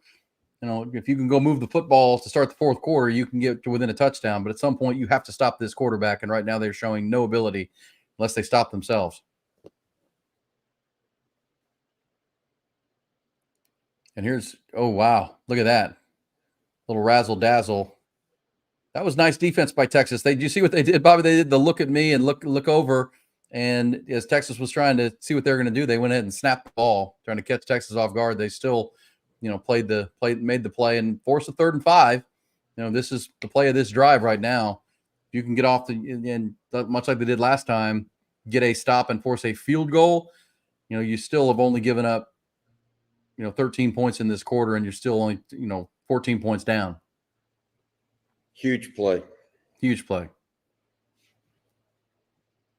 Man, I would love to tell you guys that I felt great about this game, but right now, I mean, what are you supposed to say to Michael Penix? I mean, he's 23 of 27, and the last time he hit through an incompletion, it was dropped. Yeah. I mean, they're moving the ball at will. They're not allowing Texas's defensive tackles to have that much of an impact on the game. They're throwing the quick pass, and Texas is not getting off blocks on the edge. They're not able to really, I mean, what do you want to say here? I mean, they've got their number right now. How many total yards of offense for Washington at this point? Total yards, 462 in 3 quarters.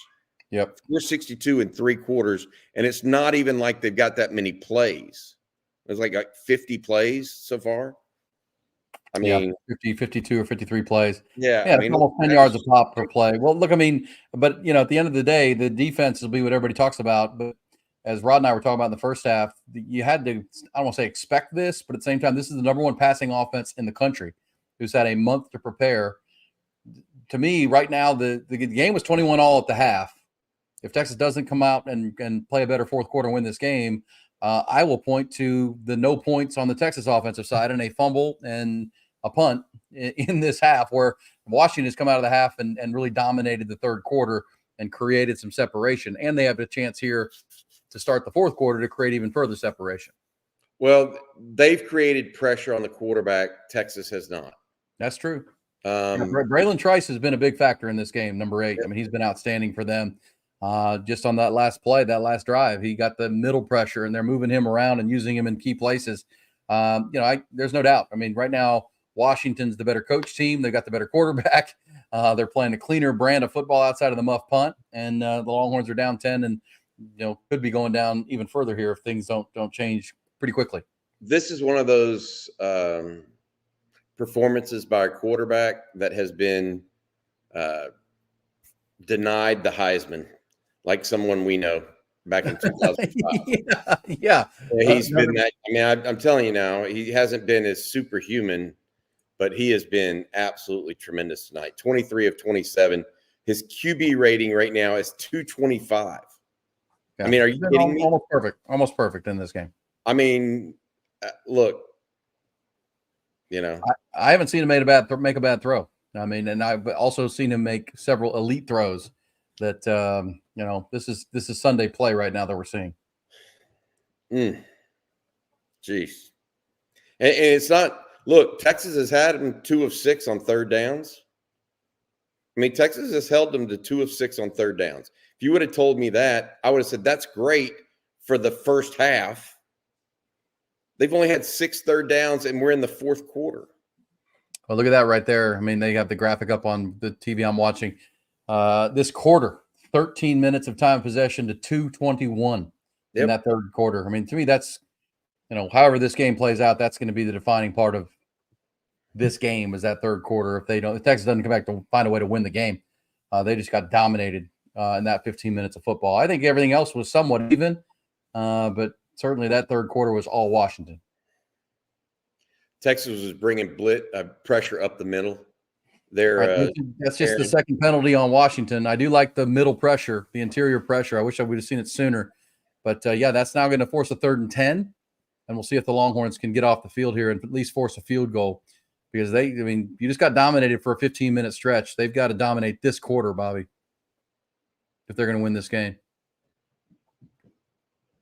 There's pressure again. And Penix incomplete. All right. That's a start.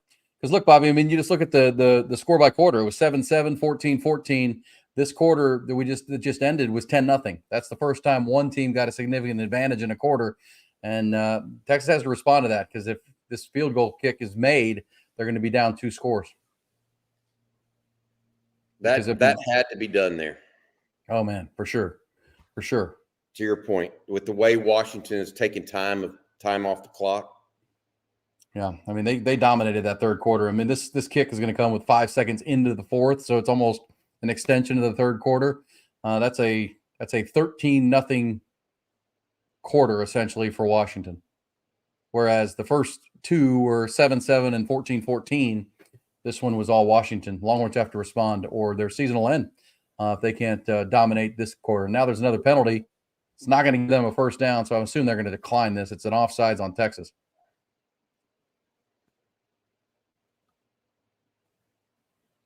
All right, 34-21 Texas. Our third quarter was brought to you by Classic Collision. We appreciate them, and now we're into that was a fast-moving quarter, Bobby. That one flew by, as you said. Crazy how that worked. But here we are into the fourth, and what do you got to go score a touchdown right here. Field goal, 4-down territory all the way through here if you're Texas. If you can get across midfield or close to midfield, I think. I agree with it being 4-down territory. And I don't even think it matters If it's fourth and 3 or shorter, or 4th and 5 and shorter, I think it's time, because you can't. Your team, your defense has not shown any proclivity of stopping them from moving the football.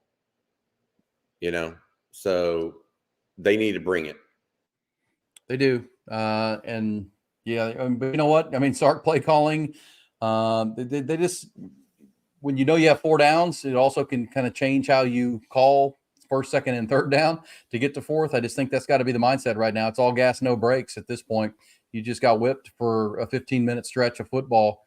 You've got to respond to that. If this is a heavyweight fight, you lost a couple rounds in a row and you're on the ropes, you've got to come out swinging. We'll see what Texas does, and a little squib kick ends up giving Texas bad field position. That's not a good way to start it, and the ball's on the ground. Or was it? Okay, I thought it looked like they were scrambling for the football. No, they were just all right. Well, that's weird to me that Keelan Robinson's out there returning kicks when I thought Jaden Blue did a really good job earlier in the game. And all reports are he has a hand injury that he's dealing with. Yeah, we knew about this on Thursday, to be fair, and did not mention it. Yeah,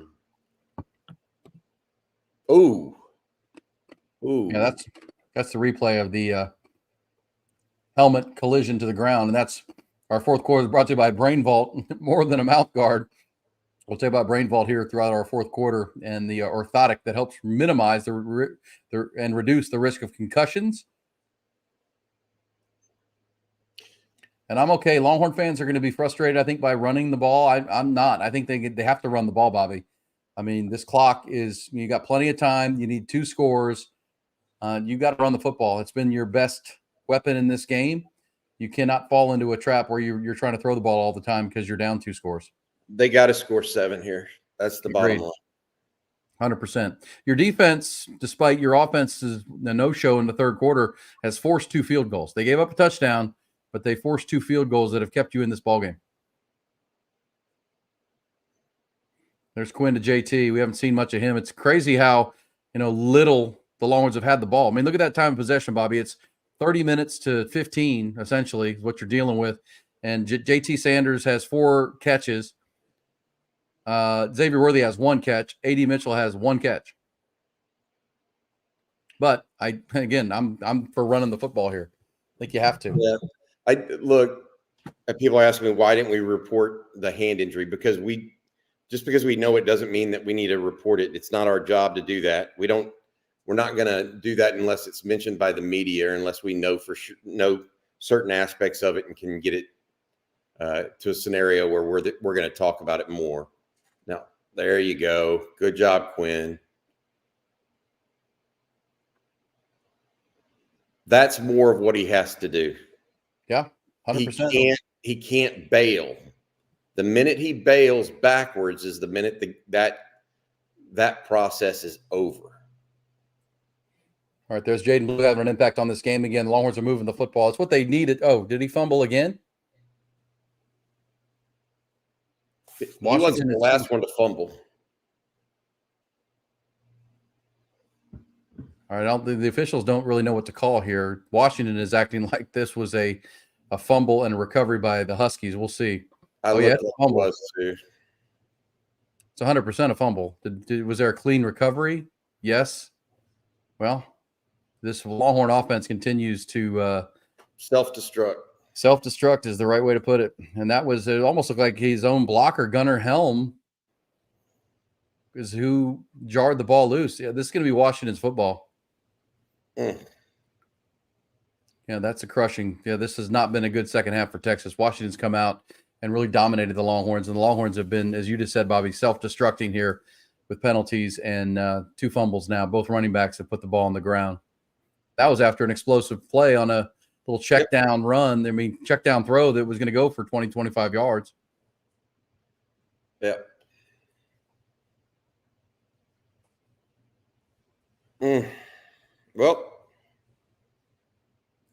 Well, execution was the key. I mean, I think, Washington has executed at a higher level than Texas right now.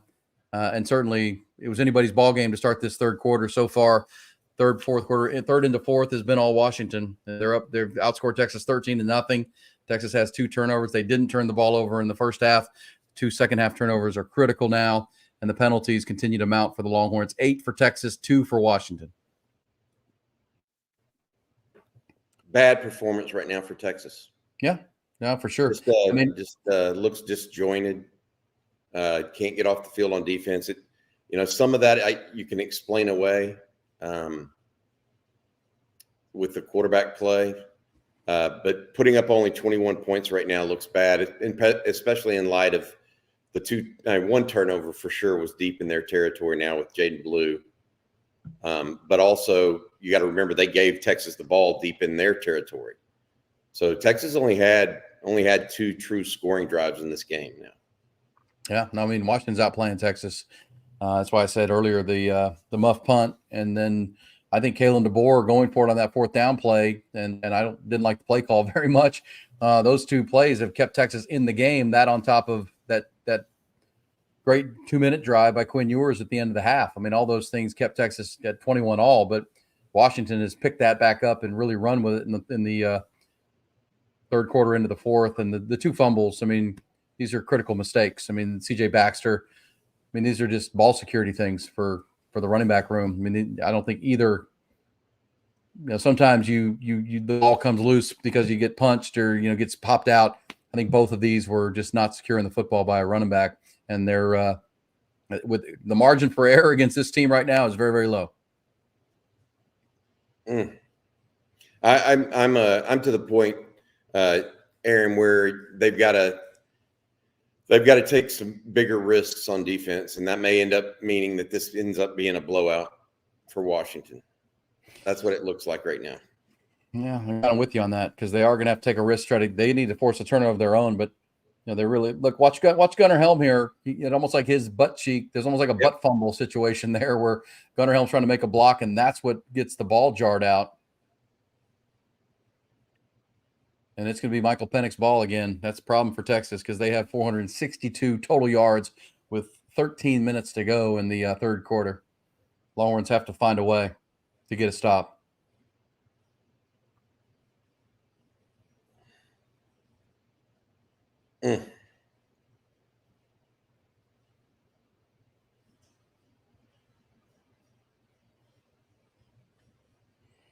Good defense on 1st down.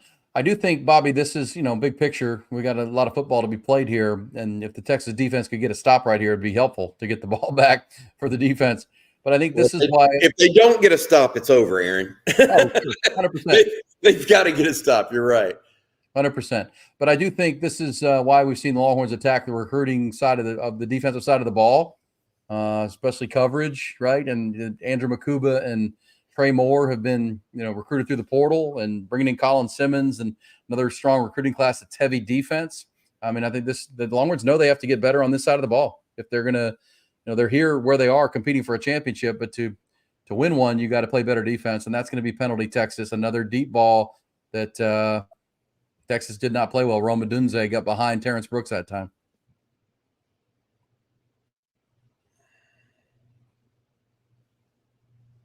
There's behind, and then there's like different zip code. Yeah. That wasn't close, Terrence. I don't know if Terrence got a double move or he expected safety help over the top. He just ran straight down the middle. He had to have expected safety help there. That's a miscommunication right there, guys. I mean, there's no doubt about that. I mean, he just stopped covering him because he thought, I guess he thought there was somebody there. That's miscommunication in a big way. Yep. Well, think about it. I mean, every time they've gone deep, it's worked, whether it's been a penalty. The only time it didn't was with Michael Penix, really only bad throw when he overthrew the tight end when he was behind Jalen Ford in the 1st half. I mean, this is every time they go deep, it's been effective. And here we go with some razzle-dazzle. This will be another deep shot, I think. Texas played that well. And they're going to get off the field, Bobby. Oh, no, they're not. I'm sorry, the penalty just made it 1st down. Yeah. My bad. But, yes, now it'll be 2nd down. But they went for something razzle-dazzle. Texas actually played that well, and we'll see. You think about the deep balls. I mean, this is something we've talked about all month long, that no team stretches the field and pushes the ball down the field more, and it feels like Texas still is not ready for it. Every time Michael Penix has gone deep, it's been effective on a big play outside of one time.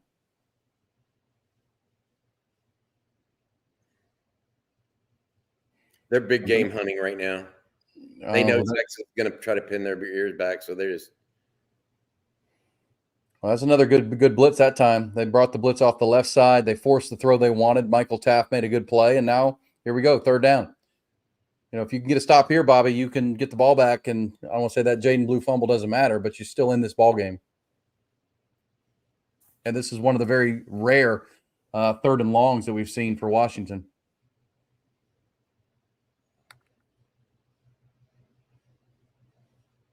See what PK does here. Are they going to bring pressure? I think you have to. I mean, I do not think you can trust your defense to play coverage. I mean, I can't fathom not bringing something. I'll just put it that way. I don't know what it's going to look like, but. Well, there's good defense. Texas is going to get off the field. That's a nice pressure. They brought a little stunt up front, and Jalen Ford with good tackle. Good tackle, I should say. Longhorns getting fired up. Jalen Ford trying to rally this team. That's a good stop right there. That bails out the offense, who's had 2 critical fumbles and have not moved the ball. I mean, have not scored, I should say, here in this second half. Meanwhile, Washington scored 13 points to take a 14-point lead, and here we are. Longhorns have to respond right now. I'm telling you, I think Washington's now either 2 of 8 on third down. If you would have told me Washington was going to be 2 of 8 on third down, I would have taken it. Yeah. Well, but they also have 372 passing yards, which tells you they haven't been in a lot of third downs. And they're 0 for 1 on fourth down, too. So, I mean, the Longhorns have won the money downs. They've just given up way too many explosive plays in the passing game.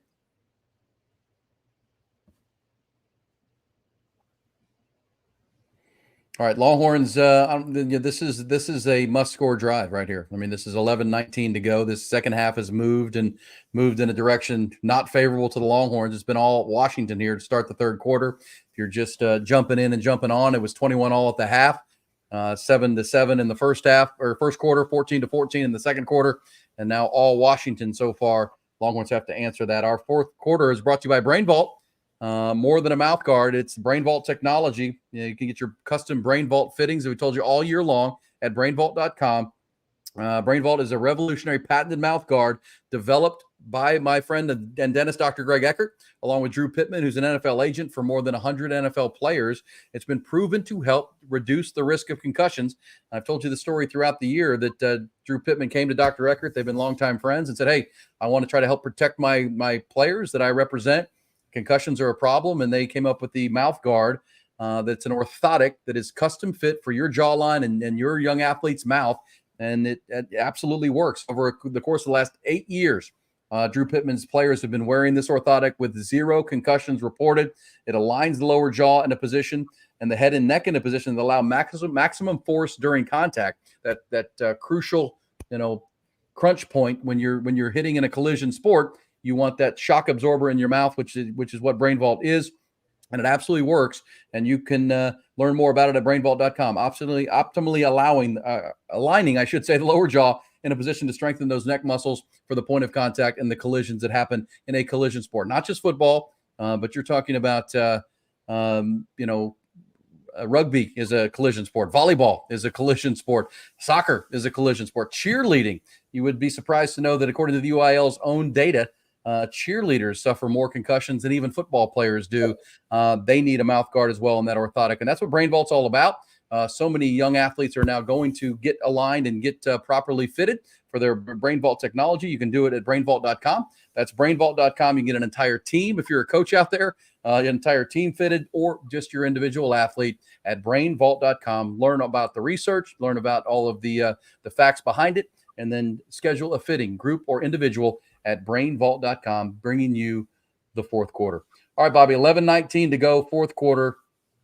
Season on the line here. You're down 13 points, and you've got to move the football. You've got to go score a touchdown and get to within, a one-score game and give yourself a chance. Your defense just bailed out another turnover for your offense here in the second half, and, the momentum can be on Texas's side if they can find a way to move the football down the field and put it in the end zone. I'm surprised at Texas' lack of ability to get anything going to Worthy or Mitchell today. Yeah, that's agreed. And that's why I'll be eager to hear Rod's breakdown when he can see the all-22 tape. And because it feels like they're allowing Texas to run the ball when they want to. The Longhorns are still running the ball for 7-8 yards a carry every time they get it. But now their running backs have both fumbled. So if you're Tejard Choice, you've got to figure out who you can trust. And Washington's still giving you the run game. There's still time to run the ball, Bobby. I mean, if you can get it to 34-28, you're down 6 points. So stick to what you're doing. But you're right. They have gotten very little going, and that's credit to Washington kind of taking away the big plays the Longhorns like to have in their passing game. And here goes another penalty on Texas. What are they calling now? This is going to be false start. That is now 9 penalties for 61 yards. DJ Campbell gets called that time.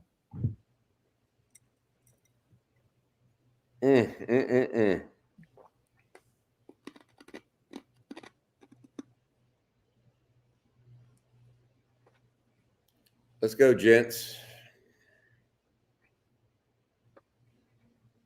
All right, there's A.D. Mitchell. He's played in these college football playoff games the last 2 years at Georgia, and that's his second catch of this ballgame. Needs to have a big fourth quarter, it seems like. Safe to say.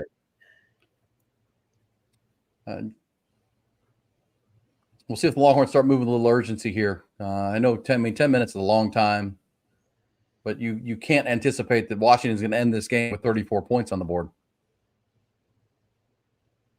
See what Texas does. That was a great catch and throw. Good run after it. There's Braylon Trice, another big play. I mean, there's a sack of the quarterback. That is now 2 sacks for Washington, 4 tackles for loss. Texas has 1 defensive tackle for loss in this game. And now you're facing not optimal with the penalty and now this play here. But we'll see. A.D. Mitchell did get you the first down, but 2nd and 13. Got to get at least half of these yards back, Bobby. Would not be surprised if I see a run here.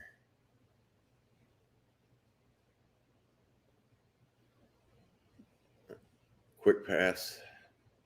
Yeah, I don't mind that. But now you got C.J. Baxter limping. I'm not sure what that was. That was a weird. He stepped on a seam or something there in the turf at the Superdome, but that was a weird. He just got thrown out of bounds.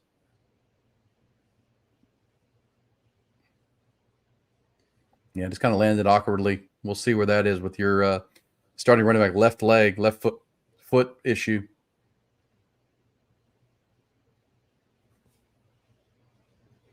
All right, 3rd and 5 here. This is where we talked about it a little bit ago, Bobby. 2 down territory. You're going for it on 4th down here, regardless. So yeah, if you're Sark, you're thinking about 2 plays here. But now your starting running back is standing next to you on the sideline, so we'll see if that changes that play call. But it can change it because you can certainly run the ball here if you're planning to go for it or when you go for it on 4th down.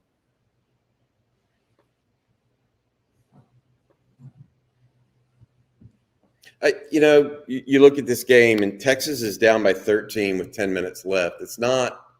I mean, this is not a bad situation. It's not a horrible situation. Texas just has to make something of this possession to make it a 1-score game. That's what Texas has to do. Sure. 100%. I mean, right here, you got to convert here and you got to score. Yeah. I mean, that's the name of the game. I mean, it's a 13-point game. You've been dominated here in the second half. It was an even game for the most part in the first half. It's been all Washington in the second. You can change that here to get it back to that's why I say your defense has forced 2 field goals that have kept you in this game. Got to have a conversion here, and then you have to go score, and get it to a 6-point ball game. Go empty. Well, there it is. You're going to see this. That's the first big deep shot the Longhorns have hit. And X-Man in a big spot. He said this week he didn't feel like Washington got the best of him last year. Here he is making a big play out of that empty formation, and the Longhorns have a chance to get back into this ball game with 9:08 to go. Boy, they needed that. They did. Well, look, I mean, you score a touchdown here, kick an extra point, get to a 6-point game. You know what's going to be going on in the Sugar Bowl. This crowd is going to get big time behind their Longhorns, and see if that momentum. Jalen Ford came off the field after the stop, last defensive effort, and got the crowd pumped up a little bit. I think a touchdown here would be huge.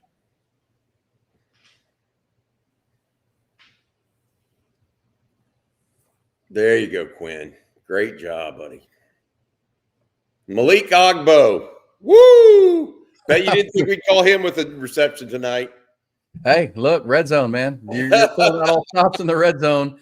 I got a positive play at 2nd and 4 now, and in 4-down territory, you can run the ball here. You got a lot of playbook is wide open on this 2nd down play. Yeah. And clearly, when you're throwing to offensive linemen, there's a good throw by Quinn. Actually, bad throw behind him. I thought that was going to be a nice catch for Xavier Worthy. That should have been a touchdown. Ugh. But here we go again with 4-down territory. This is going to be 2 plays. Yep, it has to be. Field goal does you no good with 8 minutes to go, down 10 or down 13. You need to get this thing down to 6.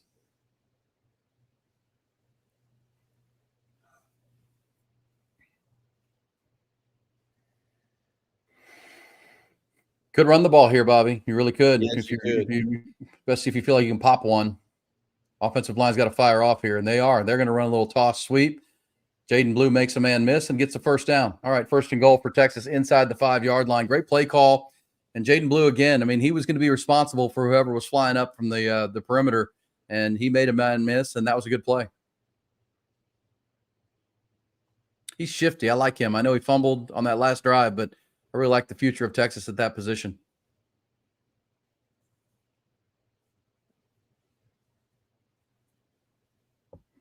Uh-oh, somebody got hit from behind. Who was that, Bobby?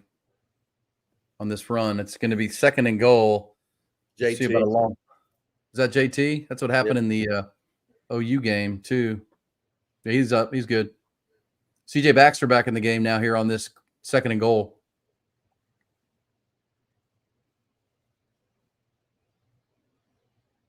And a touchdown for Texas. It's A.D. Mitchell. He just scores touchdowns in big playoff games.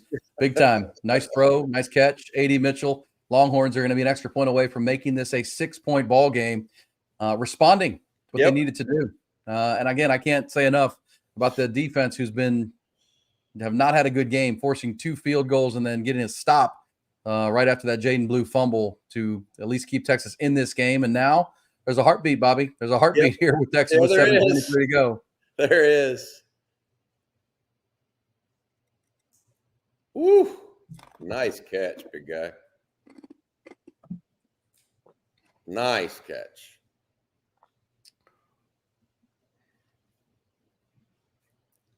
All right, the Longhorns back in this ball game. There's plenty of time. Everybody has, both teams have 3 timeouts. We're not worried about those at this point, but it is something to think about big picture.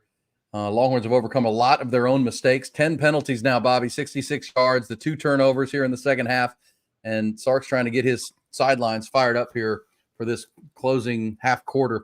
Brought to you by Brain Vault, more than a mouth guard, and brainvault.com. Get your custom fitting, as we said, for your entire team in a collision sport. Really no reason not to. I'm not sure why, based on the research you're going to read about at brainvault.com, backed by science, backed by research, you wouldn't get a young athlete who's playing a collision sport, a mouth guard. You can control that situation. Really is something you should consider. And I promise you, when you meet Dr. Eckert and his team, Dr. Greg Eckert, my dentist, but also the founder of Brain Vault, you won't meet a better person, better team, better group for your young athletes. I always tell y'all here on the end games, he's fitted the entire Texas cheerleading team, the entire Texas lacrosse team, high schools all over Central Texas. He's fitted the entire teams, including Vandergrift and Lake Travis and Hyde Park and many, many more, and more to come, which is exciting for them at Brain Vault, but certainly exciting for your young athlete playing a collision sport. Learn more about it at brainvault.com. All right, huge drive. Maybe a season-saving drive right there, Bobby. They go 10 plays, 72 yards. This is just under 4 minutes. Also gave the defense a blow. But I think that drive started with the defense stepping up and getting a stop of Michael Penix in the Washington offense, Bobby. After the Jaden Blue fumble, that could have been Katie bar the door if you don't get a stop right there. That could have been season over. Instead, you get the stop. Jalen Ford with the big tackle on 3rd down. And now crowd's going to be into it. Sugar Bowl should be rocking right now for this final half quarter, and you're down 6 points. Here we go.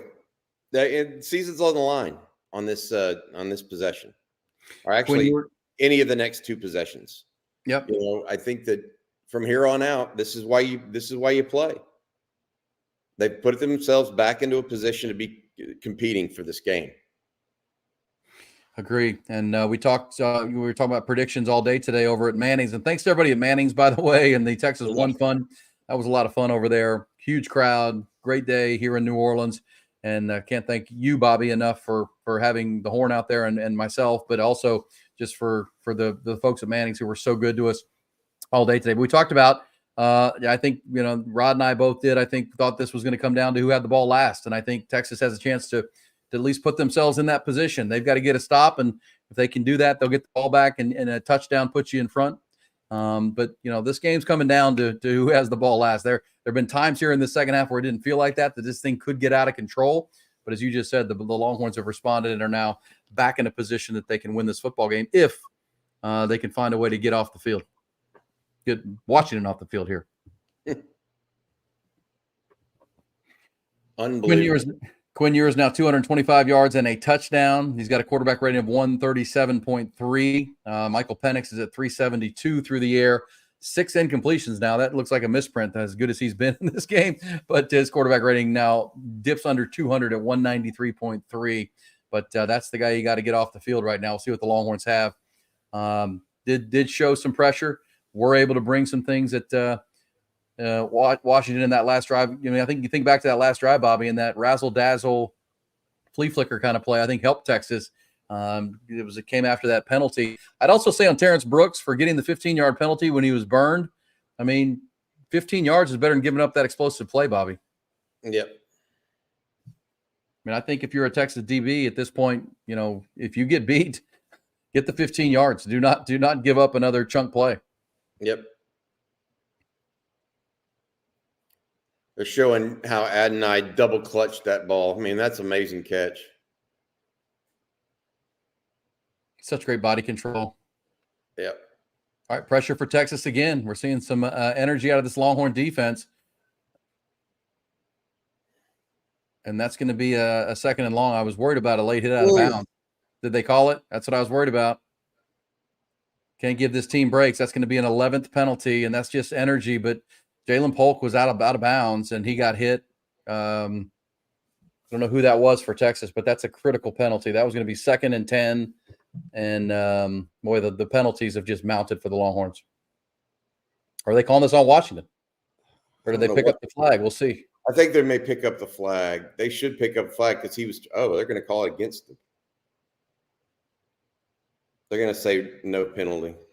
Good. Yeah, I thought that might be a late hit, but here we go. Yeah. Total yards fourth quarter, Bobby, 137 for Texas, 1 for Washington. This is what we talked about. You got dominated in the third quarter. You have to dominate the fourth. Well, that was a push out of bounds on Ryan Watts. My bad. There were a couple of late hits on that play, or at least beyond the whistle hits. Neither got called. All right. A completion again for Michael Penix, but a third down. Let's go, guys. Clock runs under 7 minutes now, and this is 3rd and 2. This is how Washington has been efficient in this game. They haven't had many 3rd and longs. This one is, the playbook's available now. They're going to run some sort of drag route here, right? Do they run a drag route? Do they run something like 3 wide receiver set? So we talked about this the entire week. 3 trips right. Oh, they're going to motion in. You're going to drag. Wow. Well, there was a play by Ethan Burke. He almost playing lacrosse there. That's just Michael Penix making a play. Ethan Burke had a chance to knock that ball down.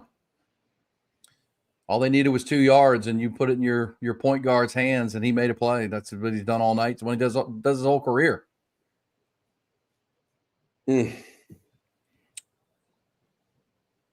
All right, first down, Washington, and now the clock under 6 minutes.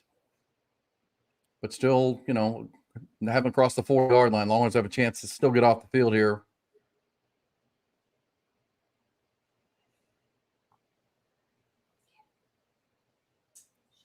They've got to try to run the ball here. They're going to do that. Yep. Yeah, and the Longhorns are getting burned on the perimeter. Yeah, Jade Barron over pursued, and then there's blockers out. It was one of the rare underthrown balls, but Jalen Ford didn't get out in time, and there's your crease, and that's now 398 passing yards for Michael Penix in this game. Next completion will likely push him over 400 in this ball game. He's on his way to Sugar Bowl MVP honors if the Longhorns can't do something about this drive right here. But approaching midfield, still a chance to get off the field without points being scored.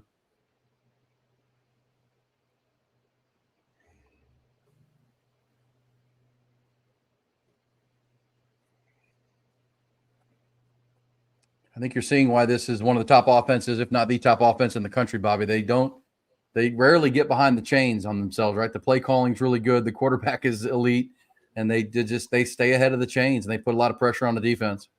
This is reminding me of the final drive Texas had against Alabama a little bit. Just smart play calling, good execution. Yeah, you're right about that. Sucking the life out of the clock. I mean, just another great throw. I mean, guy throws dimes all over the field. It's ridiculous. But that's a great throw. Roma Dunze is going to be over 100 yards now receiving. And, I just saw it. I'm a little later than you. Yeah. What a dime.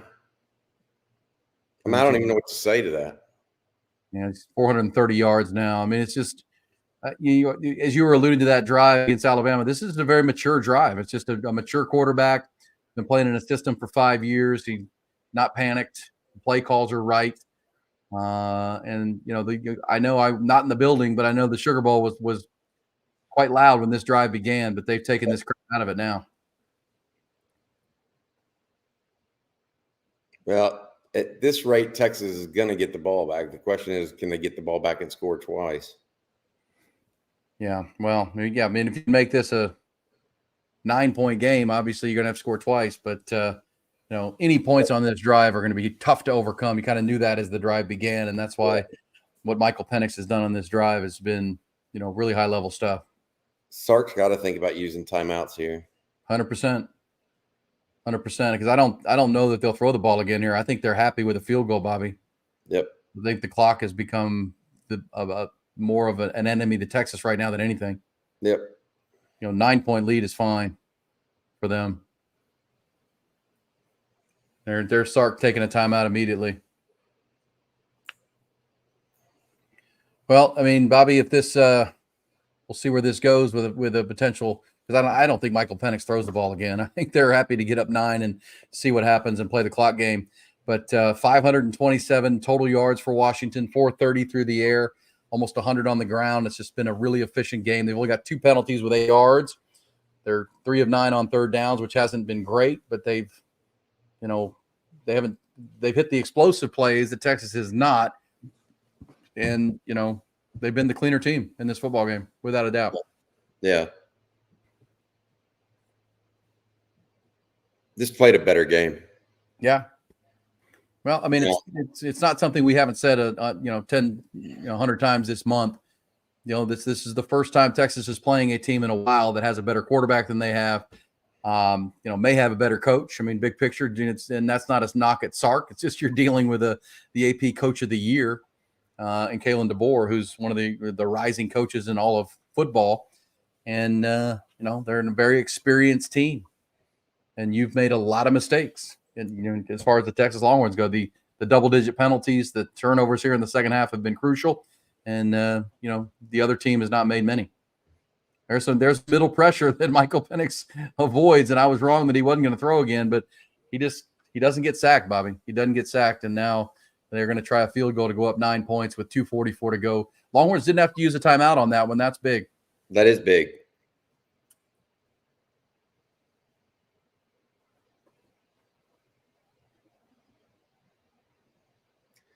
Well, they got to make the field goal. Well, if you're a Longhorn fan, you're hoping. I mean, you need to do the whole jinx. Whatever you do, right here, he needs to miss this kick, or else it's going to be a serious uphill battle for the Longhorns to win this ball game. Where's Sweat on this? That's the question. Right to the All-State hands, and it's going to be 37-28, and the Longhorns now down 9 with 2:40 to go.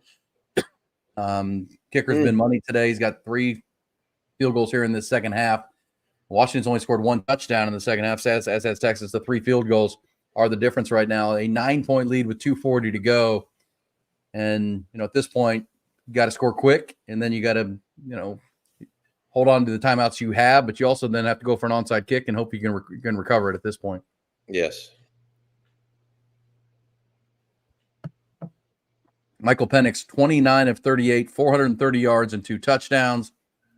One of those things, Bobby, you've seen a lot of football in your day. I've seen a lot of football. This is one of those Vince Young-like performances. I mean, at some point, Longhorn fans are going to complain on the post game for sure, and on our show tomorrow morning, your shows tomorrow morning, and tomorrow and all week about the mistakes if they can't come back and win this game. But at some point, you're playing at the elite levels of the sport, and you have to tip your cap to a really good player and a really good team, and you certainly can't give them as much charity as you have. No, you can't. And I will say this. I mean, I think, look, we'll talk about this game, but I'm not so sure Michael Penix. I mean, there's one player he reminds me of with his accuracy downfield and in the intermediate game in tight coverage. And I'm reticent to say his name, but it's Joe Burrow. Yeah, I don't think that's wrong. It's not a fastball. He's not throwing I mean, he has a good arm, but I mean, the way he's put it on people tonight, I mean, he puts it on them. That toss to Roma Dunze down the sideline there. I mean, like maybe, I mean, could it have been put in a better spot 30 yards down the field? No, I don't really think so. And no, he's done that over and over again. I'm thinking of who he reminds me of. I mean, take away the left-handedness, and he's not a Pat Mahomes type where he's this ultra gunslinger, but Joe Burrow is highly maneuverable and escapable in the pocket, right? And a good athlete. Yeah, I like that, Bobby. I really do. I like that comparison. I don't think it's off at all. I mean, I think this offense has been compared to that LSU offense of 2019 with the receivers that they have, and I think there's a lot of people that think Roma Dunze and McMillan and these guys, they're going to go on and be really good NFL players too, and that's along with Tua and the Sark offense with Alabama in 2018. I mean, these are among the best offenses in college football the last 5 or 6 years.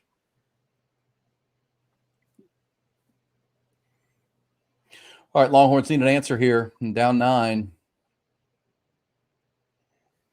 But you got to have a quick score here. I mean, obviously Washington's going to be playing to prevent the quick score, so can't force anything because obviously a turnover ends the ball game. But you got to try to find a way to go down and score with some time on the clock because you're going to need a touchdown and a field goal to win this ball game.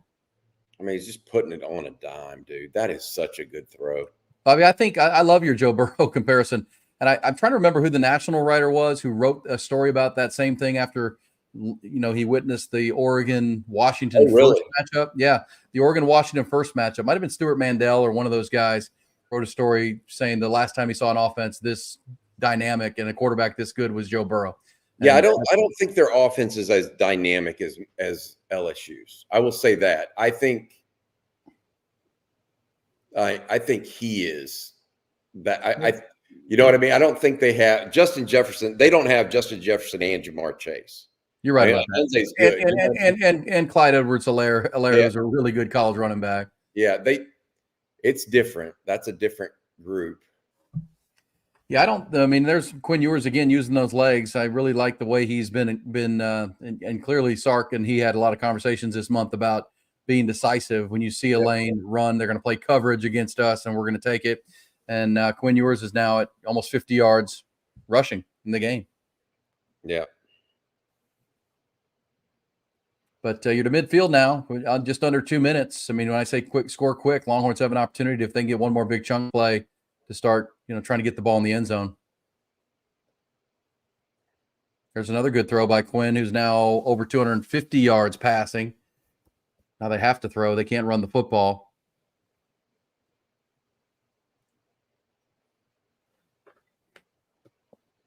Good catch from JT. Good route. Yep. Get on the ball. Let's go. Let's go. Get on the ball. That's going to be a 11th penalty on Texas. That's going to be a holding on Christian Jones, who has not had a strong game today.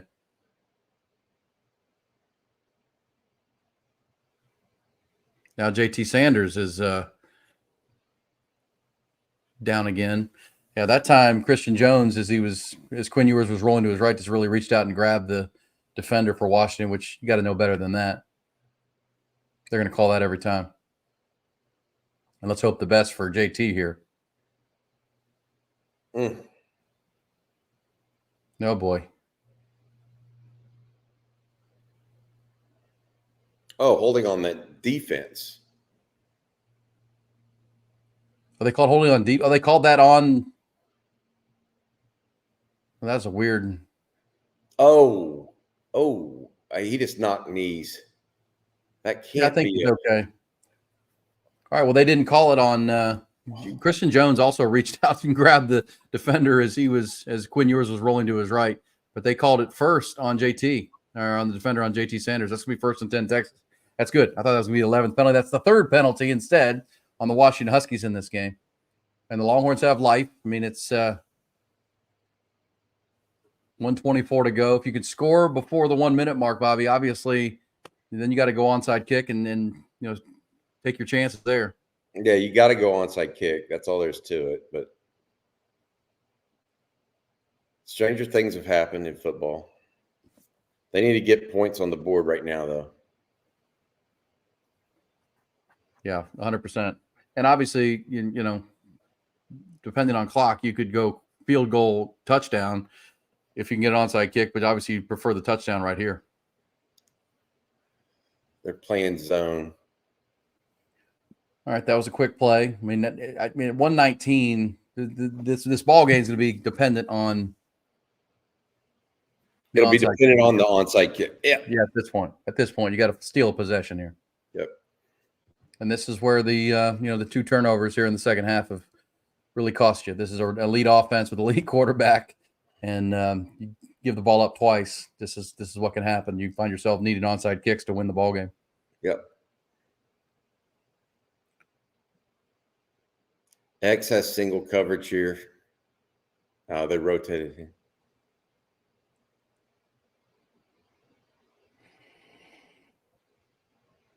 All right. Tried it for the fade route. Adonai Mitchell gets held up, didn't get called, and now here you are on a 3rd down. If they don't, we'll see what happens here. But would you go for it on 4th down, Bobby? No, you got to kick the field goal. You got to kick the field goal and then. Yeah, I agree with that. I agree with that. Try the onside. You got to give yourself a chance because obviously if you don't get it on 4th down, the game's over. Yeah. Another tip ball. I think that's the 4th that I've seen. Well, still a minute to go. I mean, I think you got to kick it. Here comes Bert Auburn. Have to give yourself a chance.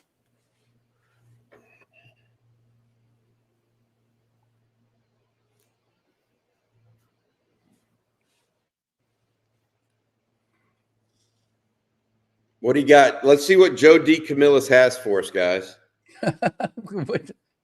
With the onside kick, yeah. I mean, obviously you've had a month to work on plays like this. It felt like it was going to be a 4th quarter end of game scenario, and here we are.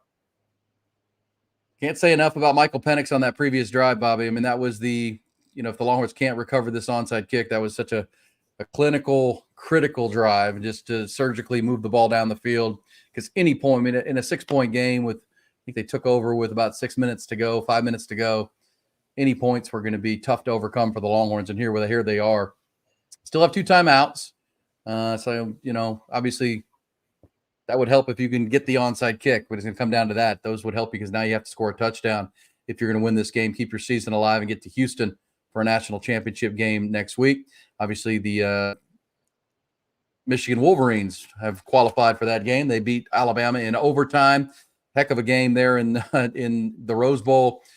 Great overtime finish. Blake Corum with the game-winning touchdown. And as Rod and I talked about in that game, Bobby hated the play call for Michigan on 4th down there at the end of overtime. They needed a touchdown, and was not. I just didn't get that from Nick Saban's team there at the end of the overtime. But either way, Michigan, a rightful now 13-0, and if Washington wins this game, Bobby, it'll be 2 undefeated teams playing for a national championship in Houston next Monday. 2 future Big Ten teams, by the way. That's true too. Yep, that is true. And I think this will become the first Pac-12 game to team to ever play for the championship in the 14 playoff.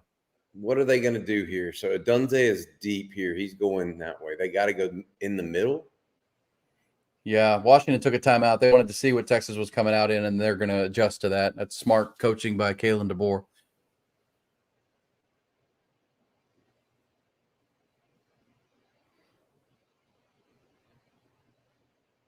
What I've been thinking, Bobby, is watching Michael Penix play. I think, Quinn Ewers is, as you guys have reported, and we've talked about, likely to be back next year at Texas. That's what for a Longhorn fan, you couldn't ask for much more into the future to have a third-year starting quarterback and the third year in this system coming back next year for the Longhorns, regardless of how this plays out. You have a chance to – you're seeing it with Michael Penix. The more and more you play, the more reps you get in an offense, the more comfortable you get with it. Headed into the Southeastern Conference, that would be a benefit to Texas to have that guy back, playing starting quarterback for a third consecutive year for you. Man, the middle of the field, I don't know why it looks to me like they're not. I don't get that. All right, well, that's going to be recovered by Washington, and that's going to be Longhorns can take and use 2 timeouts and stop the clock, which they'll do, but this is a formality at this point. Yeah. And the Longhorns on that Joe D. Camillus, Jeff Banks play, they just didn't get a bounce. They didn't get a bump. The ball just stuck to the ground and never – on that play, obviously you're hoping that it takes a big bounce and gets up in the air, and then it's anybody's ball game. But it's going to be the best position or the best formation in football, assuming victory formation, but they're not in it. But I guess they're going to move to it here with Michael Penix. Oh, they ran a play. All right. If you're a Longhorn fan, you're hoping for a fumble of some kind, but there's still 1:06 on the clock. First timeout goes. Strip the ball, Sark is saying. Strip the ball. Yeah. They're going to run plays. Yeah. Well, Bobby, we'll see where this goes for Texas, but coming into it, we talked a lot about you got to be able to slow down the passing game. They've only allowed 99 rushing yards, but 430 passing yards for Michael Penix. Too good, too surgical. That's obviously an area of improvement for Texas. The penalties have been big. The 2 turnovers, can't overstate how big they are. And, Washington's going to end up with a near double time of possession, or certainly a significant win on the side of time of possession in this ballgame. They were the better team tonight. They played stronger. They played cleaner. Yeah. Their quarterback and his maneuverability in the pocket, I think, may have been the ultimate difference. Yeah. And, I think for the Longhorns, coming off of back-to-back really strong performances, this was not a great performance by them. You got to give Washington credit, but a lot of the penalties have been unforced. A lot of the the mistakes that have been made have just been on Texas. The fumbles, I don't think C.J. Baxter got hit very hard when he fumbled the ball. I don't think Jaden Blue got hit particularly hard. It just didn't secure the football. And, those are mistakes that against a really good team who this will be, if Washington wins this ball game with 1:02 to go, have won 21 consecutive ball games. The last time Washington lost a game was early October of last year. You can't make those mistakes, Bobby. You can't play mistake-prone football against a team this good. It's just not going to happen. This game's going to end eerily similar to what last year's ended with Quinn throwing a desperation pass at the end of the game. Yeah, because now they can take a knee and run the clock down to about, 20 seconds, and then they can punt it. And so the Longhorns will get the ball back with about 10 seconds to go in that neighborhood. Yep.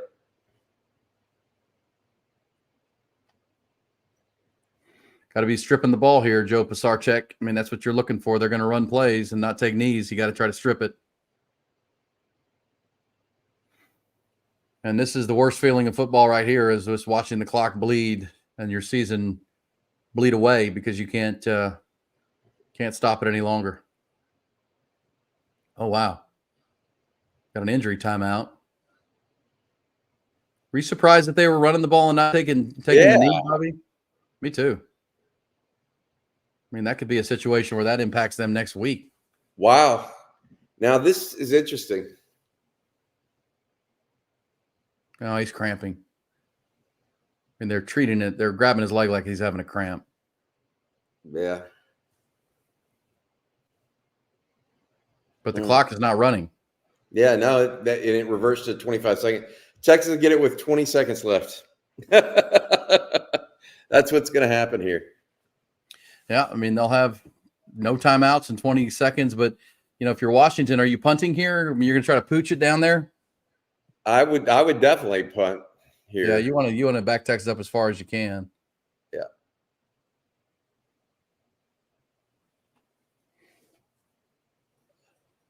Yeah, I'm really surprised they ran the ball there and didn't just genuflect. Not what I would have done for sure. Well, I mean, you bring in the risk of a fumble a lot more by doing that. I'm not sure I understand that, but either way, now you have an injured running back. Snap over the punter's head here. You want that? Can we go for that? Well, if I were Kalen DeBoer, I would let Michael Penix punt it. I'd just put him in the shotgun and pooch it and let Texas stay in base defense and just. I mean, the guy's done everything else tonight. He's going to be, on his way to being the MVP of the Sugar Bowl with a record-setting performance, or at least a elite level performance with 430 yards, 2 touchdowns, also 31 yards with his legs, over 10 yards a carry. Oh, that looks like more than a cramp. I hope that young guy's okay. And obviously, if they win this ball game, that's critical next week when they play Michigan. Remember, he was limping earlier on the sidelines, and he's been gutting it out. And you wonder if that was just if something gave way, or that was enough for his ankle or foot or whatever it was. You need a Michigan State punt situation. Here's what you need. Oh yeah, when they snapped it over the punter's head. Yeah, you need, or no, when the Michigan punter couldn't get the last second punt off, and Michigan lost to Michigan State. Well, look, the Longhorns you got to bring everybody here. This is full rush. For the punter, you're grab and go. You're just not even worried about distance or anything. You're trying to just kick this ball. They took a delay. Yeah. No, they didn't. Well, there's 50 seconds on the clock, Bobby. Did they after the injury they didn't run the clock? Isn't that odd? Or is that how that works? Did they just call a false start Washington? Wow, that stops the clock. That gives Texas what? Dude, they don't restart the clock. No, they would have started it and they would have let it run down, but now they won't. Holy cow, Texas is going to get the ball back with 40-something seconds left now. That's a different animal. Yeah, and now there's going to be a penalty. Big. Holy cow. Bobby, now there's a penalty for catch interference. They're going to call 89 for – that's 15 yards. Got to get the ball on the 35 with 45 seconds left. Holy – we were just singing their praises. Oh, my goodness. Yeah, that was self-destruction because that holy cow. Yeah, that would have been – they would have started running that clock and then said they jumped off sides, correct? Yes. There's some kind of illegal motion. Texas is going to get the ball. Yeah, this should have been down to 25 seconds on the clock. Said it's 45 seconds on the clock, and the Longhorns have a chance here. That's not – this is one of those things that I can't believe we just had. It's a mistake by a team that's played a pretty clean game in Washington. Back-to-back mistakes, an injury. I mean, this is where Kalen DeBoer, I think, should have been taking knees personally. Holy cow. 30 seconds left. Our 30-yard line, 40. That's not undoable. No. Now, watch out for sacks because that changes the game. But with no timeouts, you can't take a sack here or even throw the ball. You need, chunk plays. Tried to get one to JT, but JT hadn't come out of his break yet that time. That's okay, though. Yeah. I mean, incomplete passes that are quick like that don't hurt you. Yeah. But at some point, you're going to have to get some chunk plays down the field. and your running backs and your receivers have to get out of bounds if they can. Washington knows that too, so they'll be playing the edges. But man, what a break for Texas. This game should have been. I can't believe we're still talking about this game. Well, it's back-to-back incompletions now, but they're trying to get a quick one here to JT Sanders, but so far no doing. He's been your leading receiver, by the way. JT Sanders at 6 catches, 75 yards. Hard to believe A.D. Mitchell with just 32 receiving yards, Xavier Worthy 45, Jay Witt 29. Xavier's got an ankle issue that is just bothersome. It's not horrible, but it's just bothersome. He's not 100%. Yeah. Just people wanted to say that he's not injured at all. He is. It's just, I mean, it's not that he's horrible. He's just not perfect. All right. Oh, man, Jay Witt, huge play. They can get up, and they're going to reset the clock. 30 seconds to go. Longhorns got the chunk play that they needed, and this game is in doubt. Oh, whoa. Get on the ball. Get on the ball and spike it.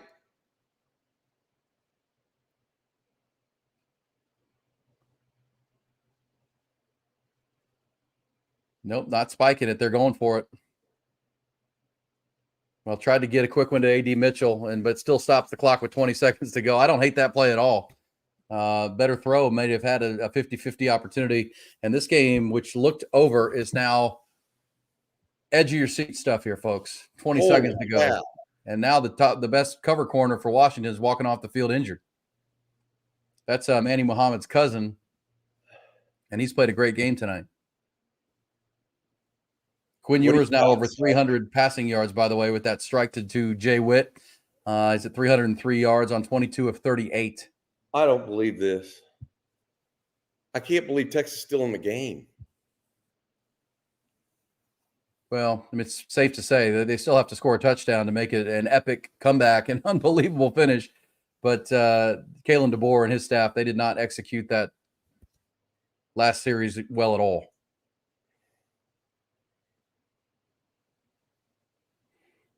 You got to think the Washington players are a little bit on edge here. I mean, they I think felt like this game was firmly in control, and now they're because the Longhorns have 20 seconds, Bobby. That means you can throw to the middle of the field, still get up and spike it, and give yourself one last chance. You don't have to go to the end zone here. You don't have to go to the perimeter. I mean, if you can get something there, you want to, but you don't have to. And this is where see what Sark can dial up to find the coverage he wants. He just did it to get Jordan Whittington a chunk play out of the slot. Do not be surprised he tries to go that JT Sanders play over the middle again. I would agree with that. Because, look, I mean, if you can get a first down, whatever is past 10 yards will stop the clock. And you can get up and spike it and give yourself a couple of chances at the end zone. That's really what you're looking for here is something across the yellow line, anywhere in the field to get a first down to keep the clock stopped. And there it is. Oh, I overthrew it. We saw that to Jaden Blue. Did he give it to it? He got it. Wow, Bobby. You're kidding me.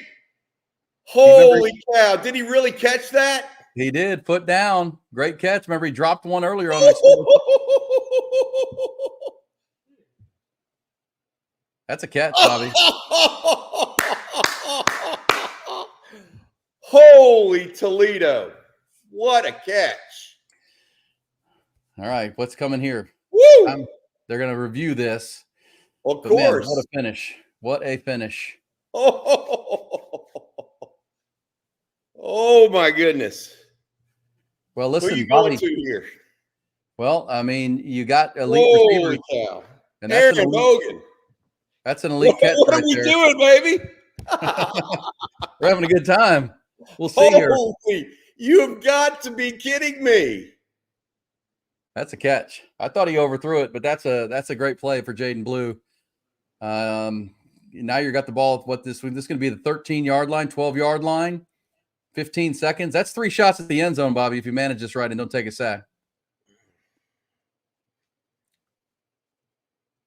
And right now, with 15 seconds to go, this is where we're talking about Kalen DeBoer. That ball, man. Huh? He's got They can't overturn that. It doesn't move. No. He got a foot down. He had control all the way through. The Longhorns know it. and they've got a chance to steal this game away from Washington. Woo! And listen, think about it. I mean, the Longhorns have been mistake prone this game, and that's why they're behind in my mind.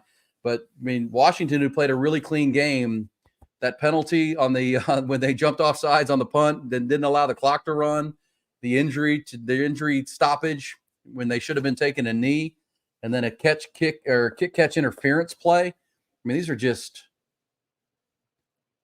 critical mistakes that Washington has made here. And the Longhorns are making great plays. The throw to Jay Witt was elite. That was a hell of a throw and catch. And now here the Longhorns are with a chance to steal this ball game, or at least tie the ball game. Obviously, Bert Auburn would have to make an extra point. But from the 13-yard line, you've got 3 chances with 15 seconds to go. A.D. Mitchell. And now Washington's taking a timeout. They're trying to get themselves together here. Oh, boy. Oh, boy. I'm having a hard time believing this is happening right now.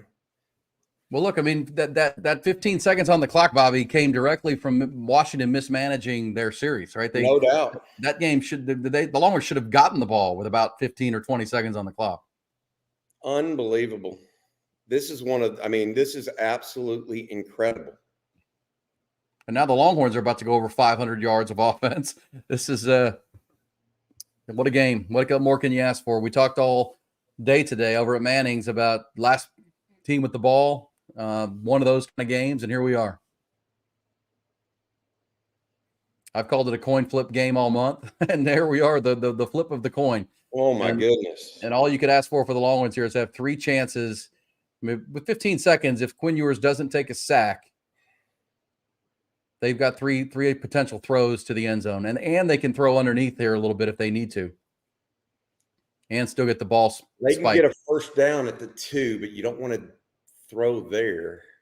Well, that was just get out of bounds. Now that's 1. And I think you have maybe still 3 more if you want to take shots at the end zone, at least 2. Can't take a negative play, can't take a sack. And at this point, you probably can't throw the ball short of the goal line, Bobby.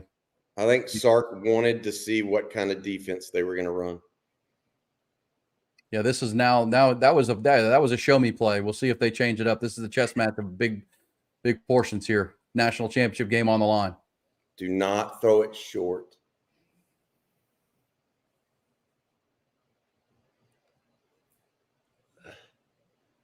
All right.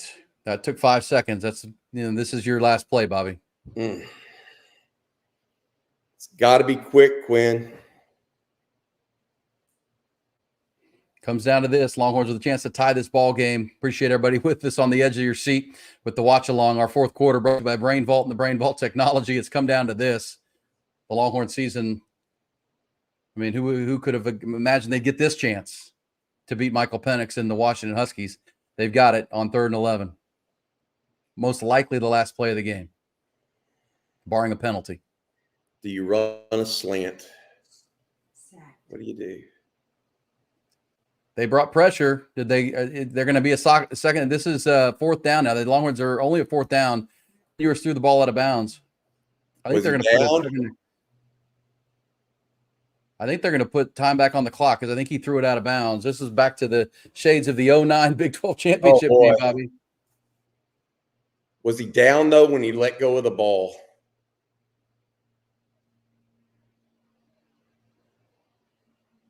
I don't think so. I mean, he wasn't down. He got rid of the ball. The question is, where's the clock? Okay. They're saying 1 second. Yeah, okay. Yep. Well, it hit the guy on the sideline. Don't throw this to the back of the end zone to JT Sanders. Season comes to this, folks. I mean, this is it. And obviously, I give Washington credit. They came with pressure on that last play. I think they will again. They're not going to let Quinn stand back there. Got man coverage. Did he get it? Incomplete. No. Incomplete. Oh, man. All right, well, got to see this replay. That was not a bad play. Longhorns got A.D. Mitchell locked up in man coverage. Quinn. And the Washington Huskies are going to the national championship game to play Washington. 37-31 came down to the game's final play. Bobby, it's going to be you and Rod on the post game. Anybody else joining you for post? No, it's just us two tonight. We should have a little fun. Golly, tough loss. All right, let me see this last play. Yeah, a little overthrown. Play was there. A little overthrown by Quinn Ewers off that back foot, Bobby.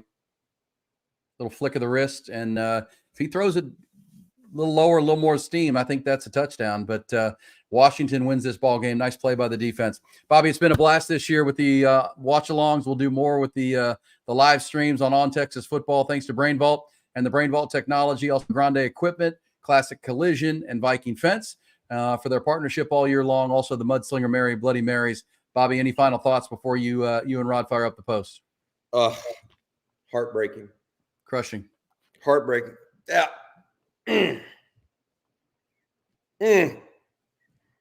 Wow.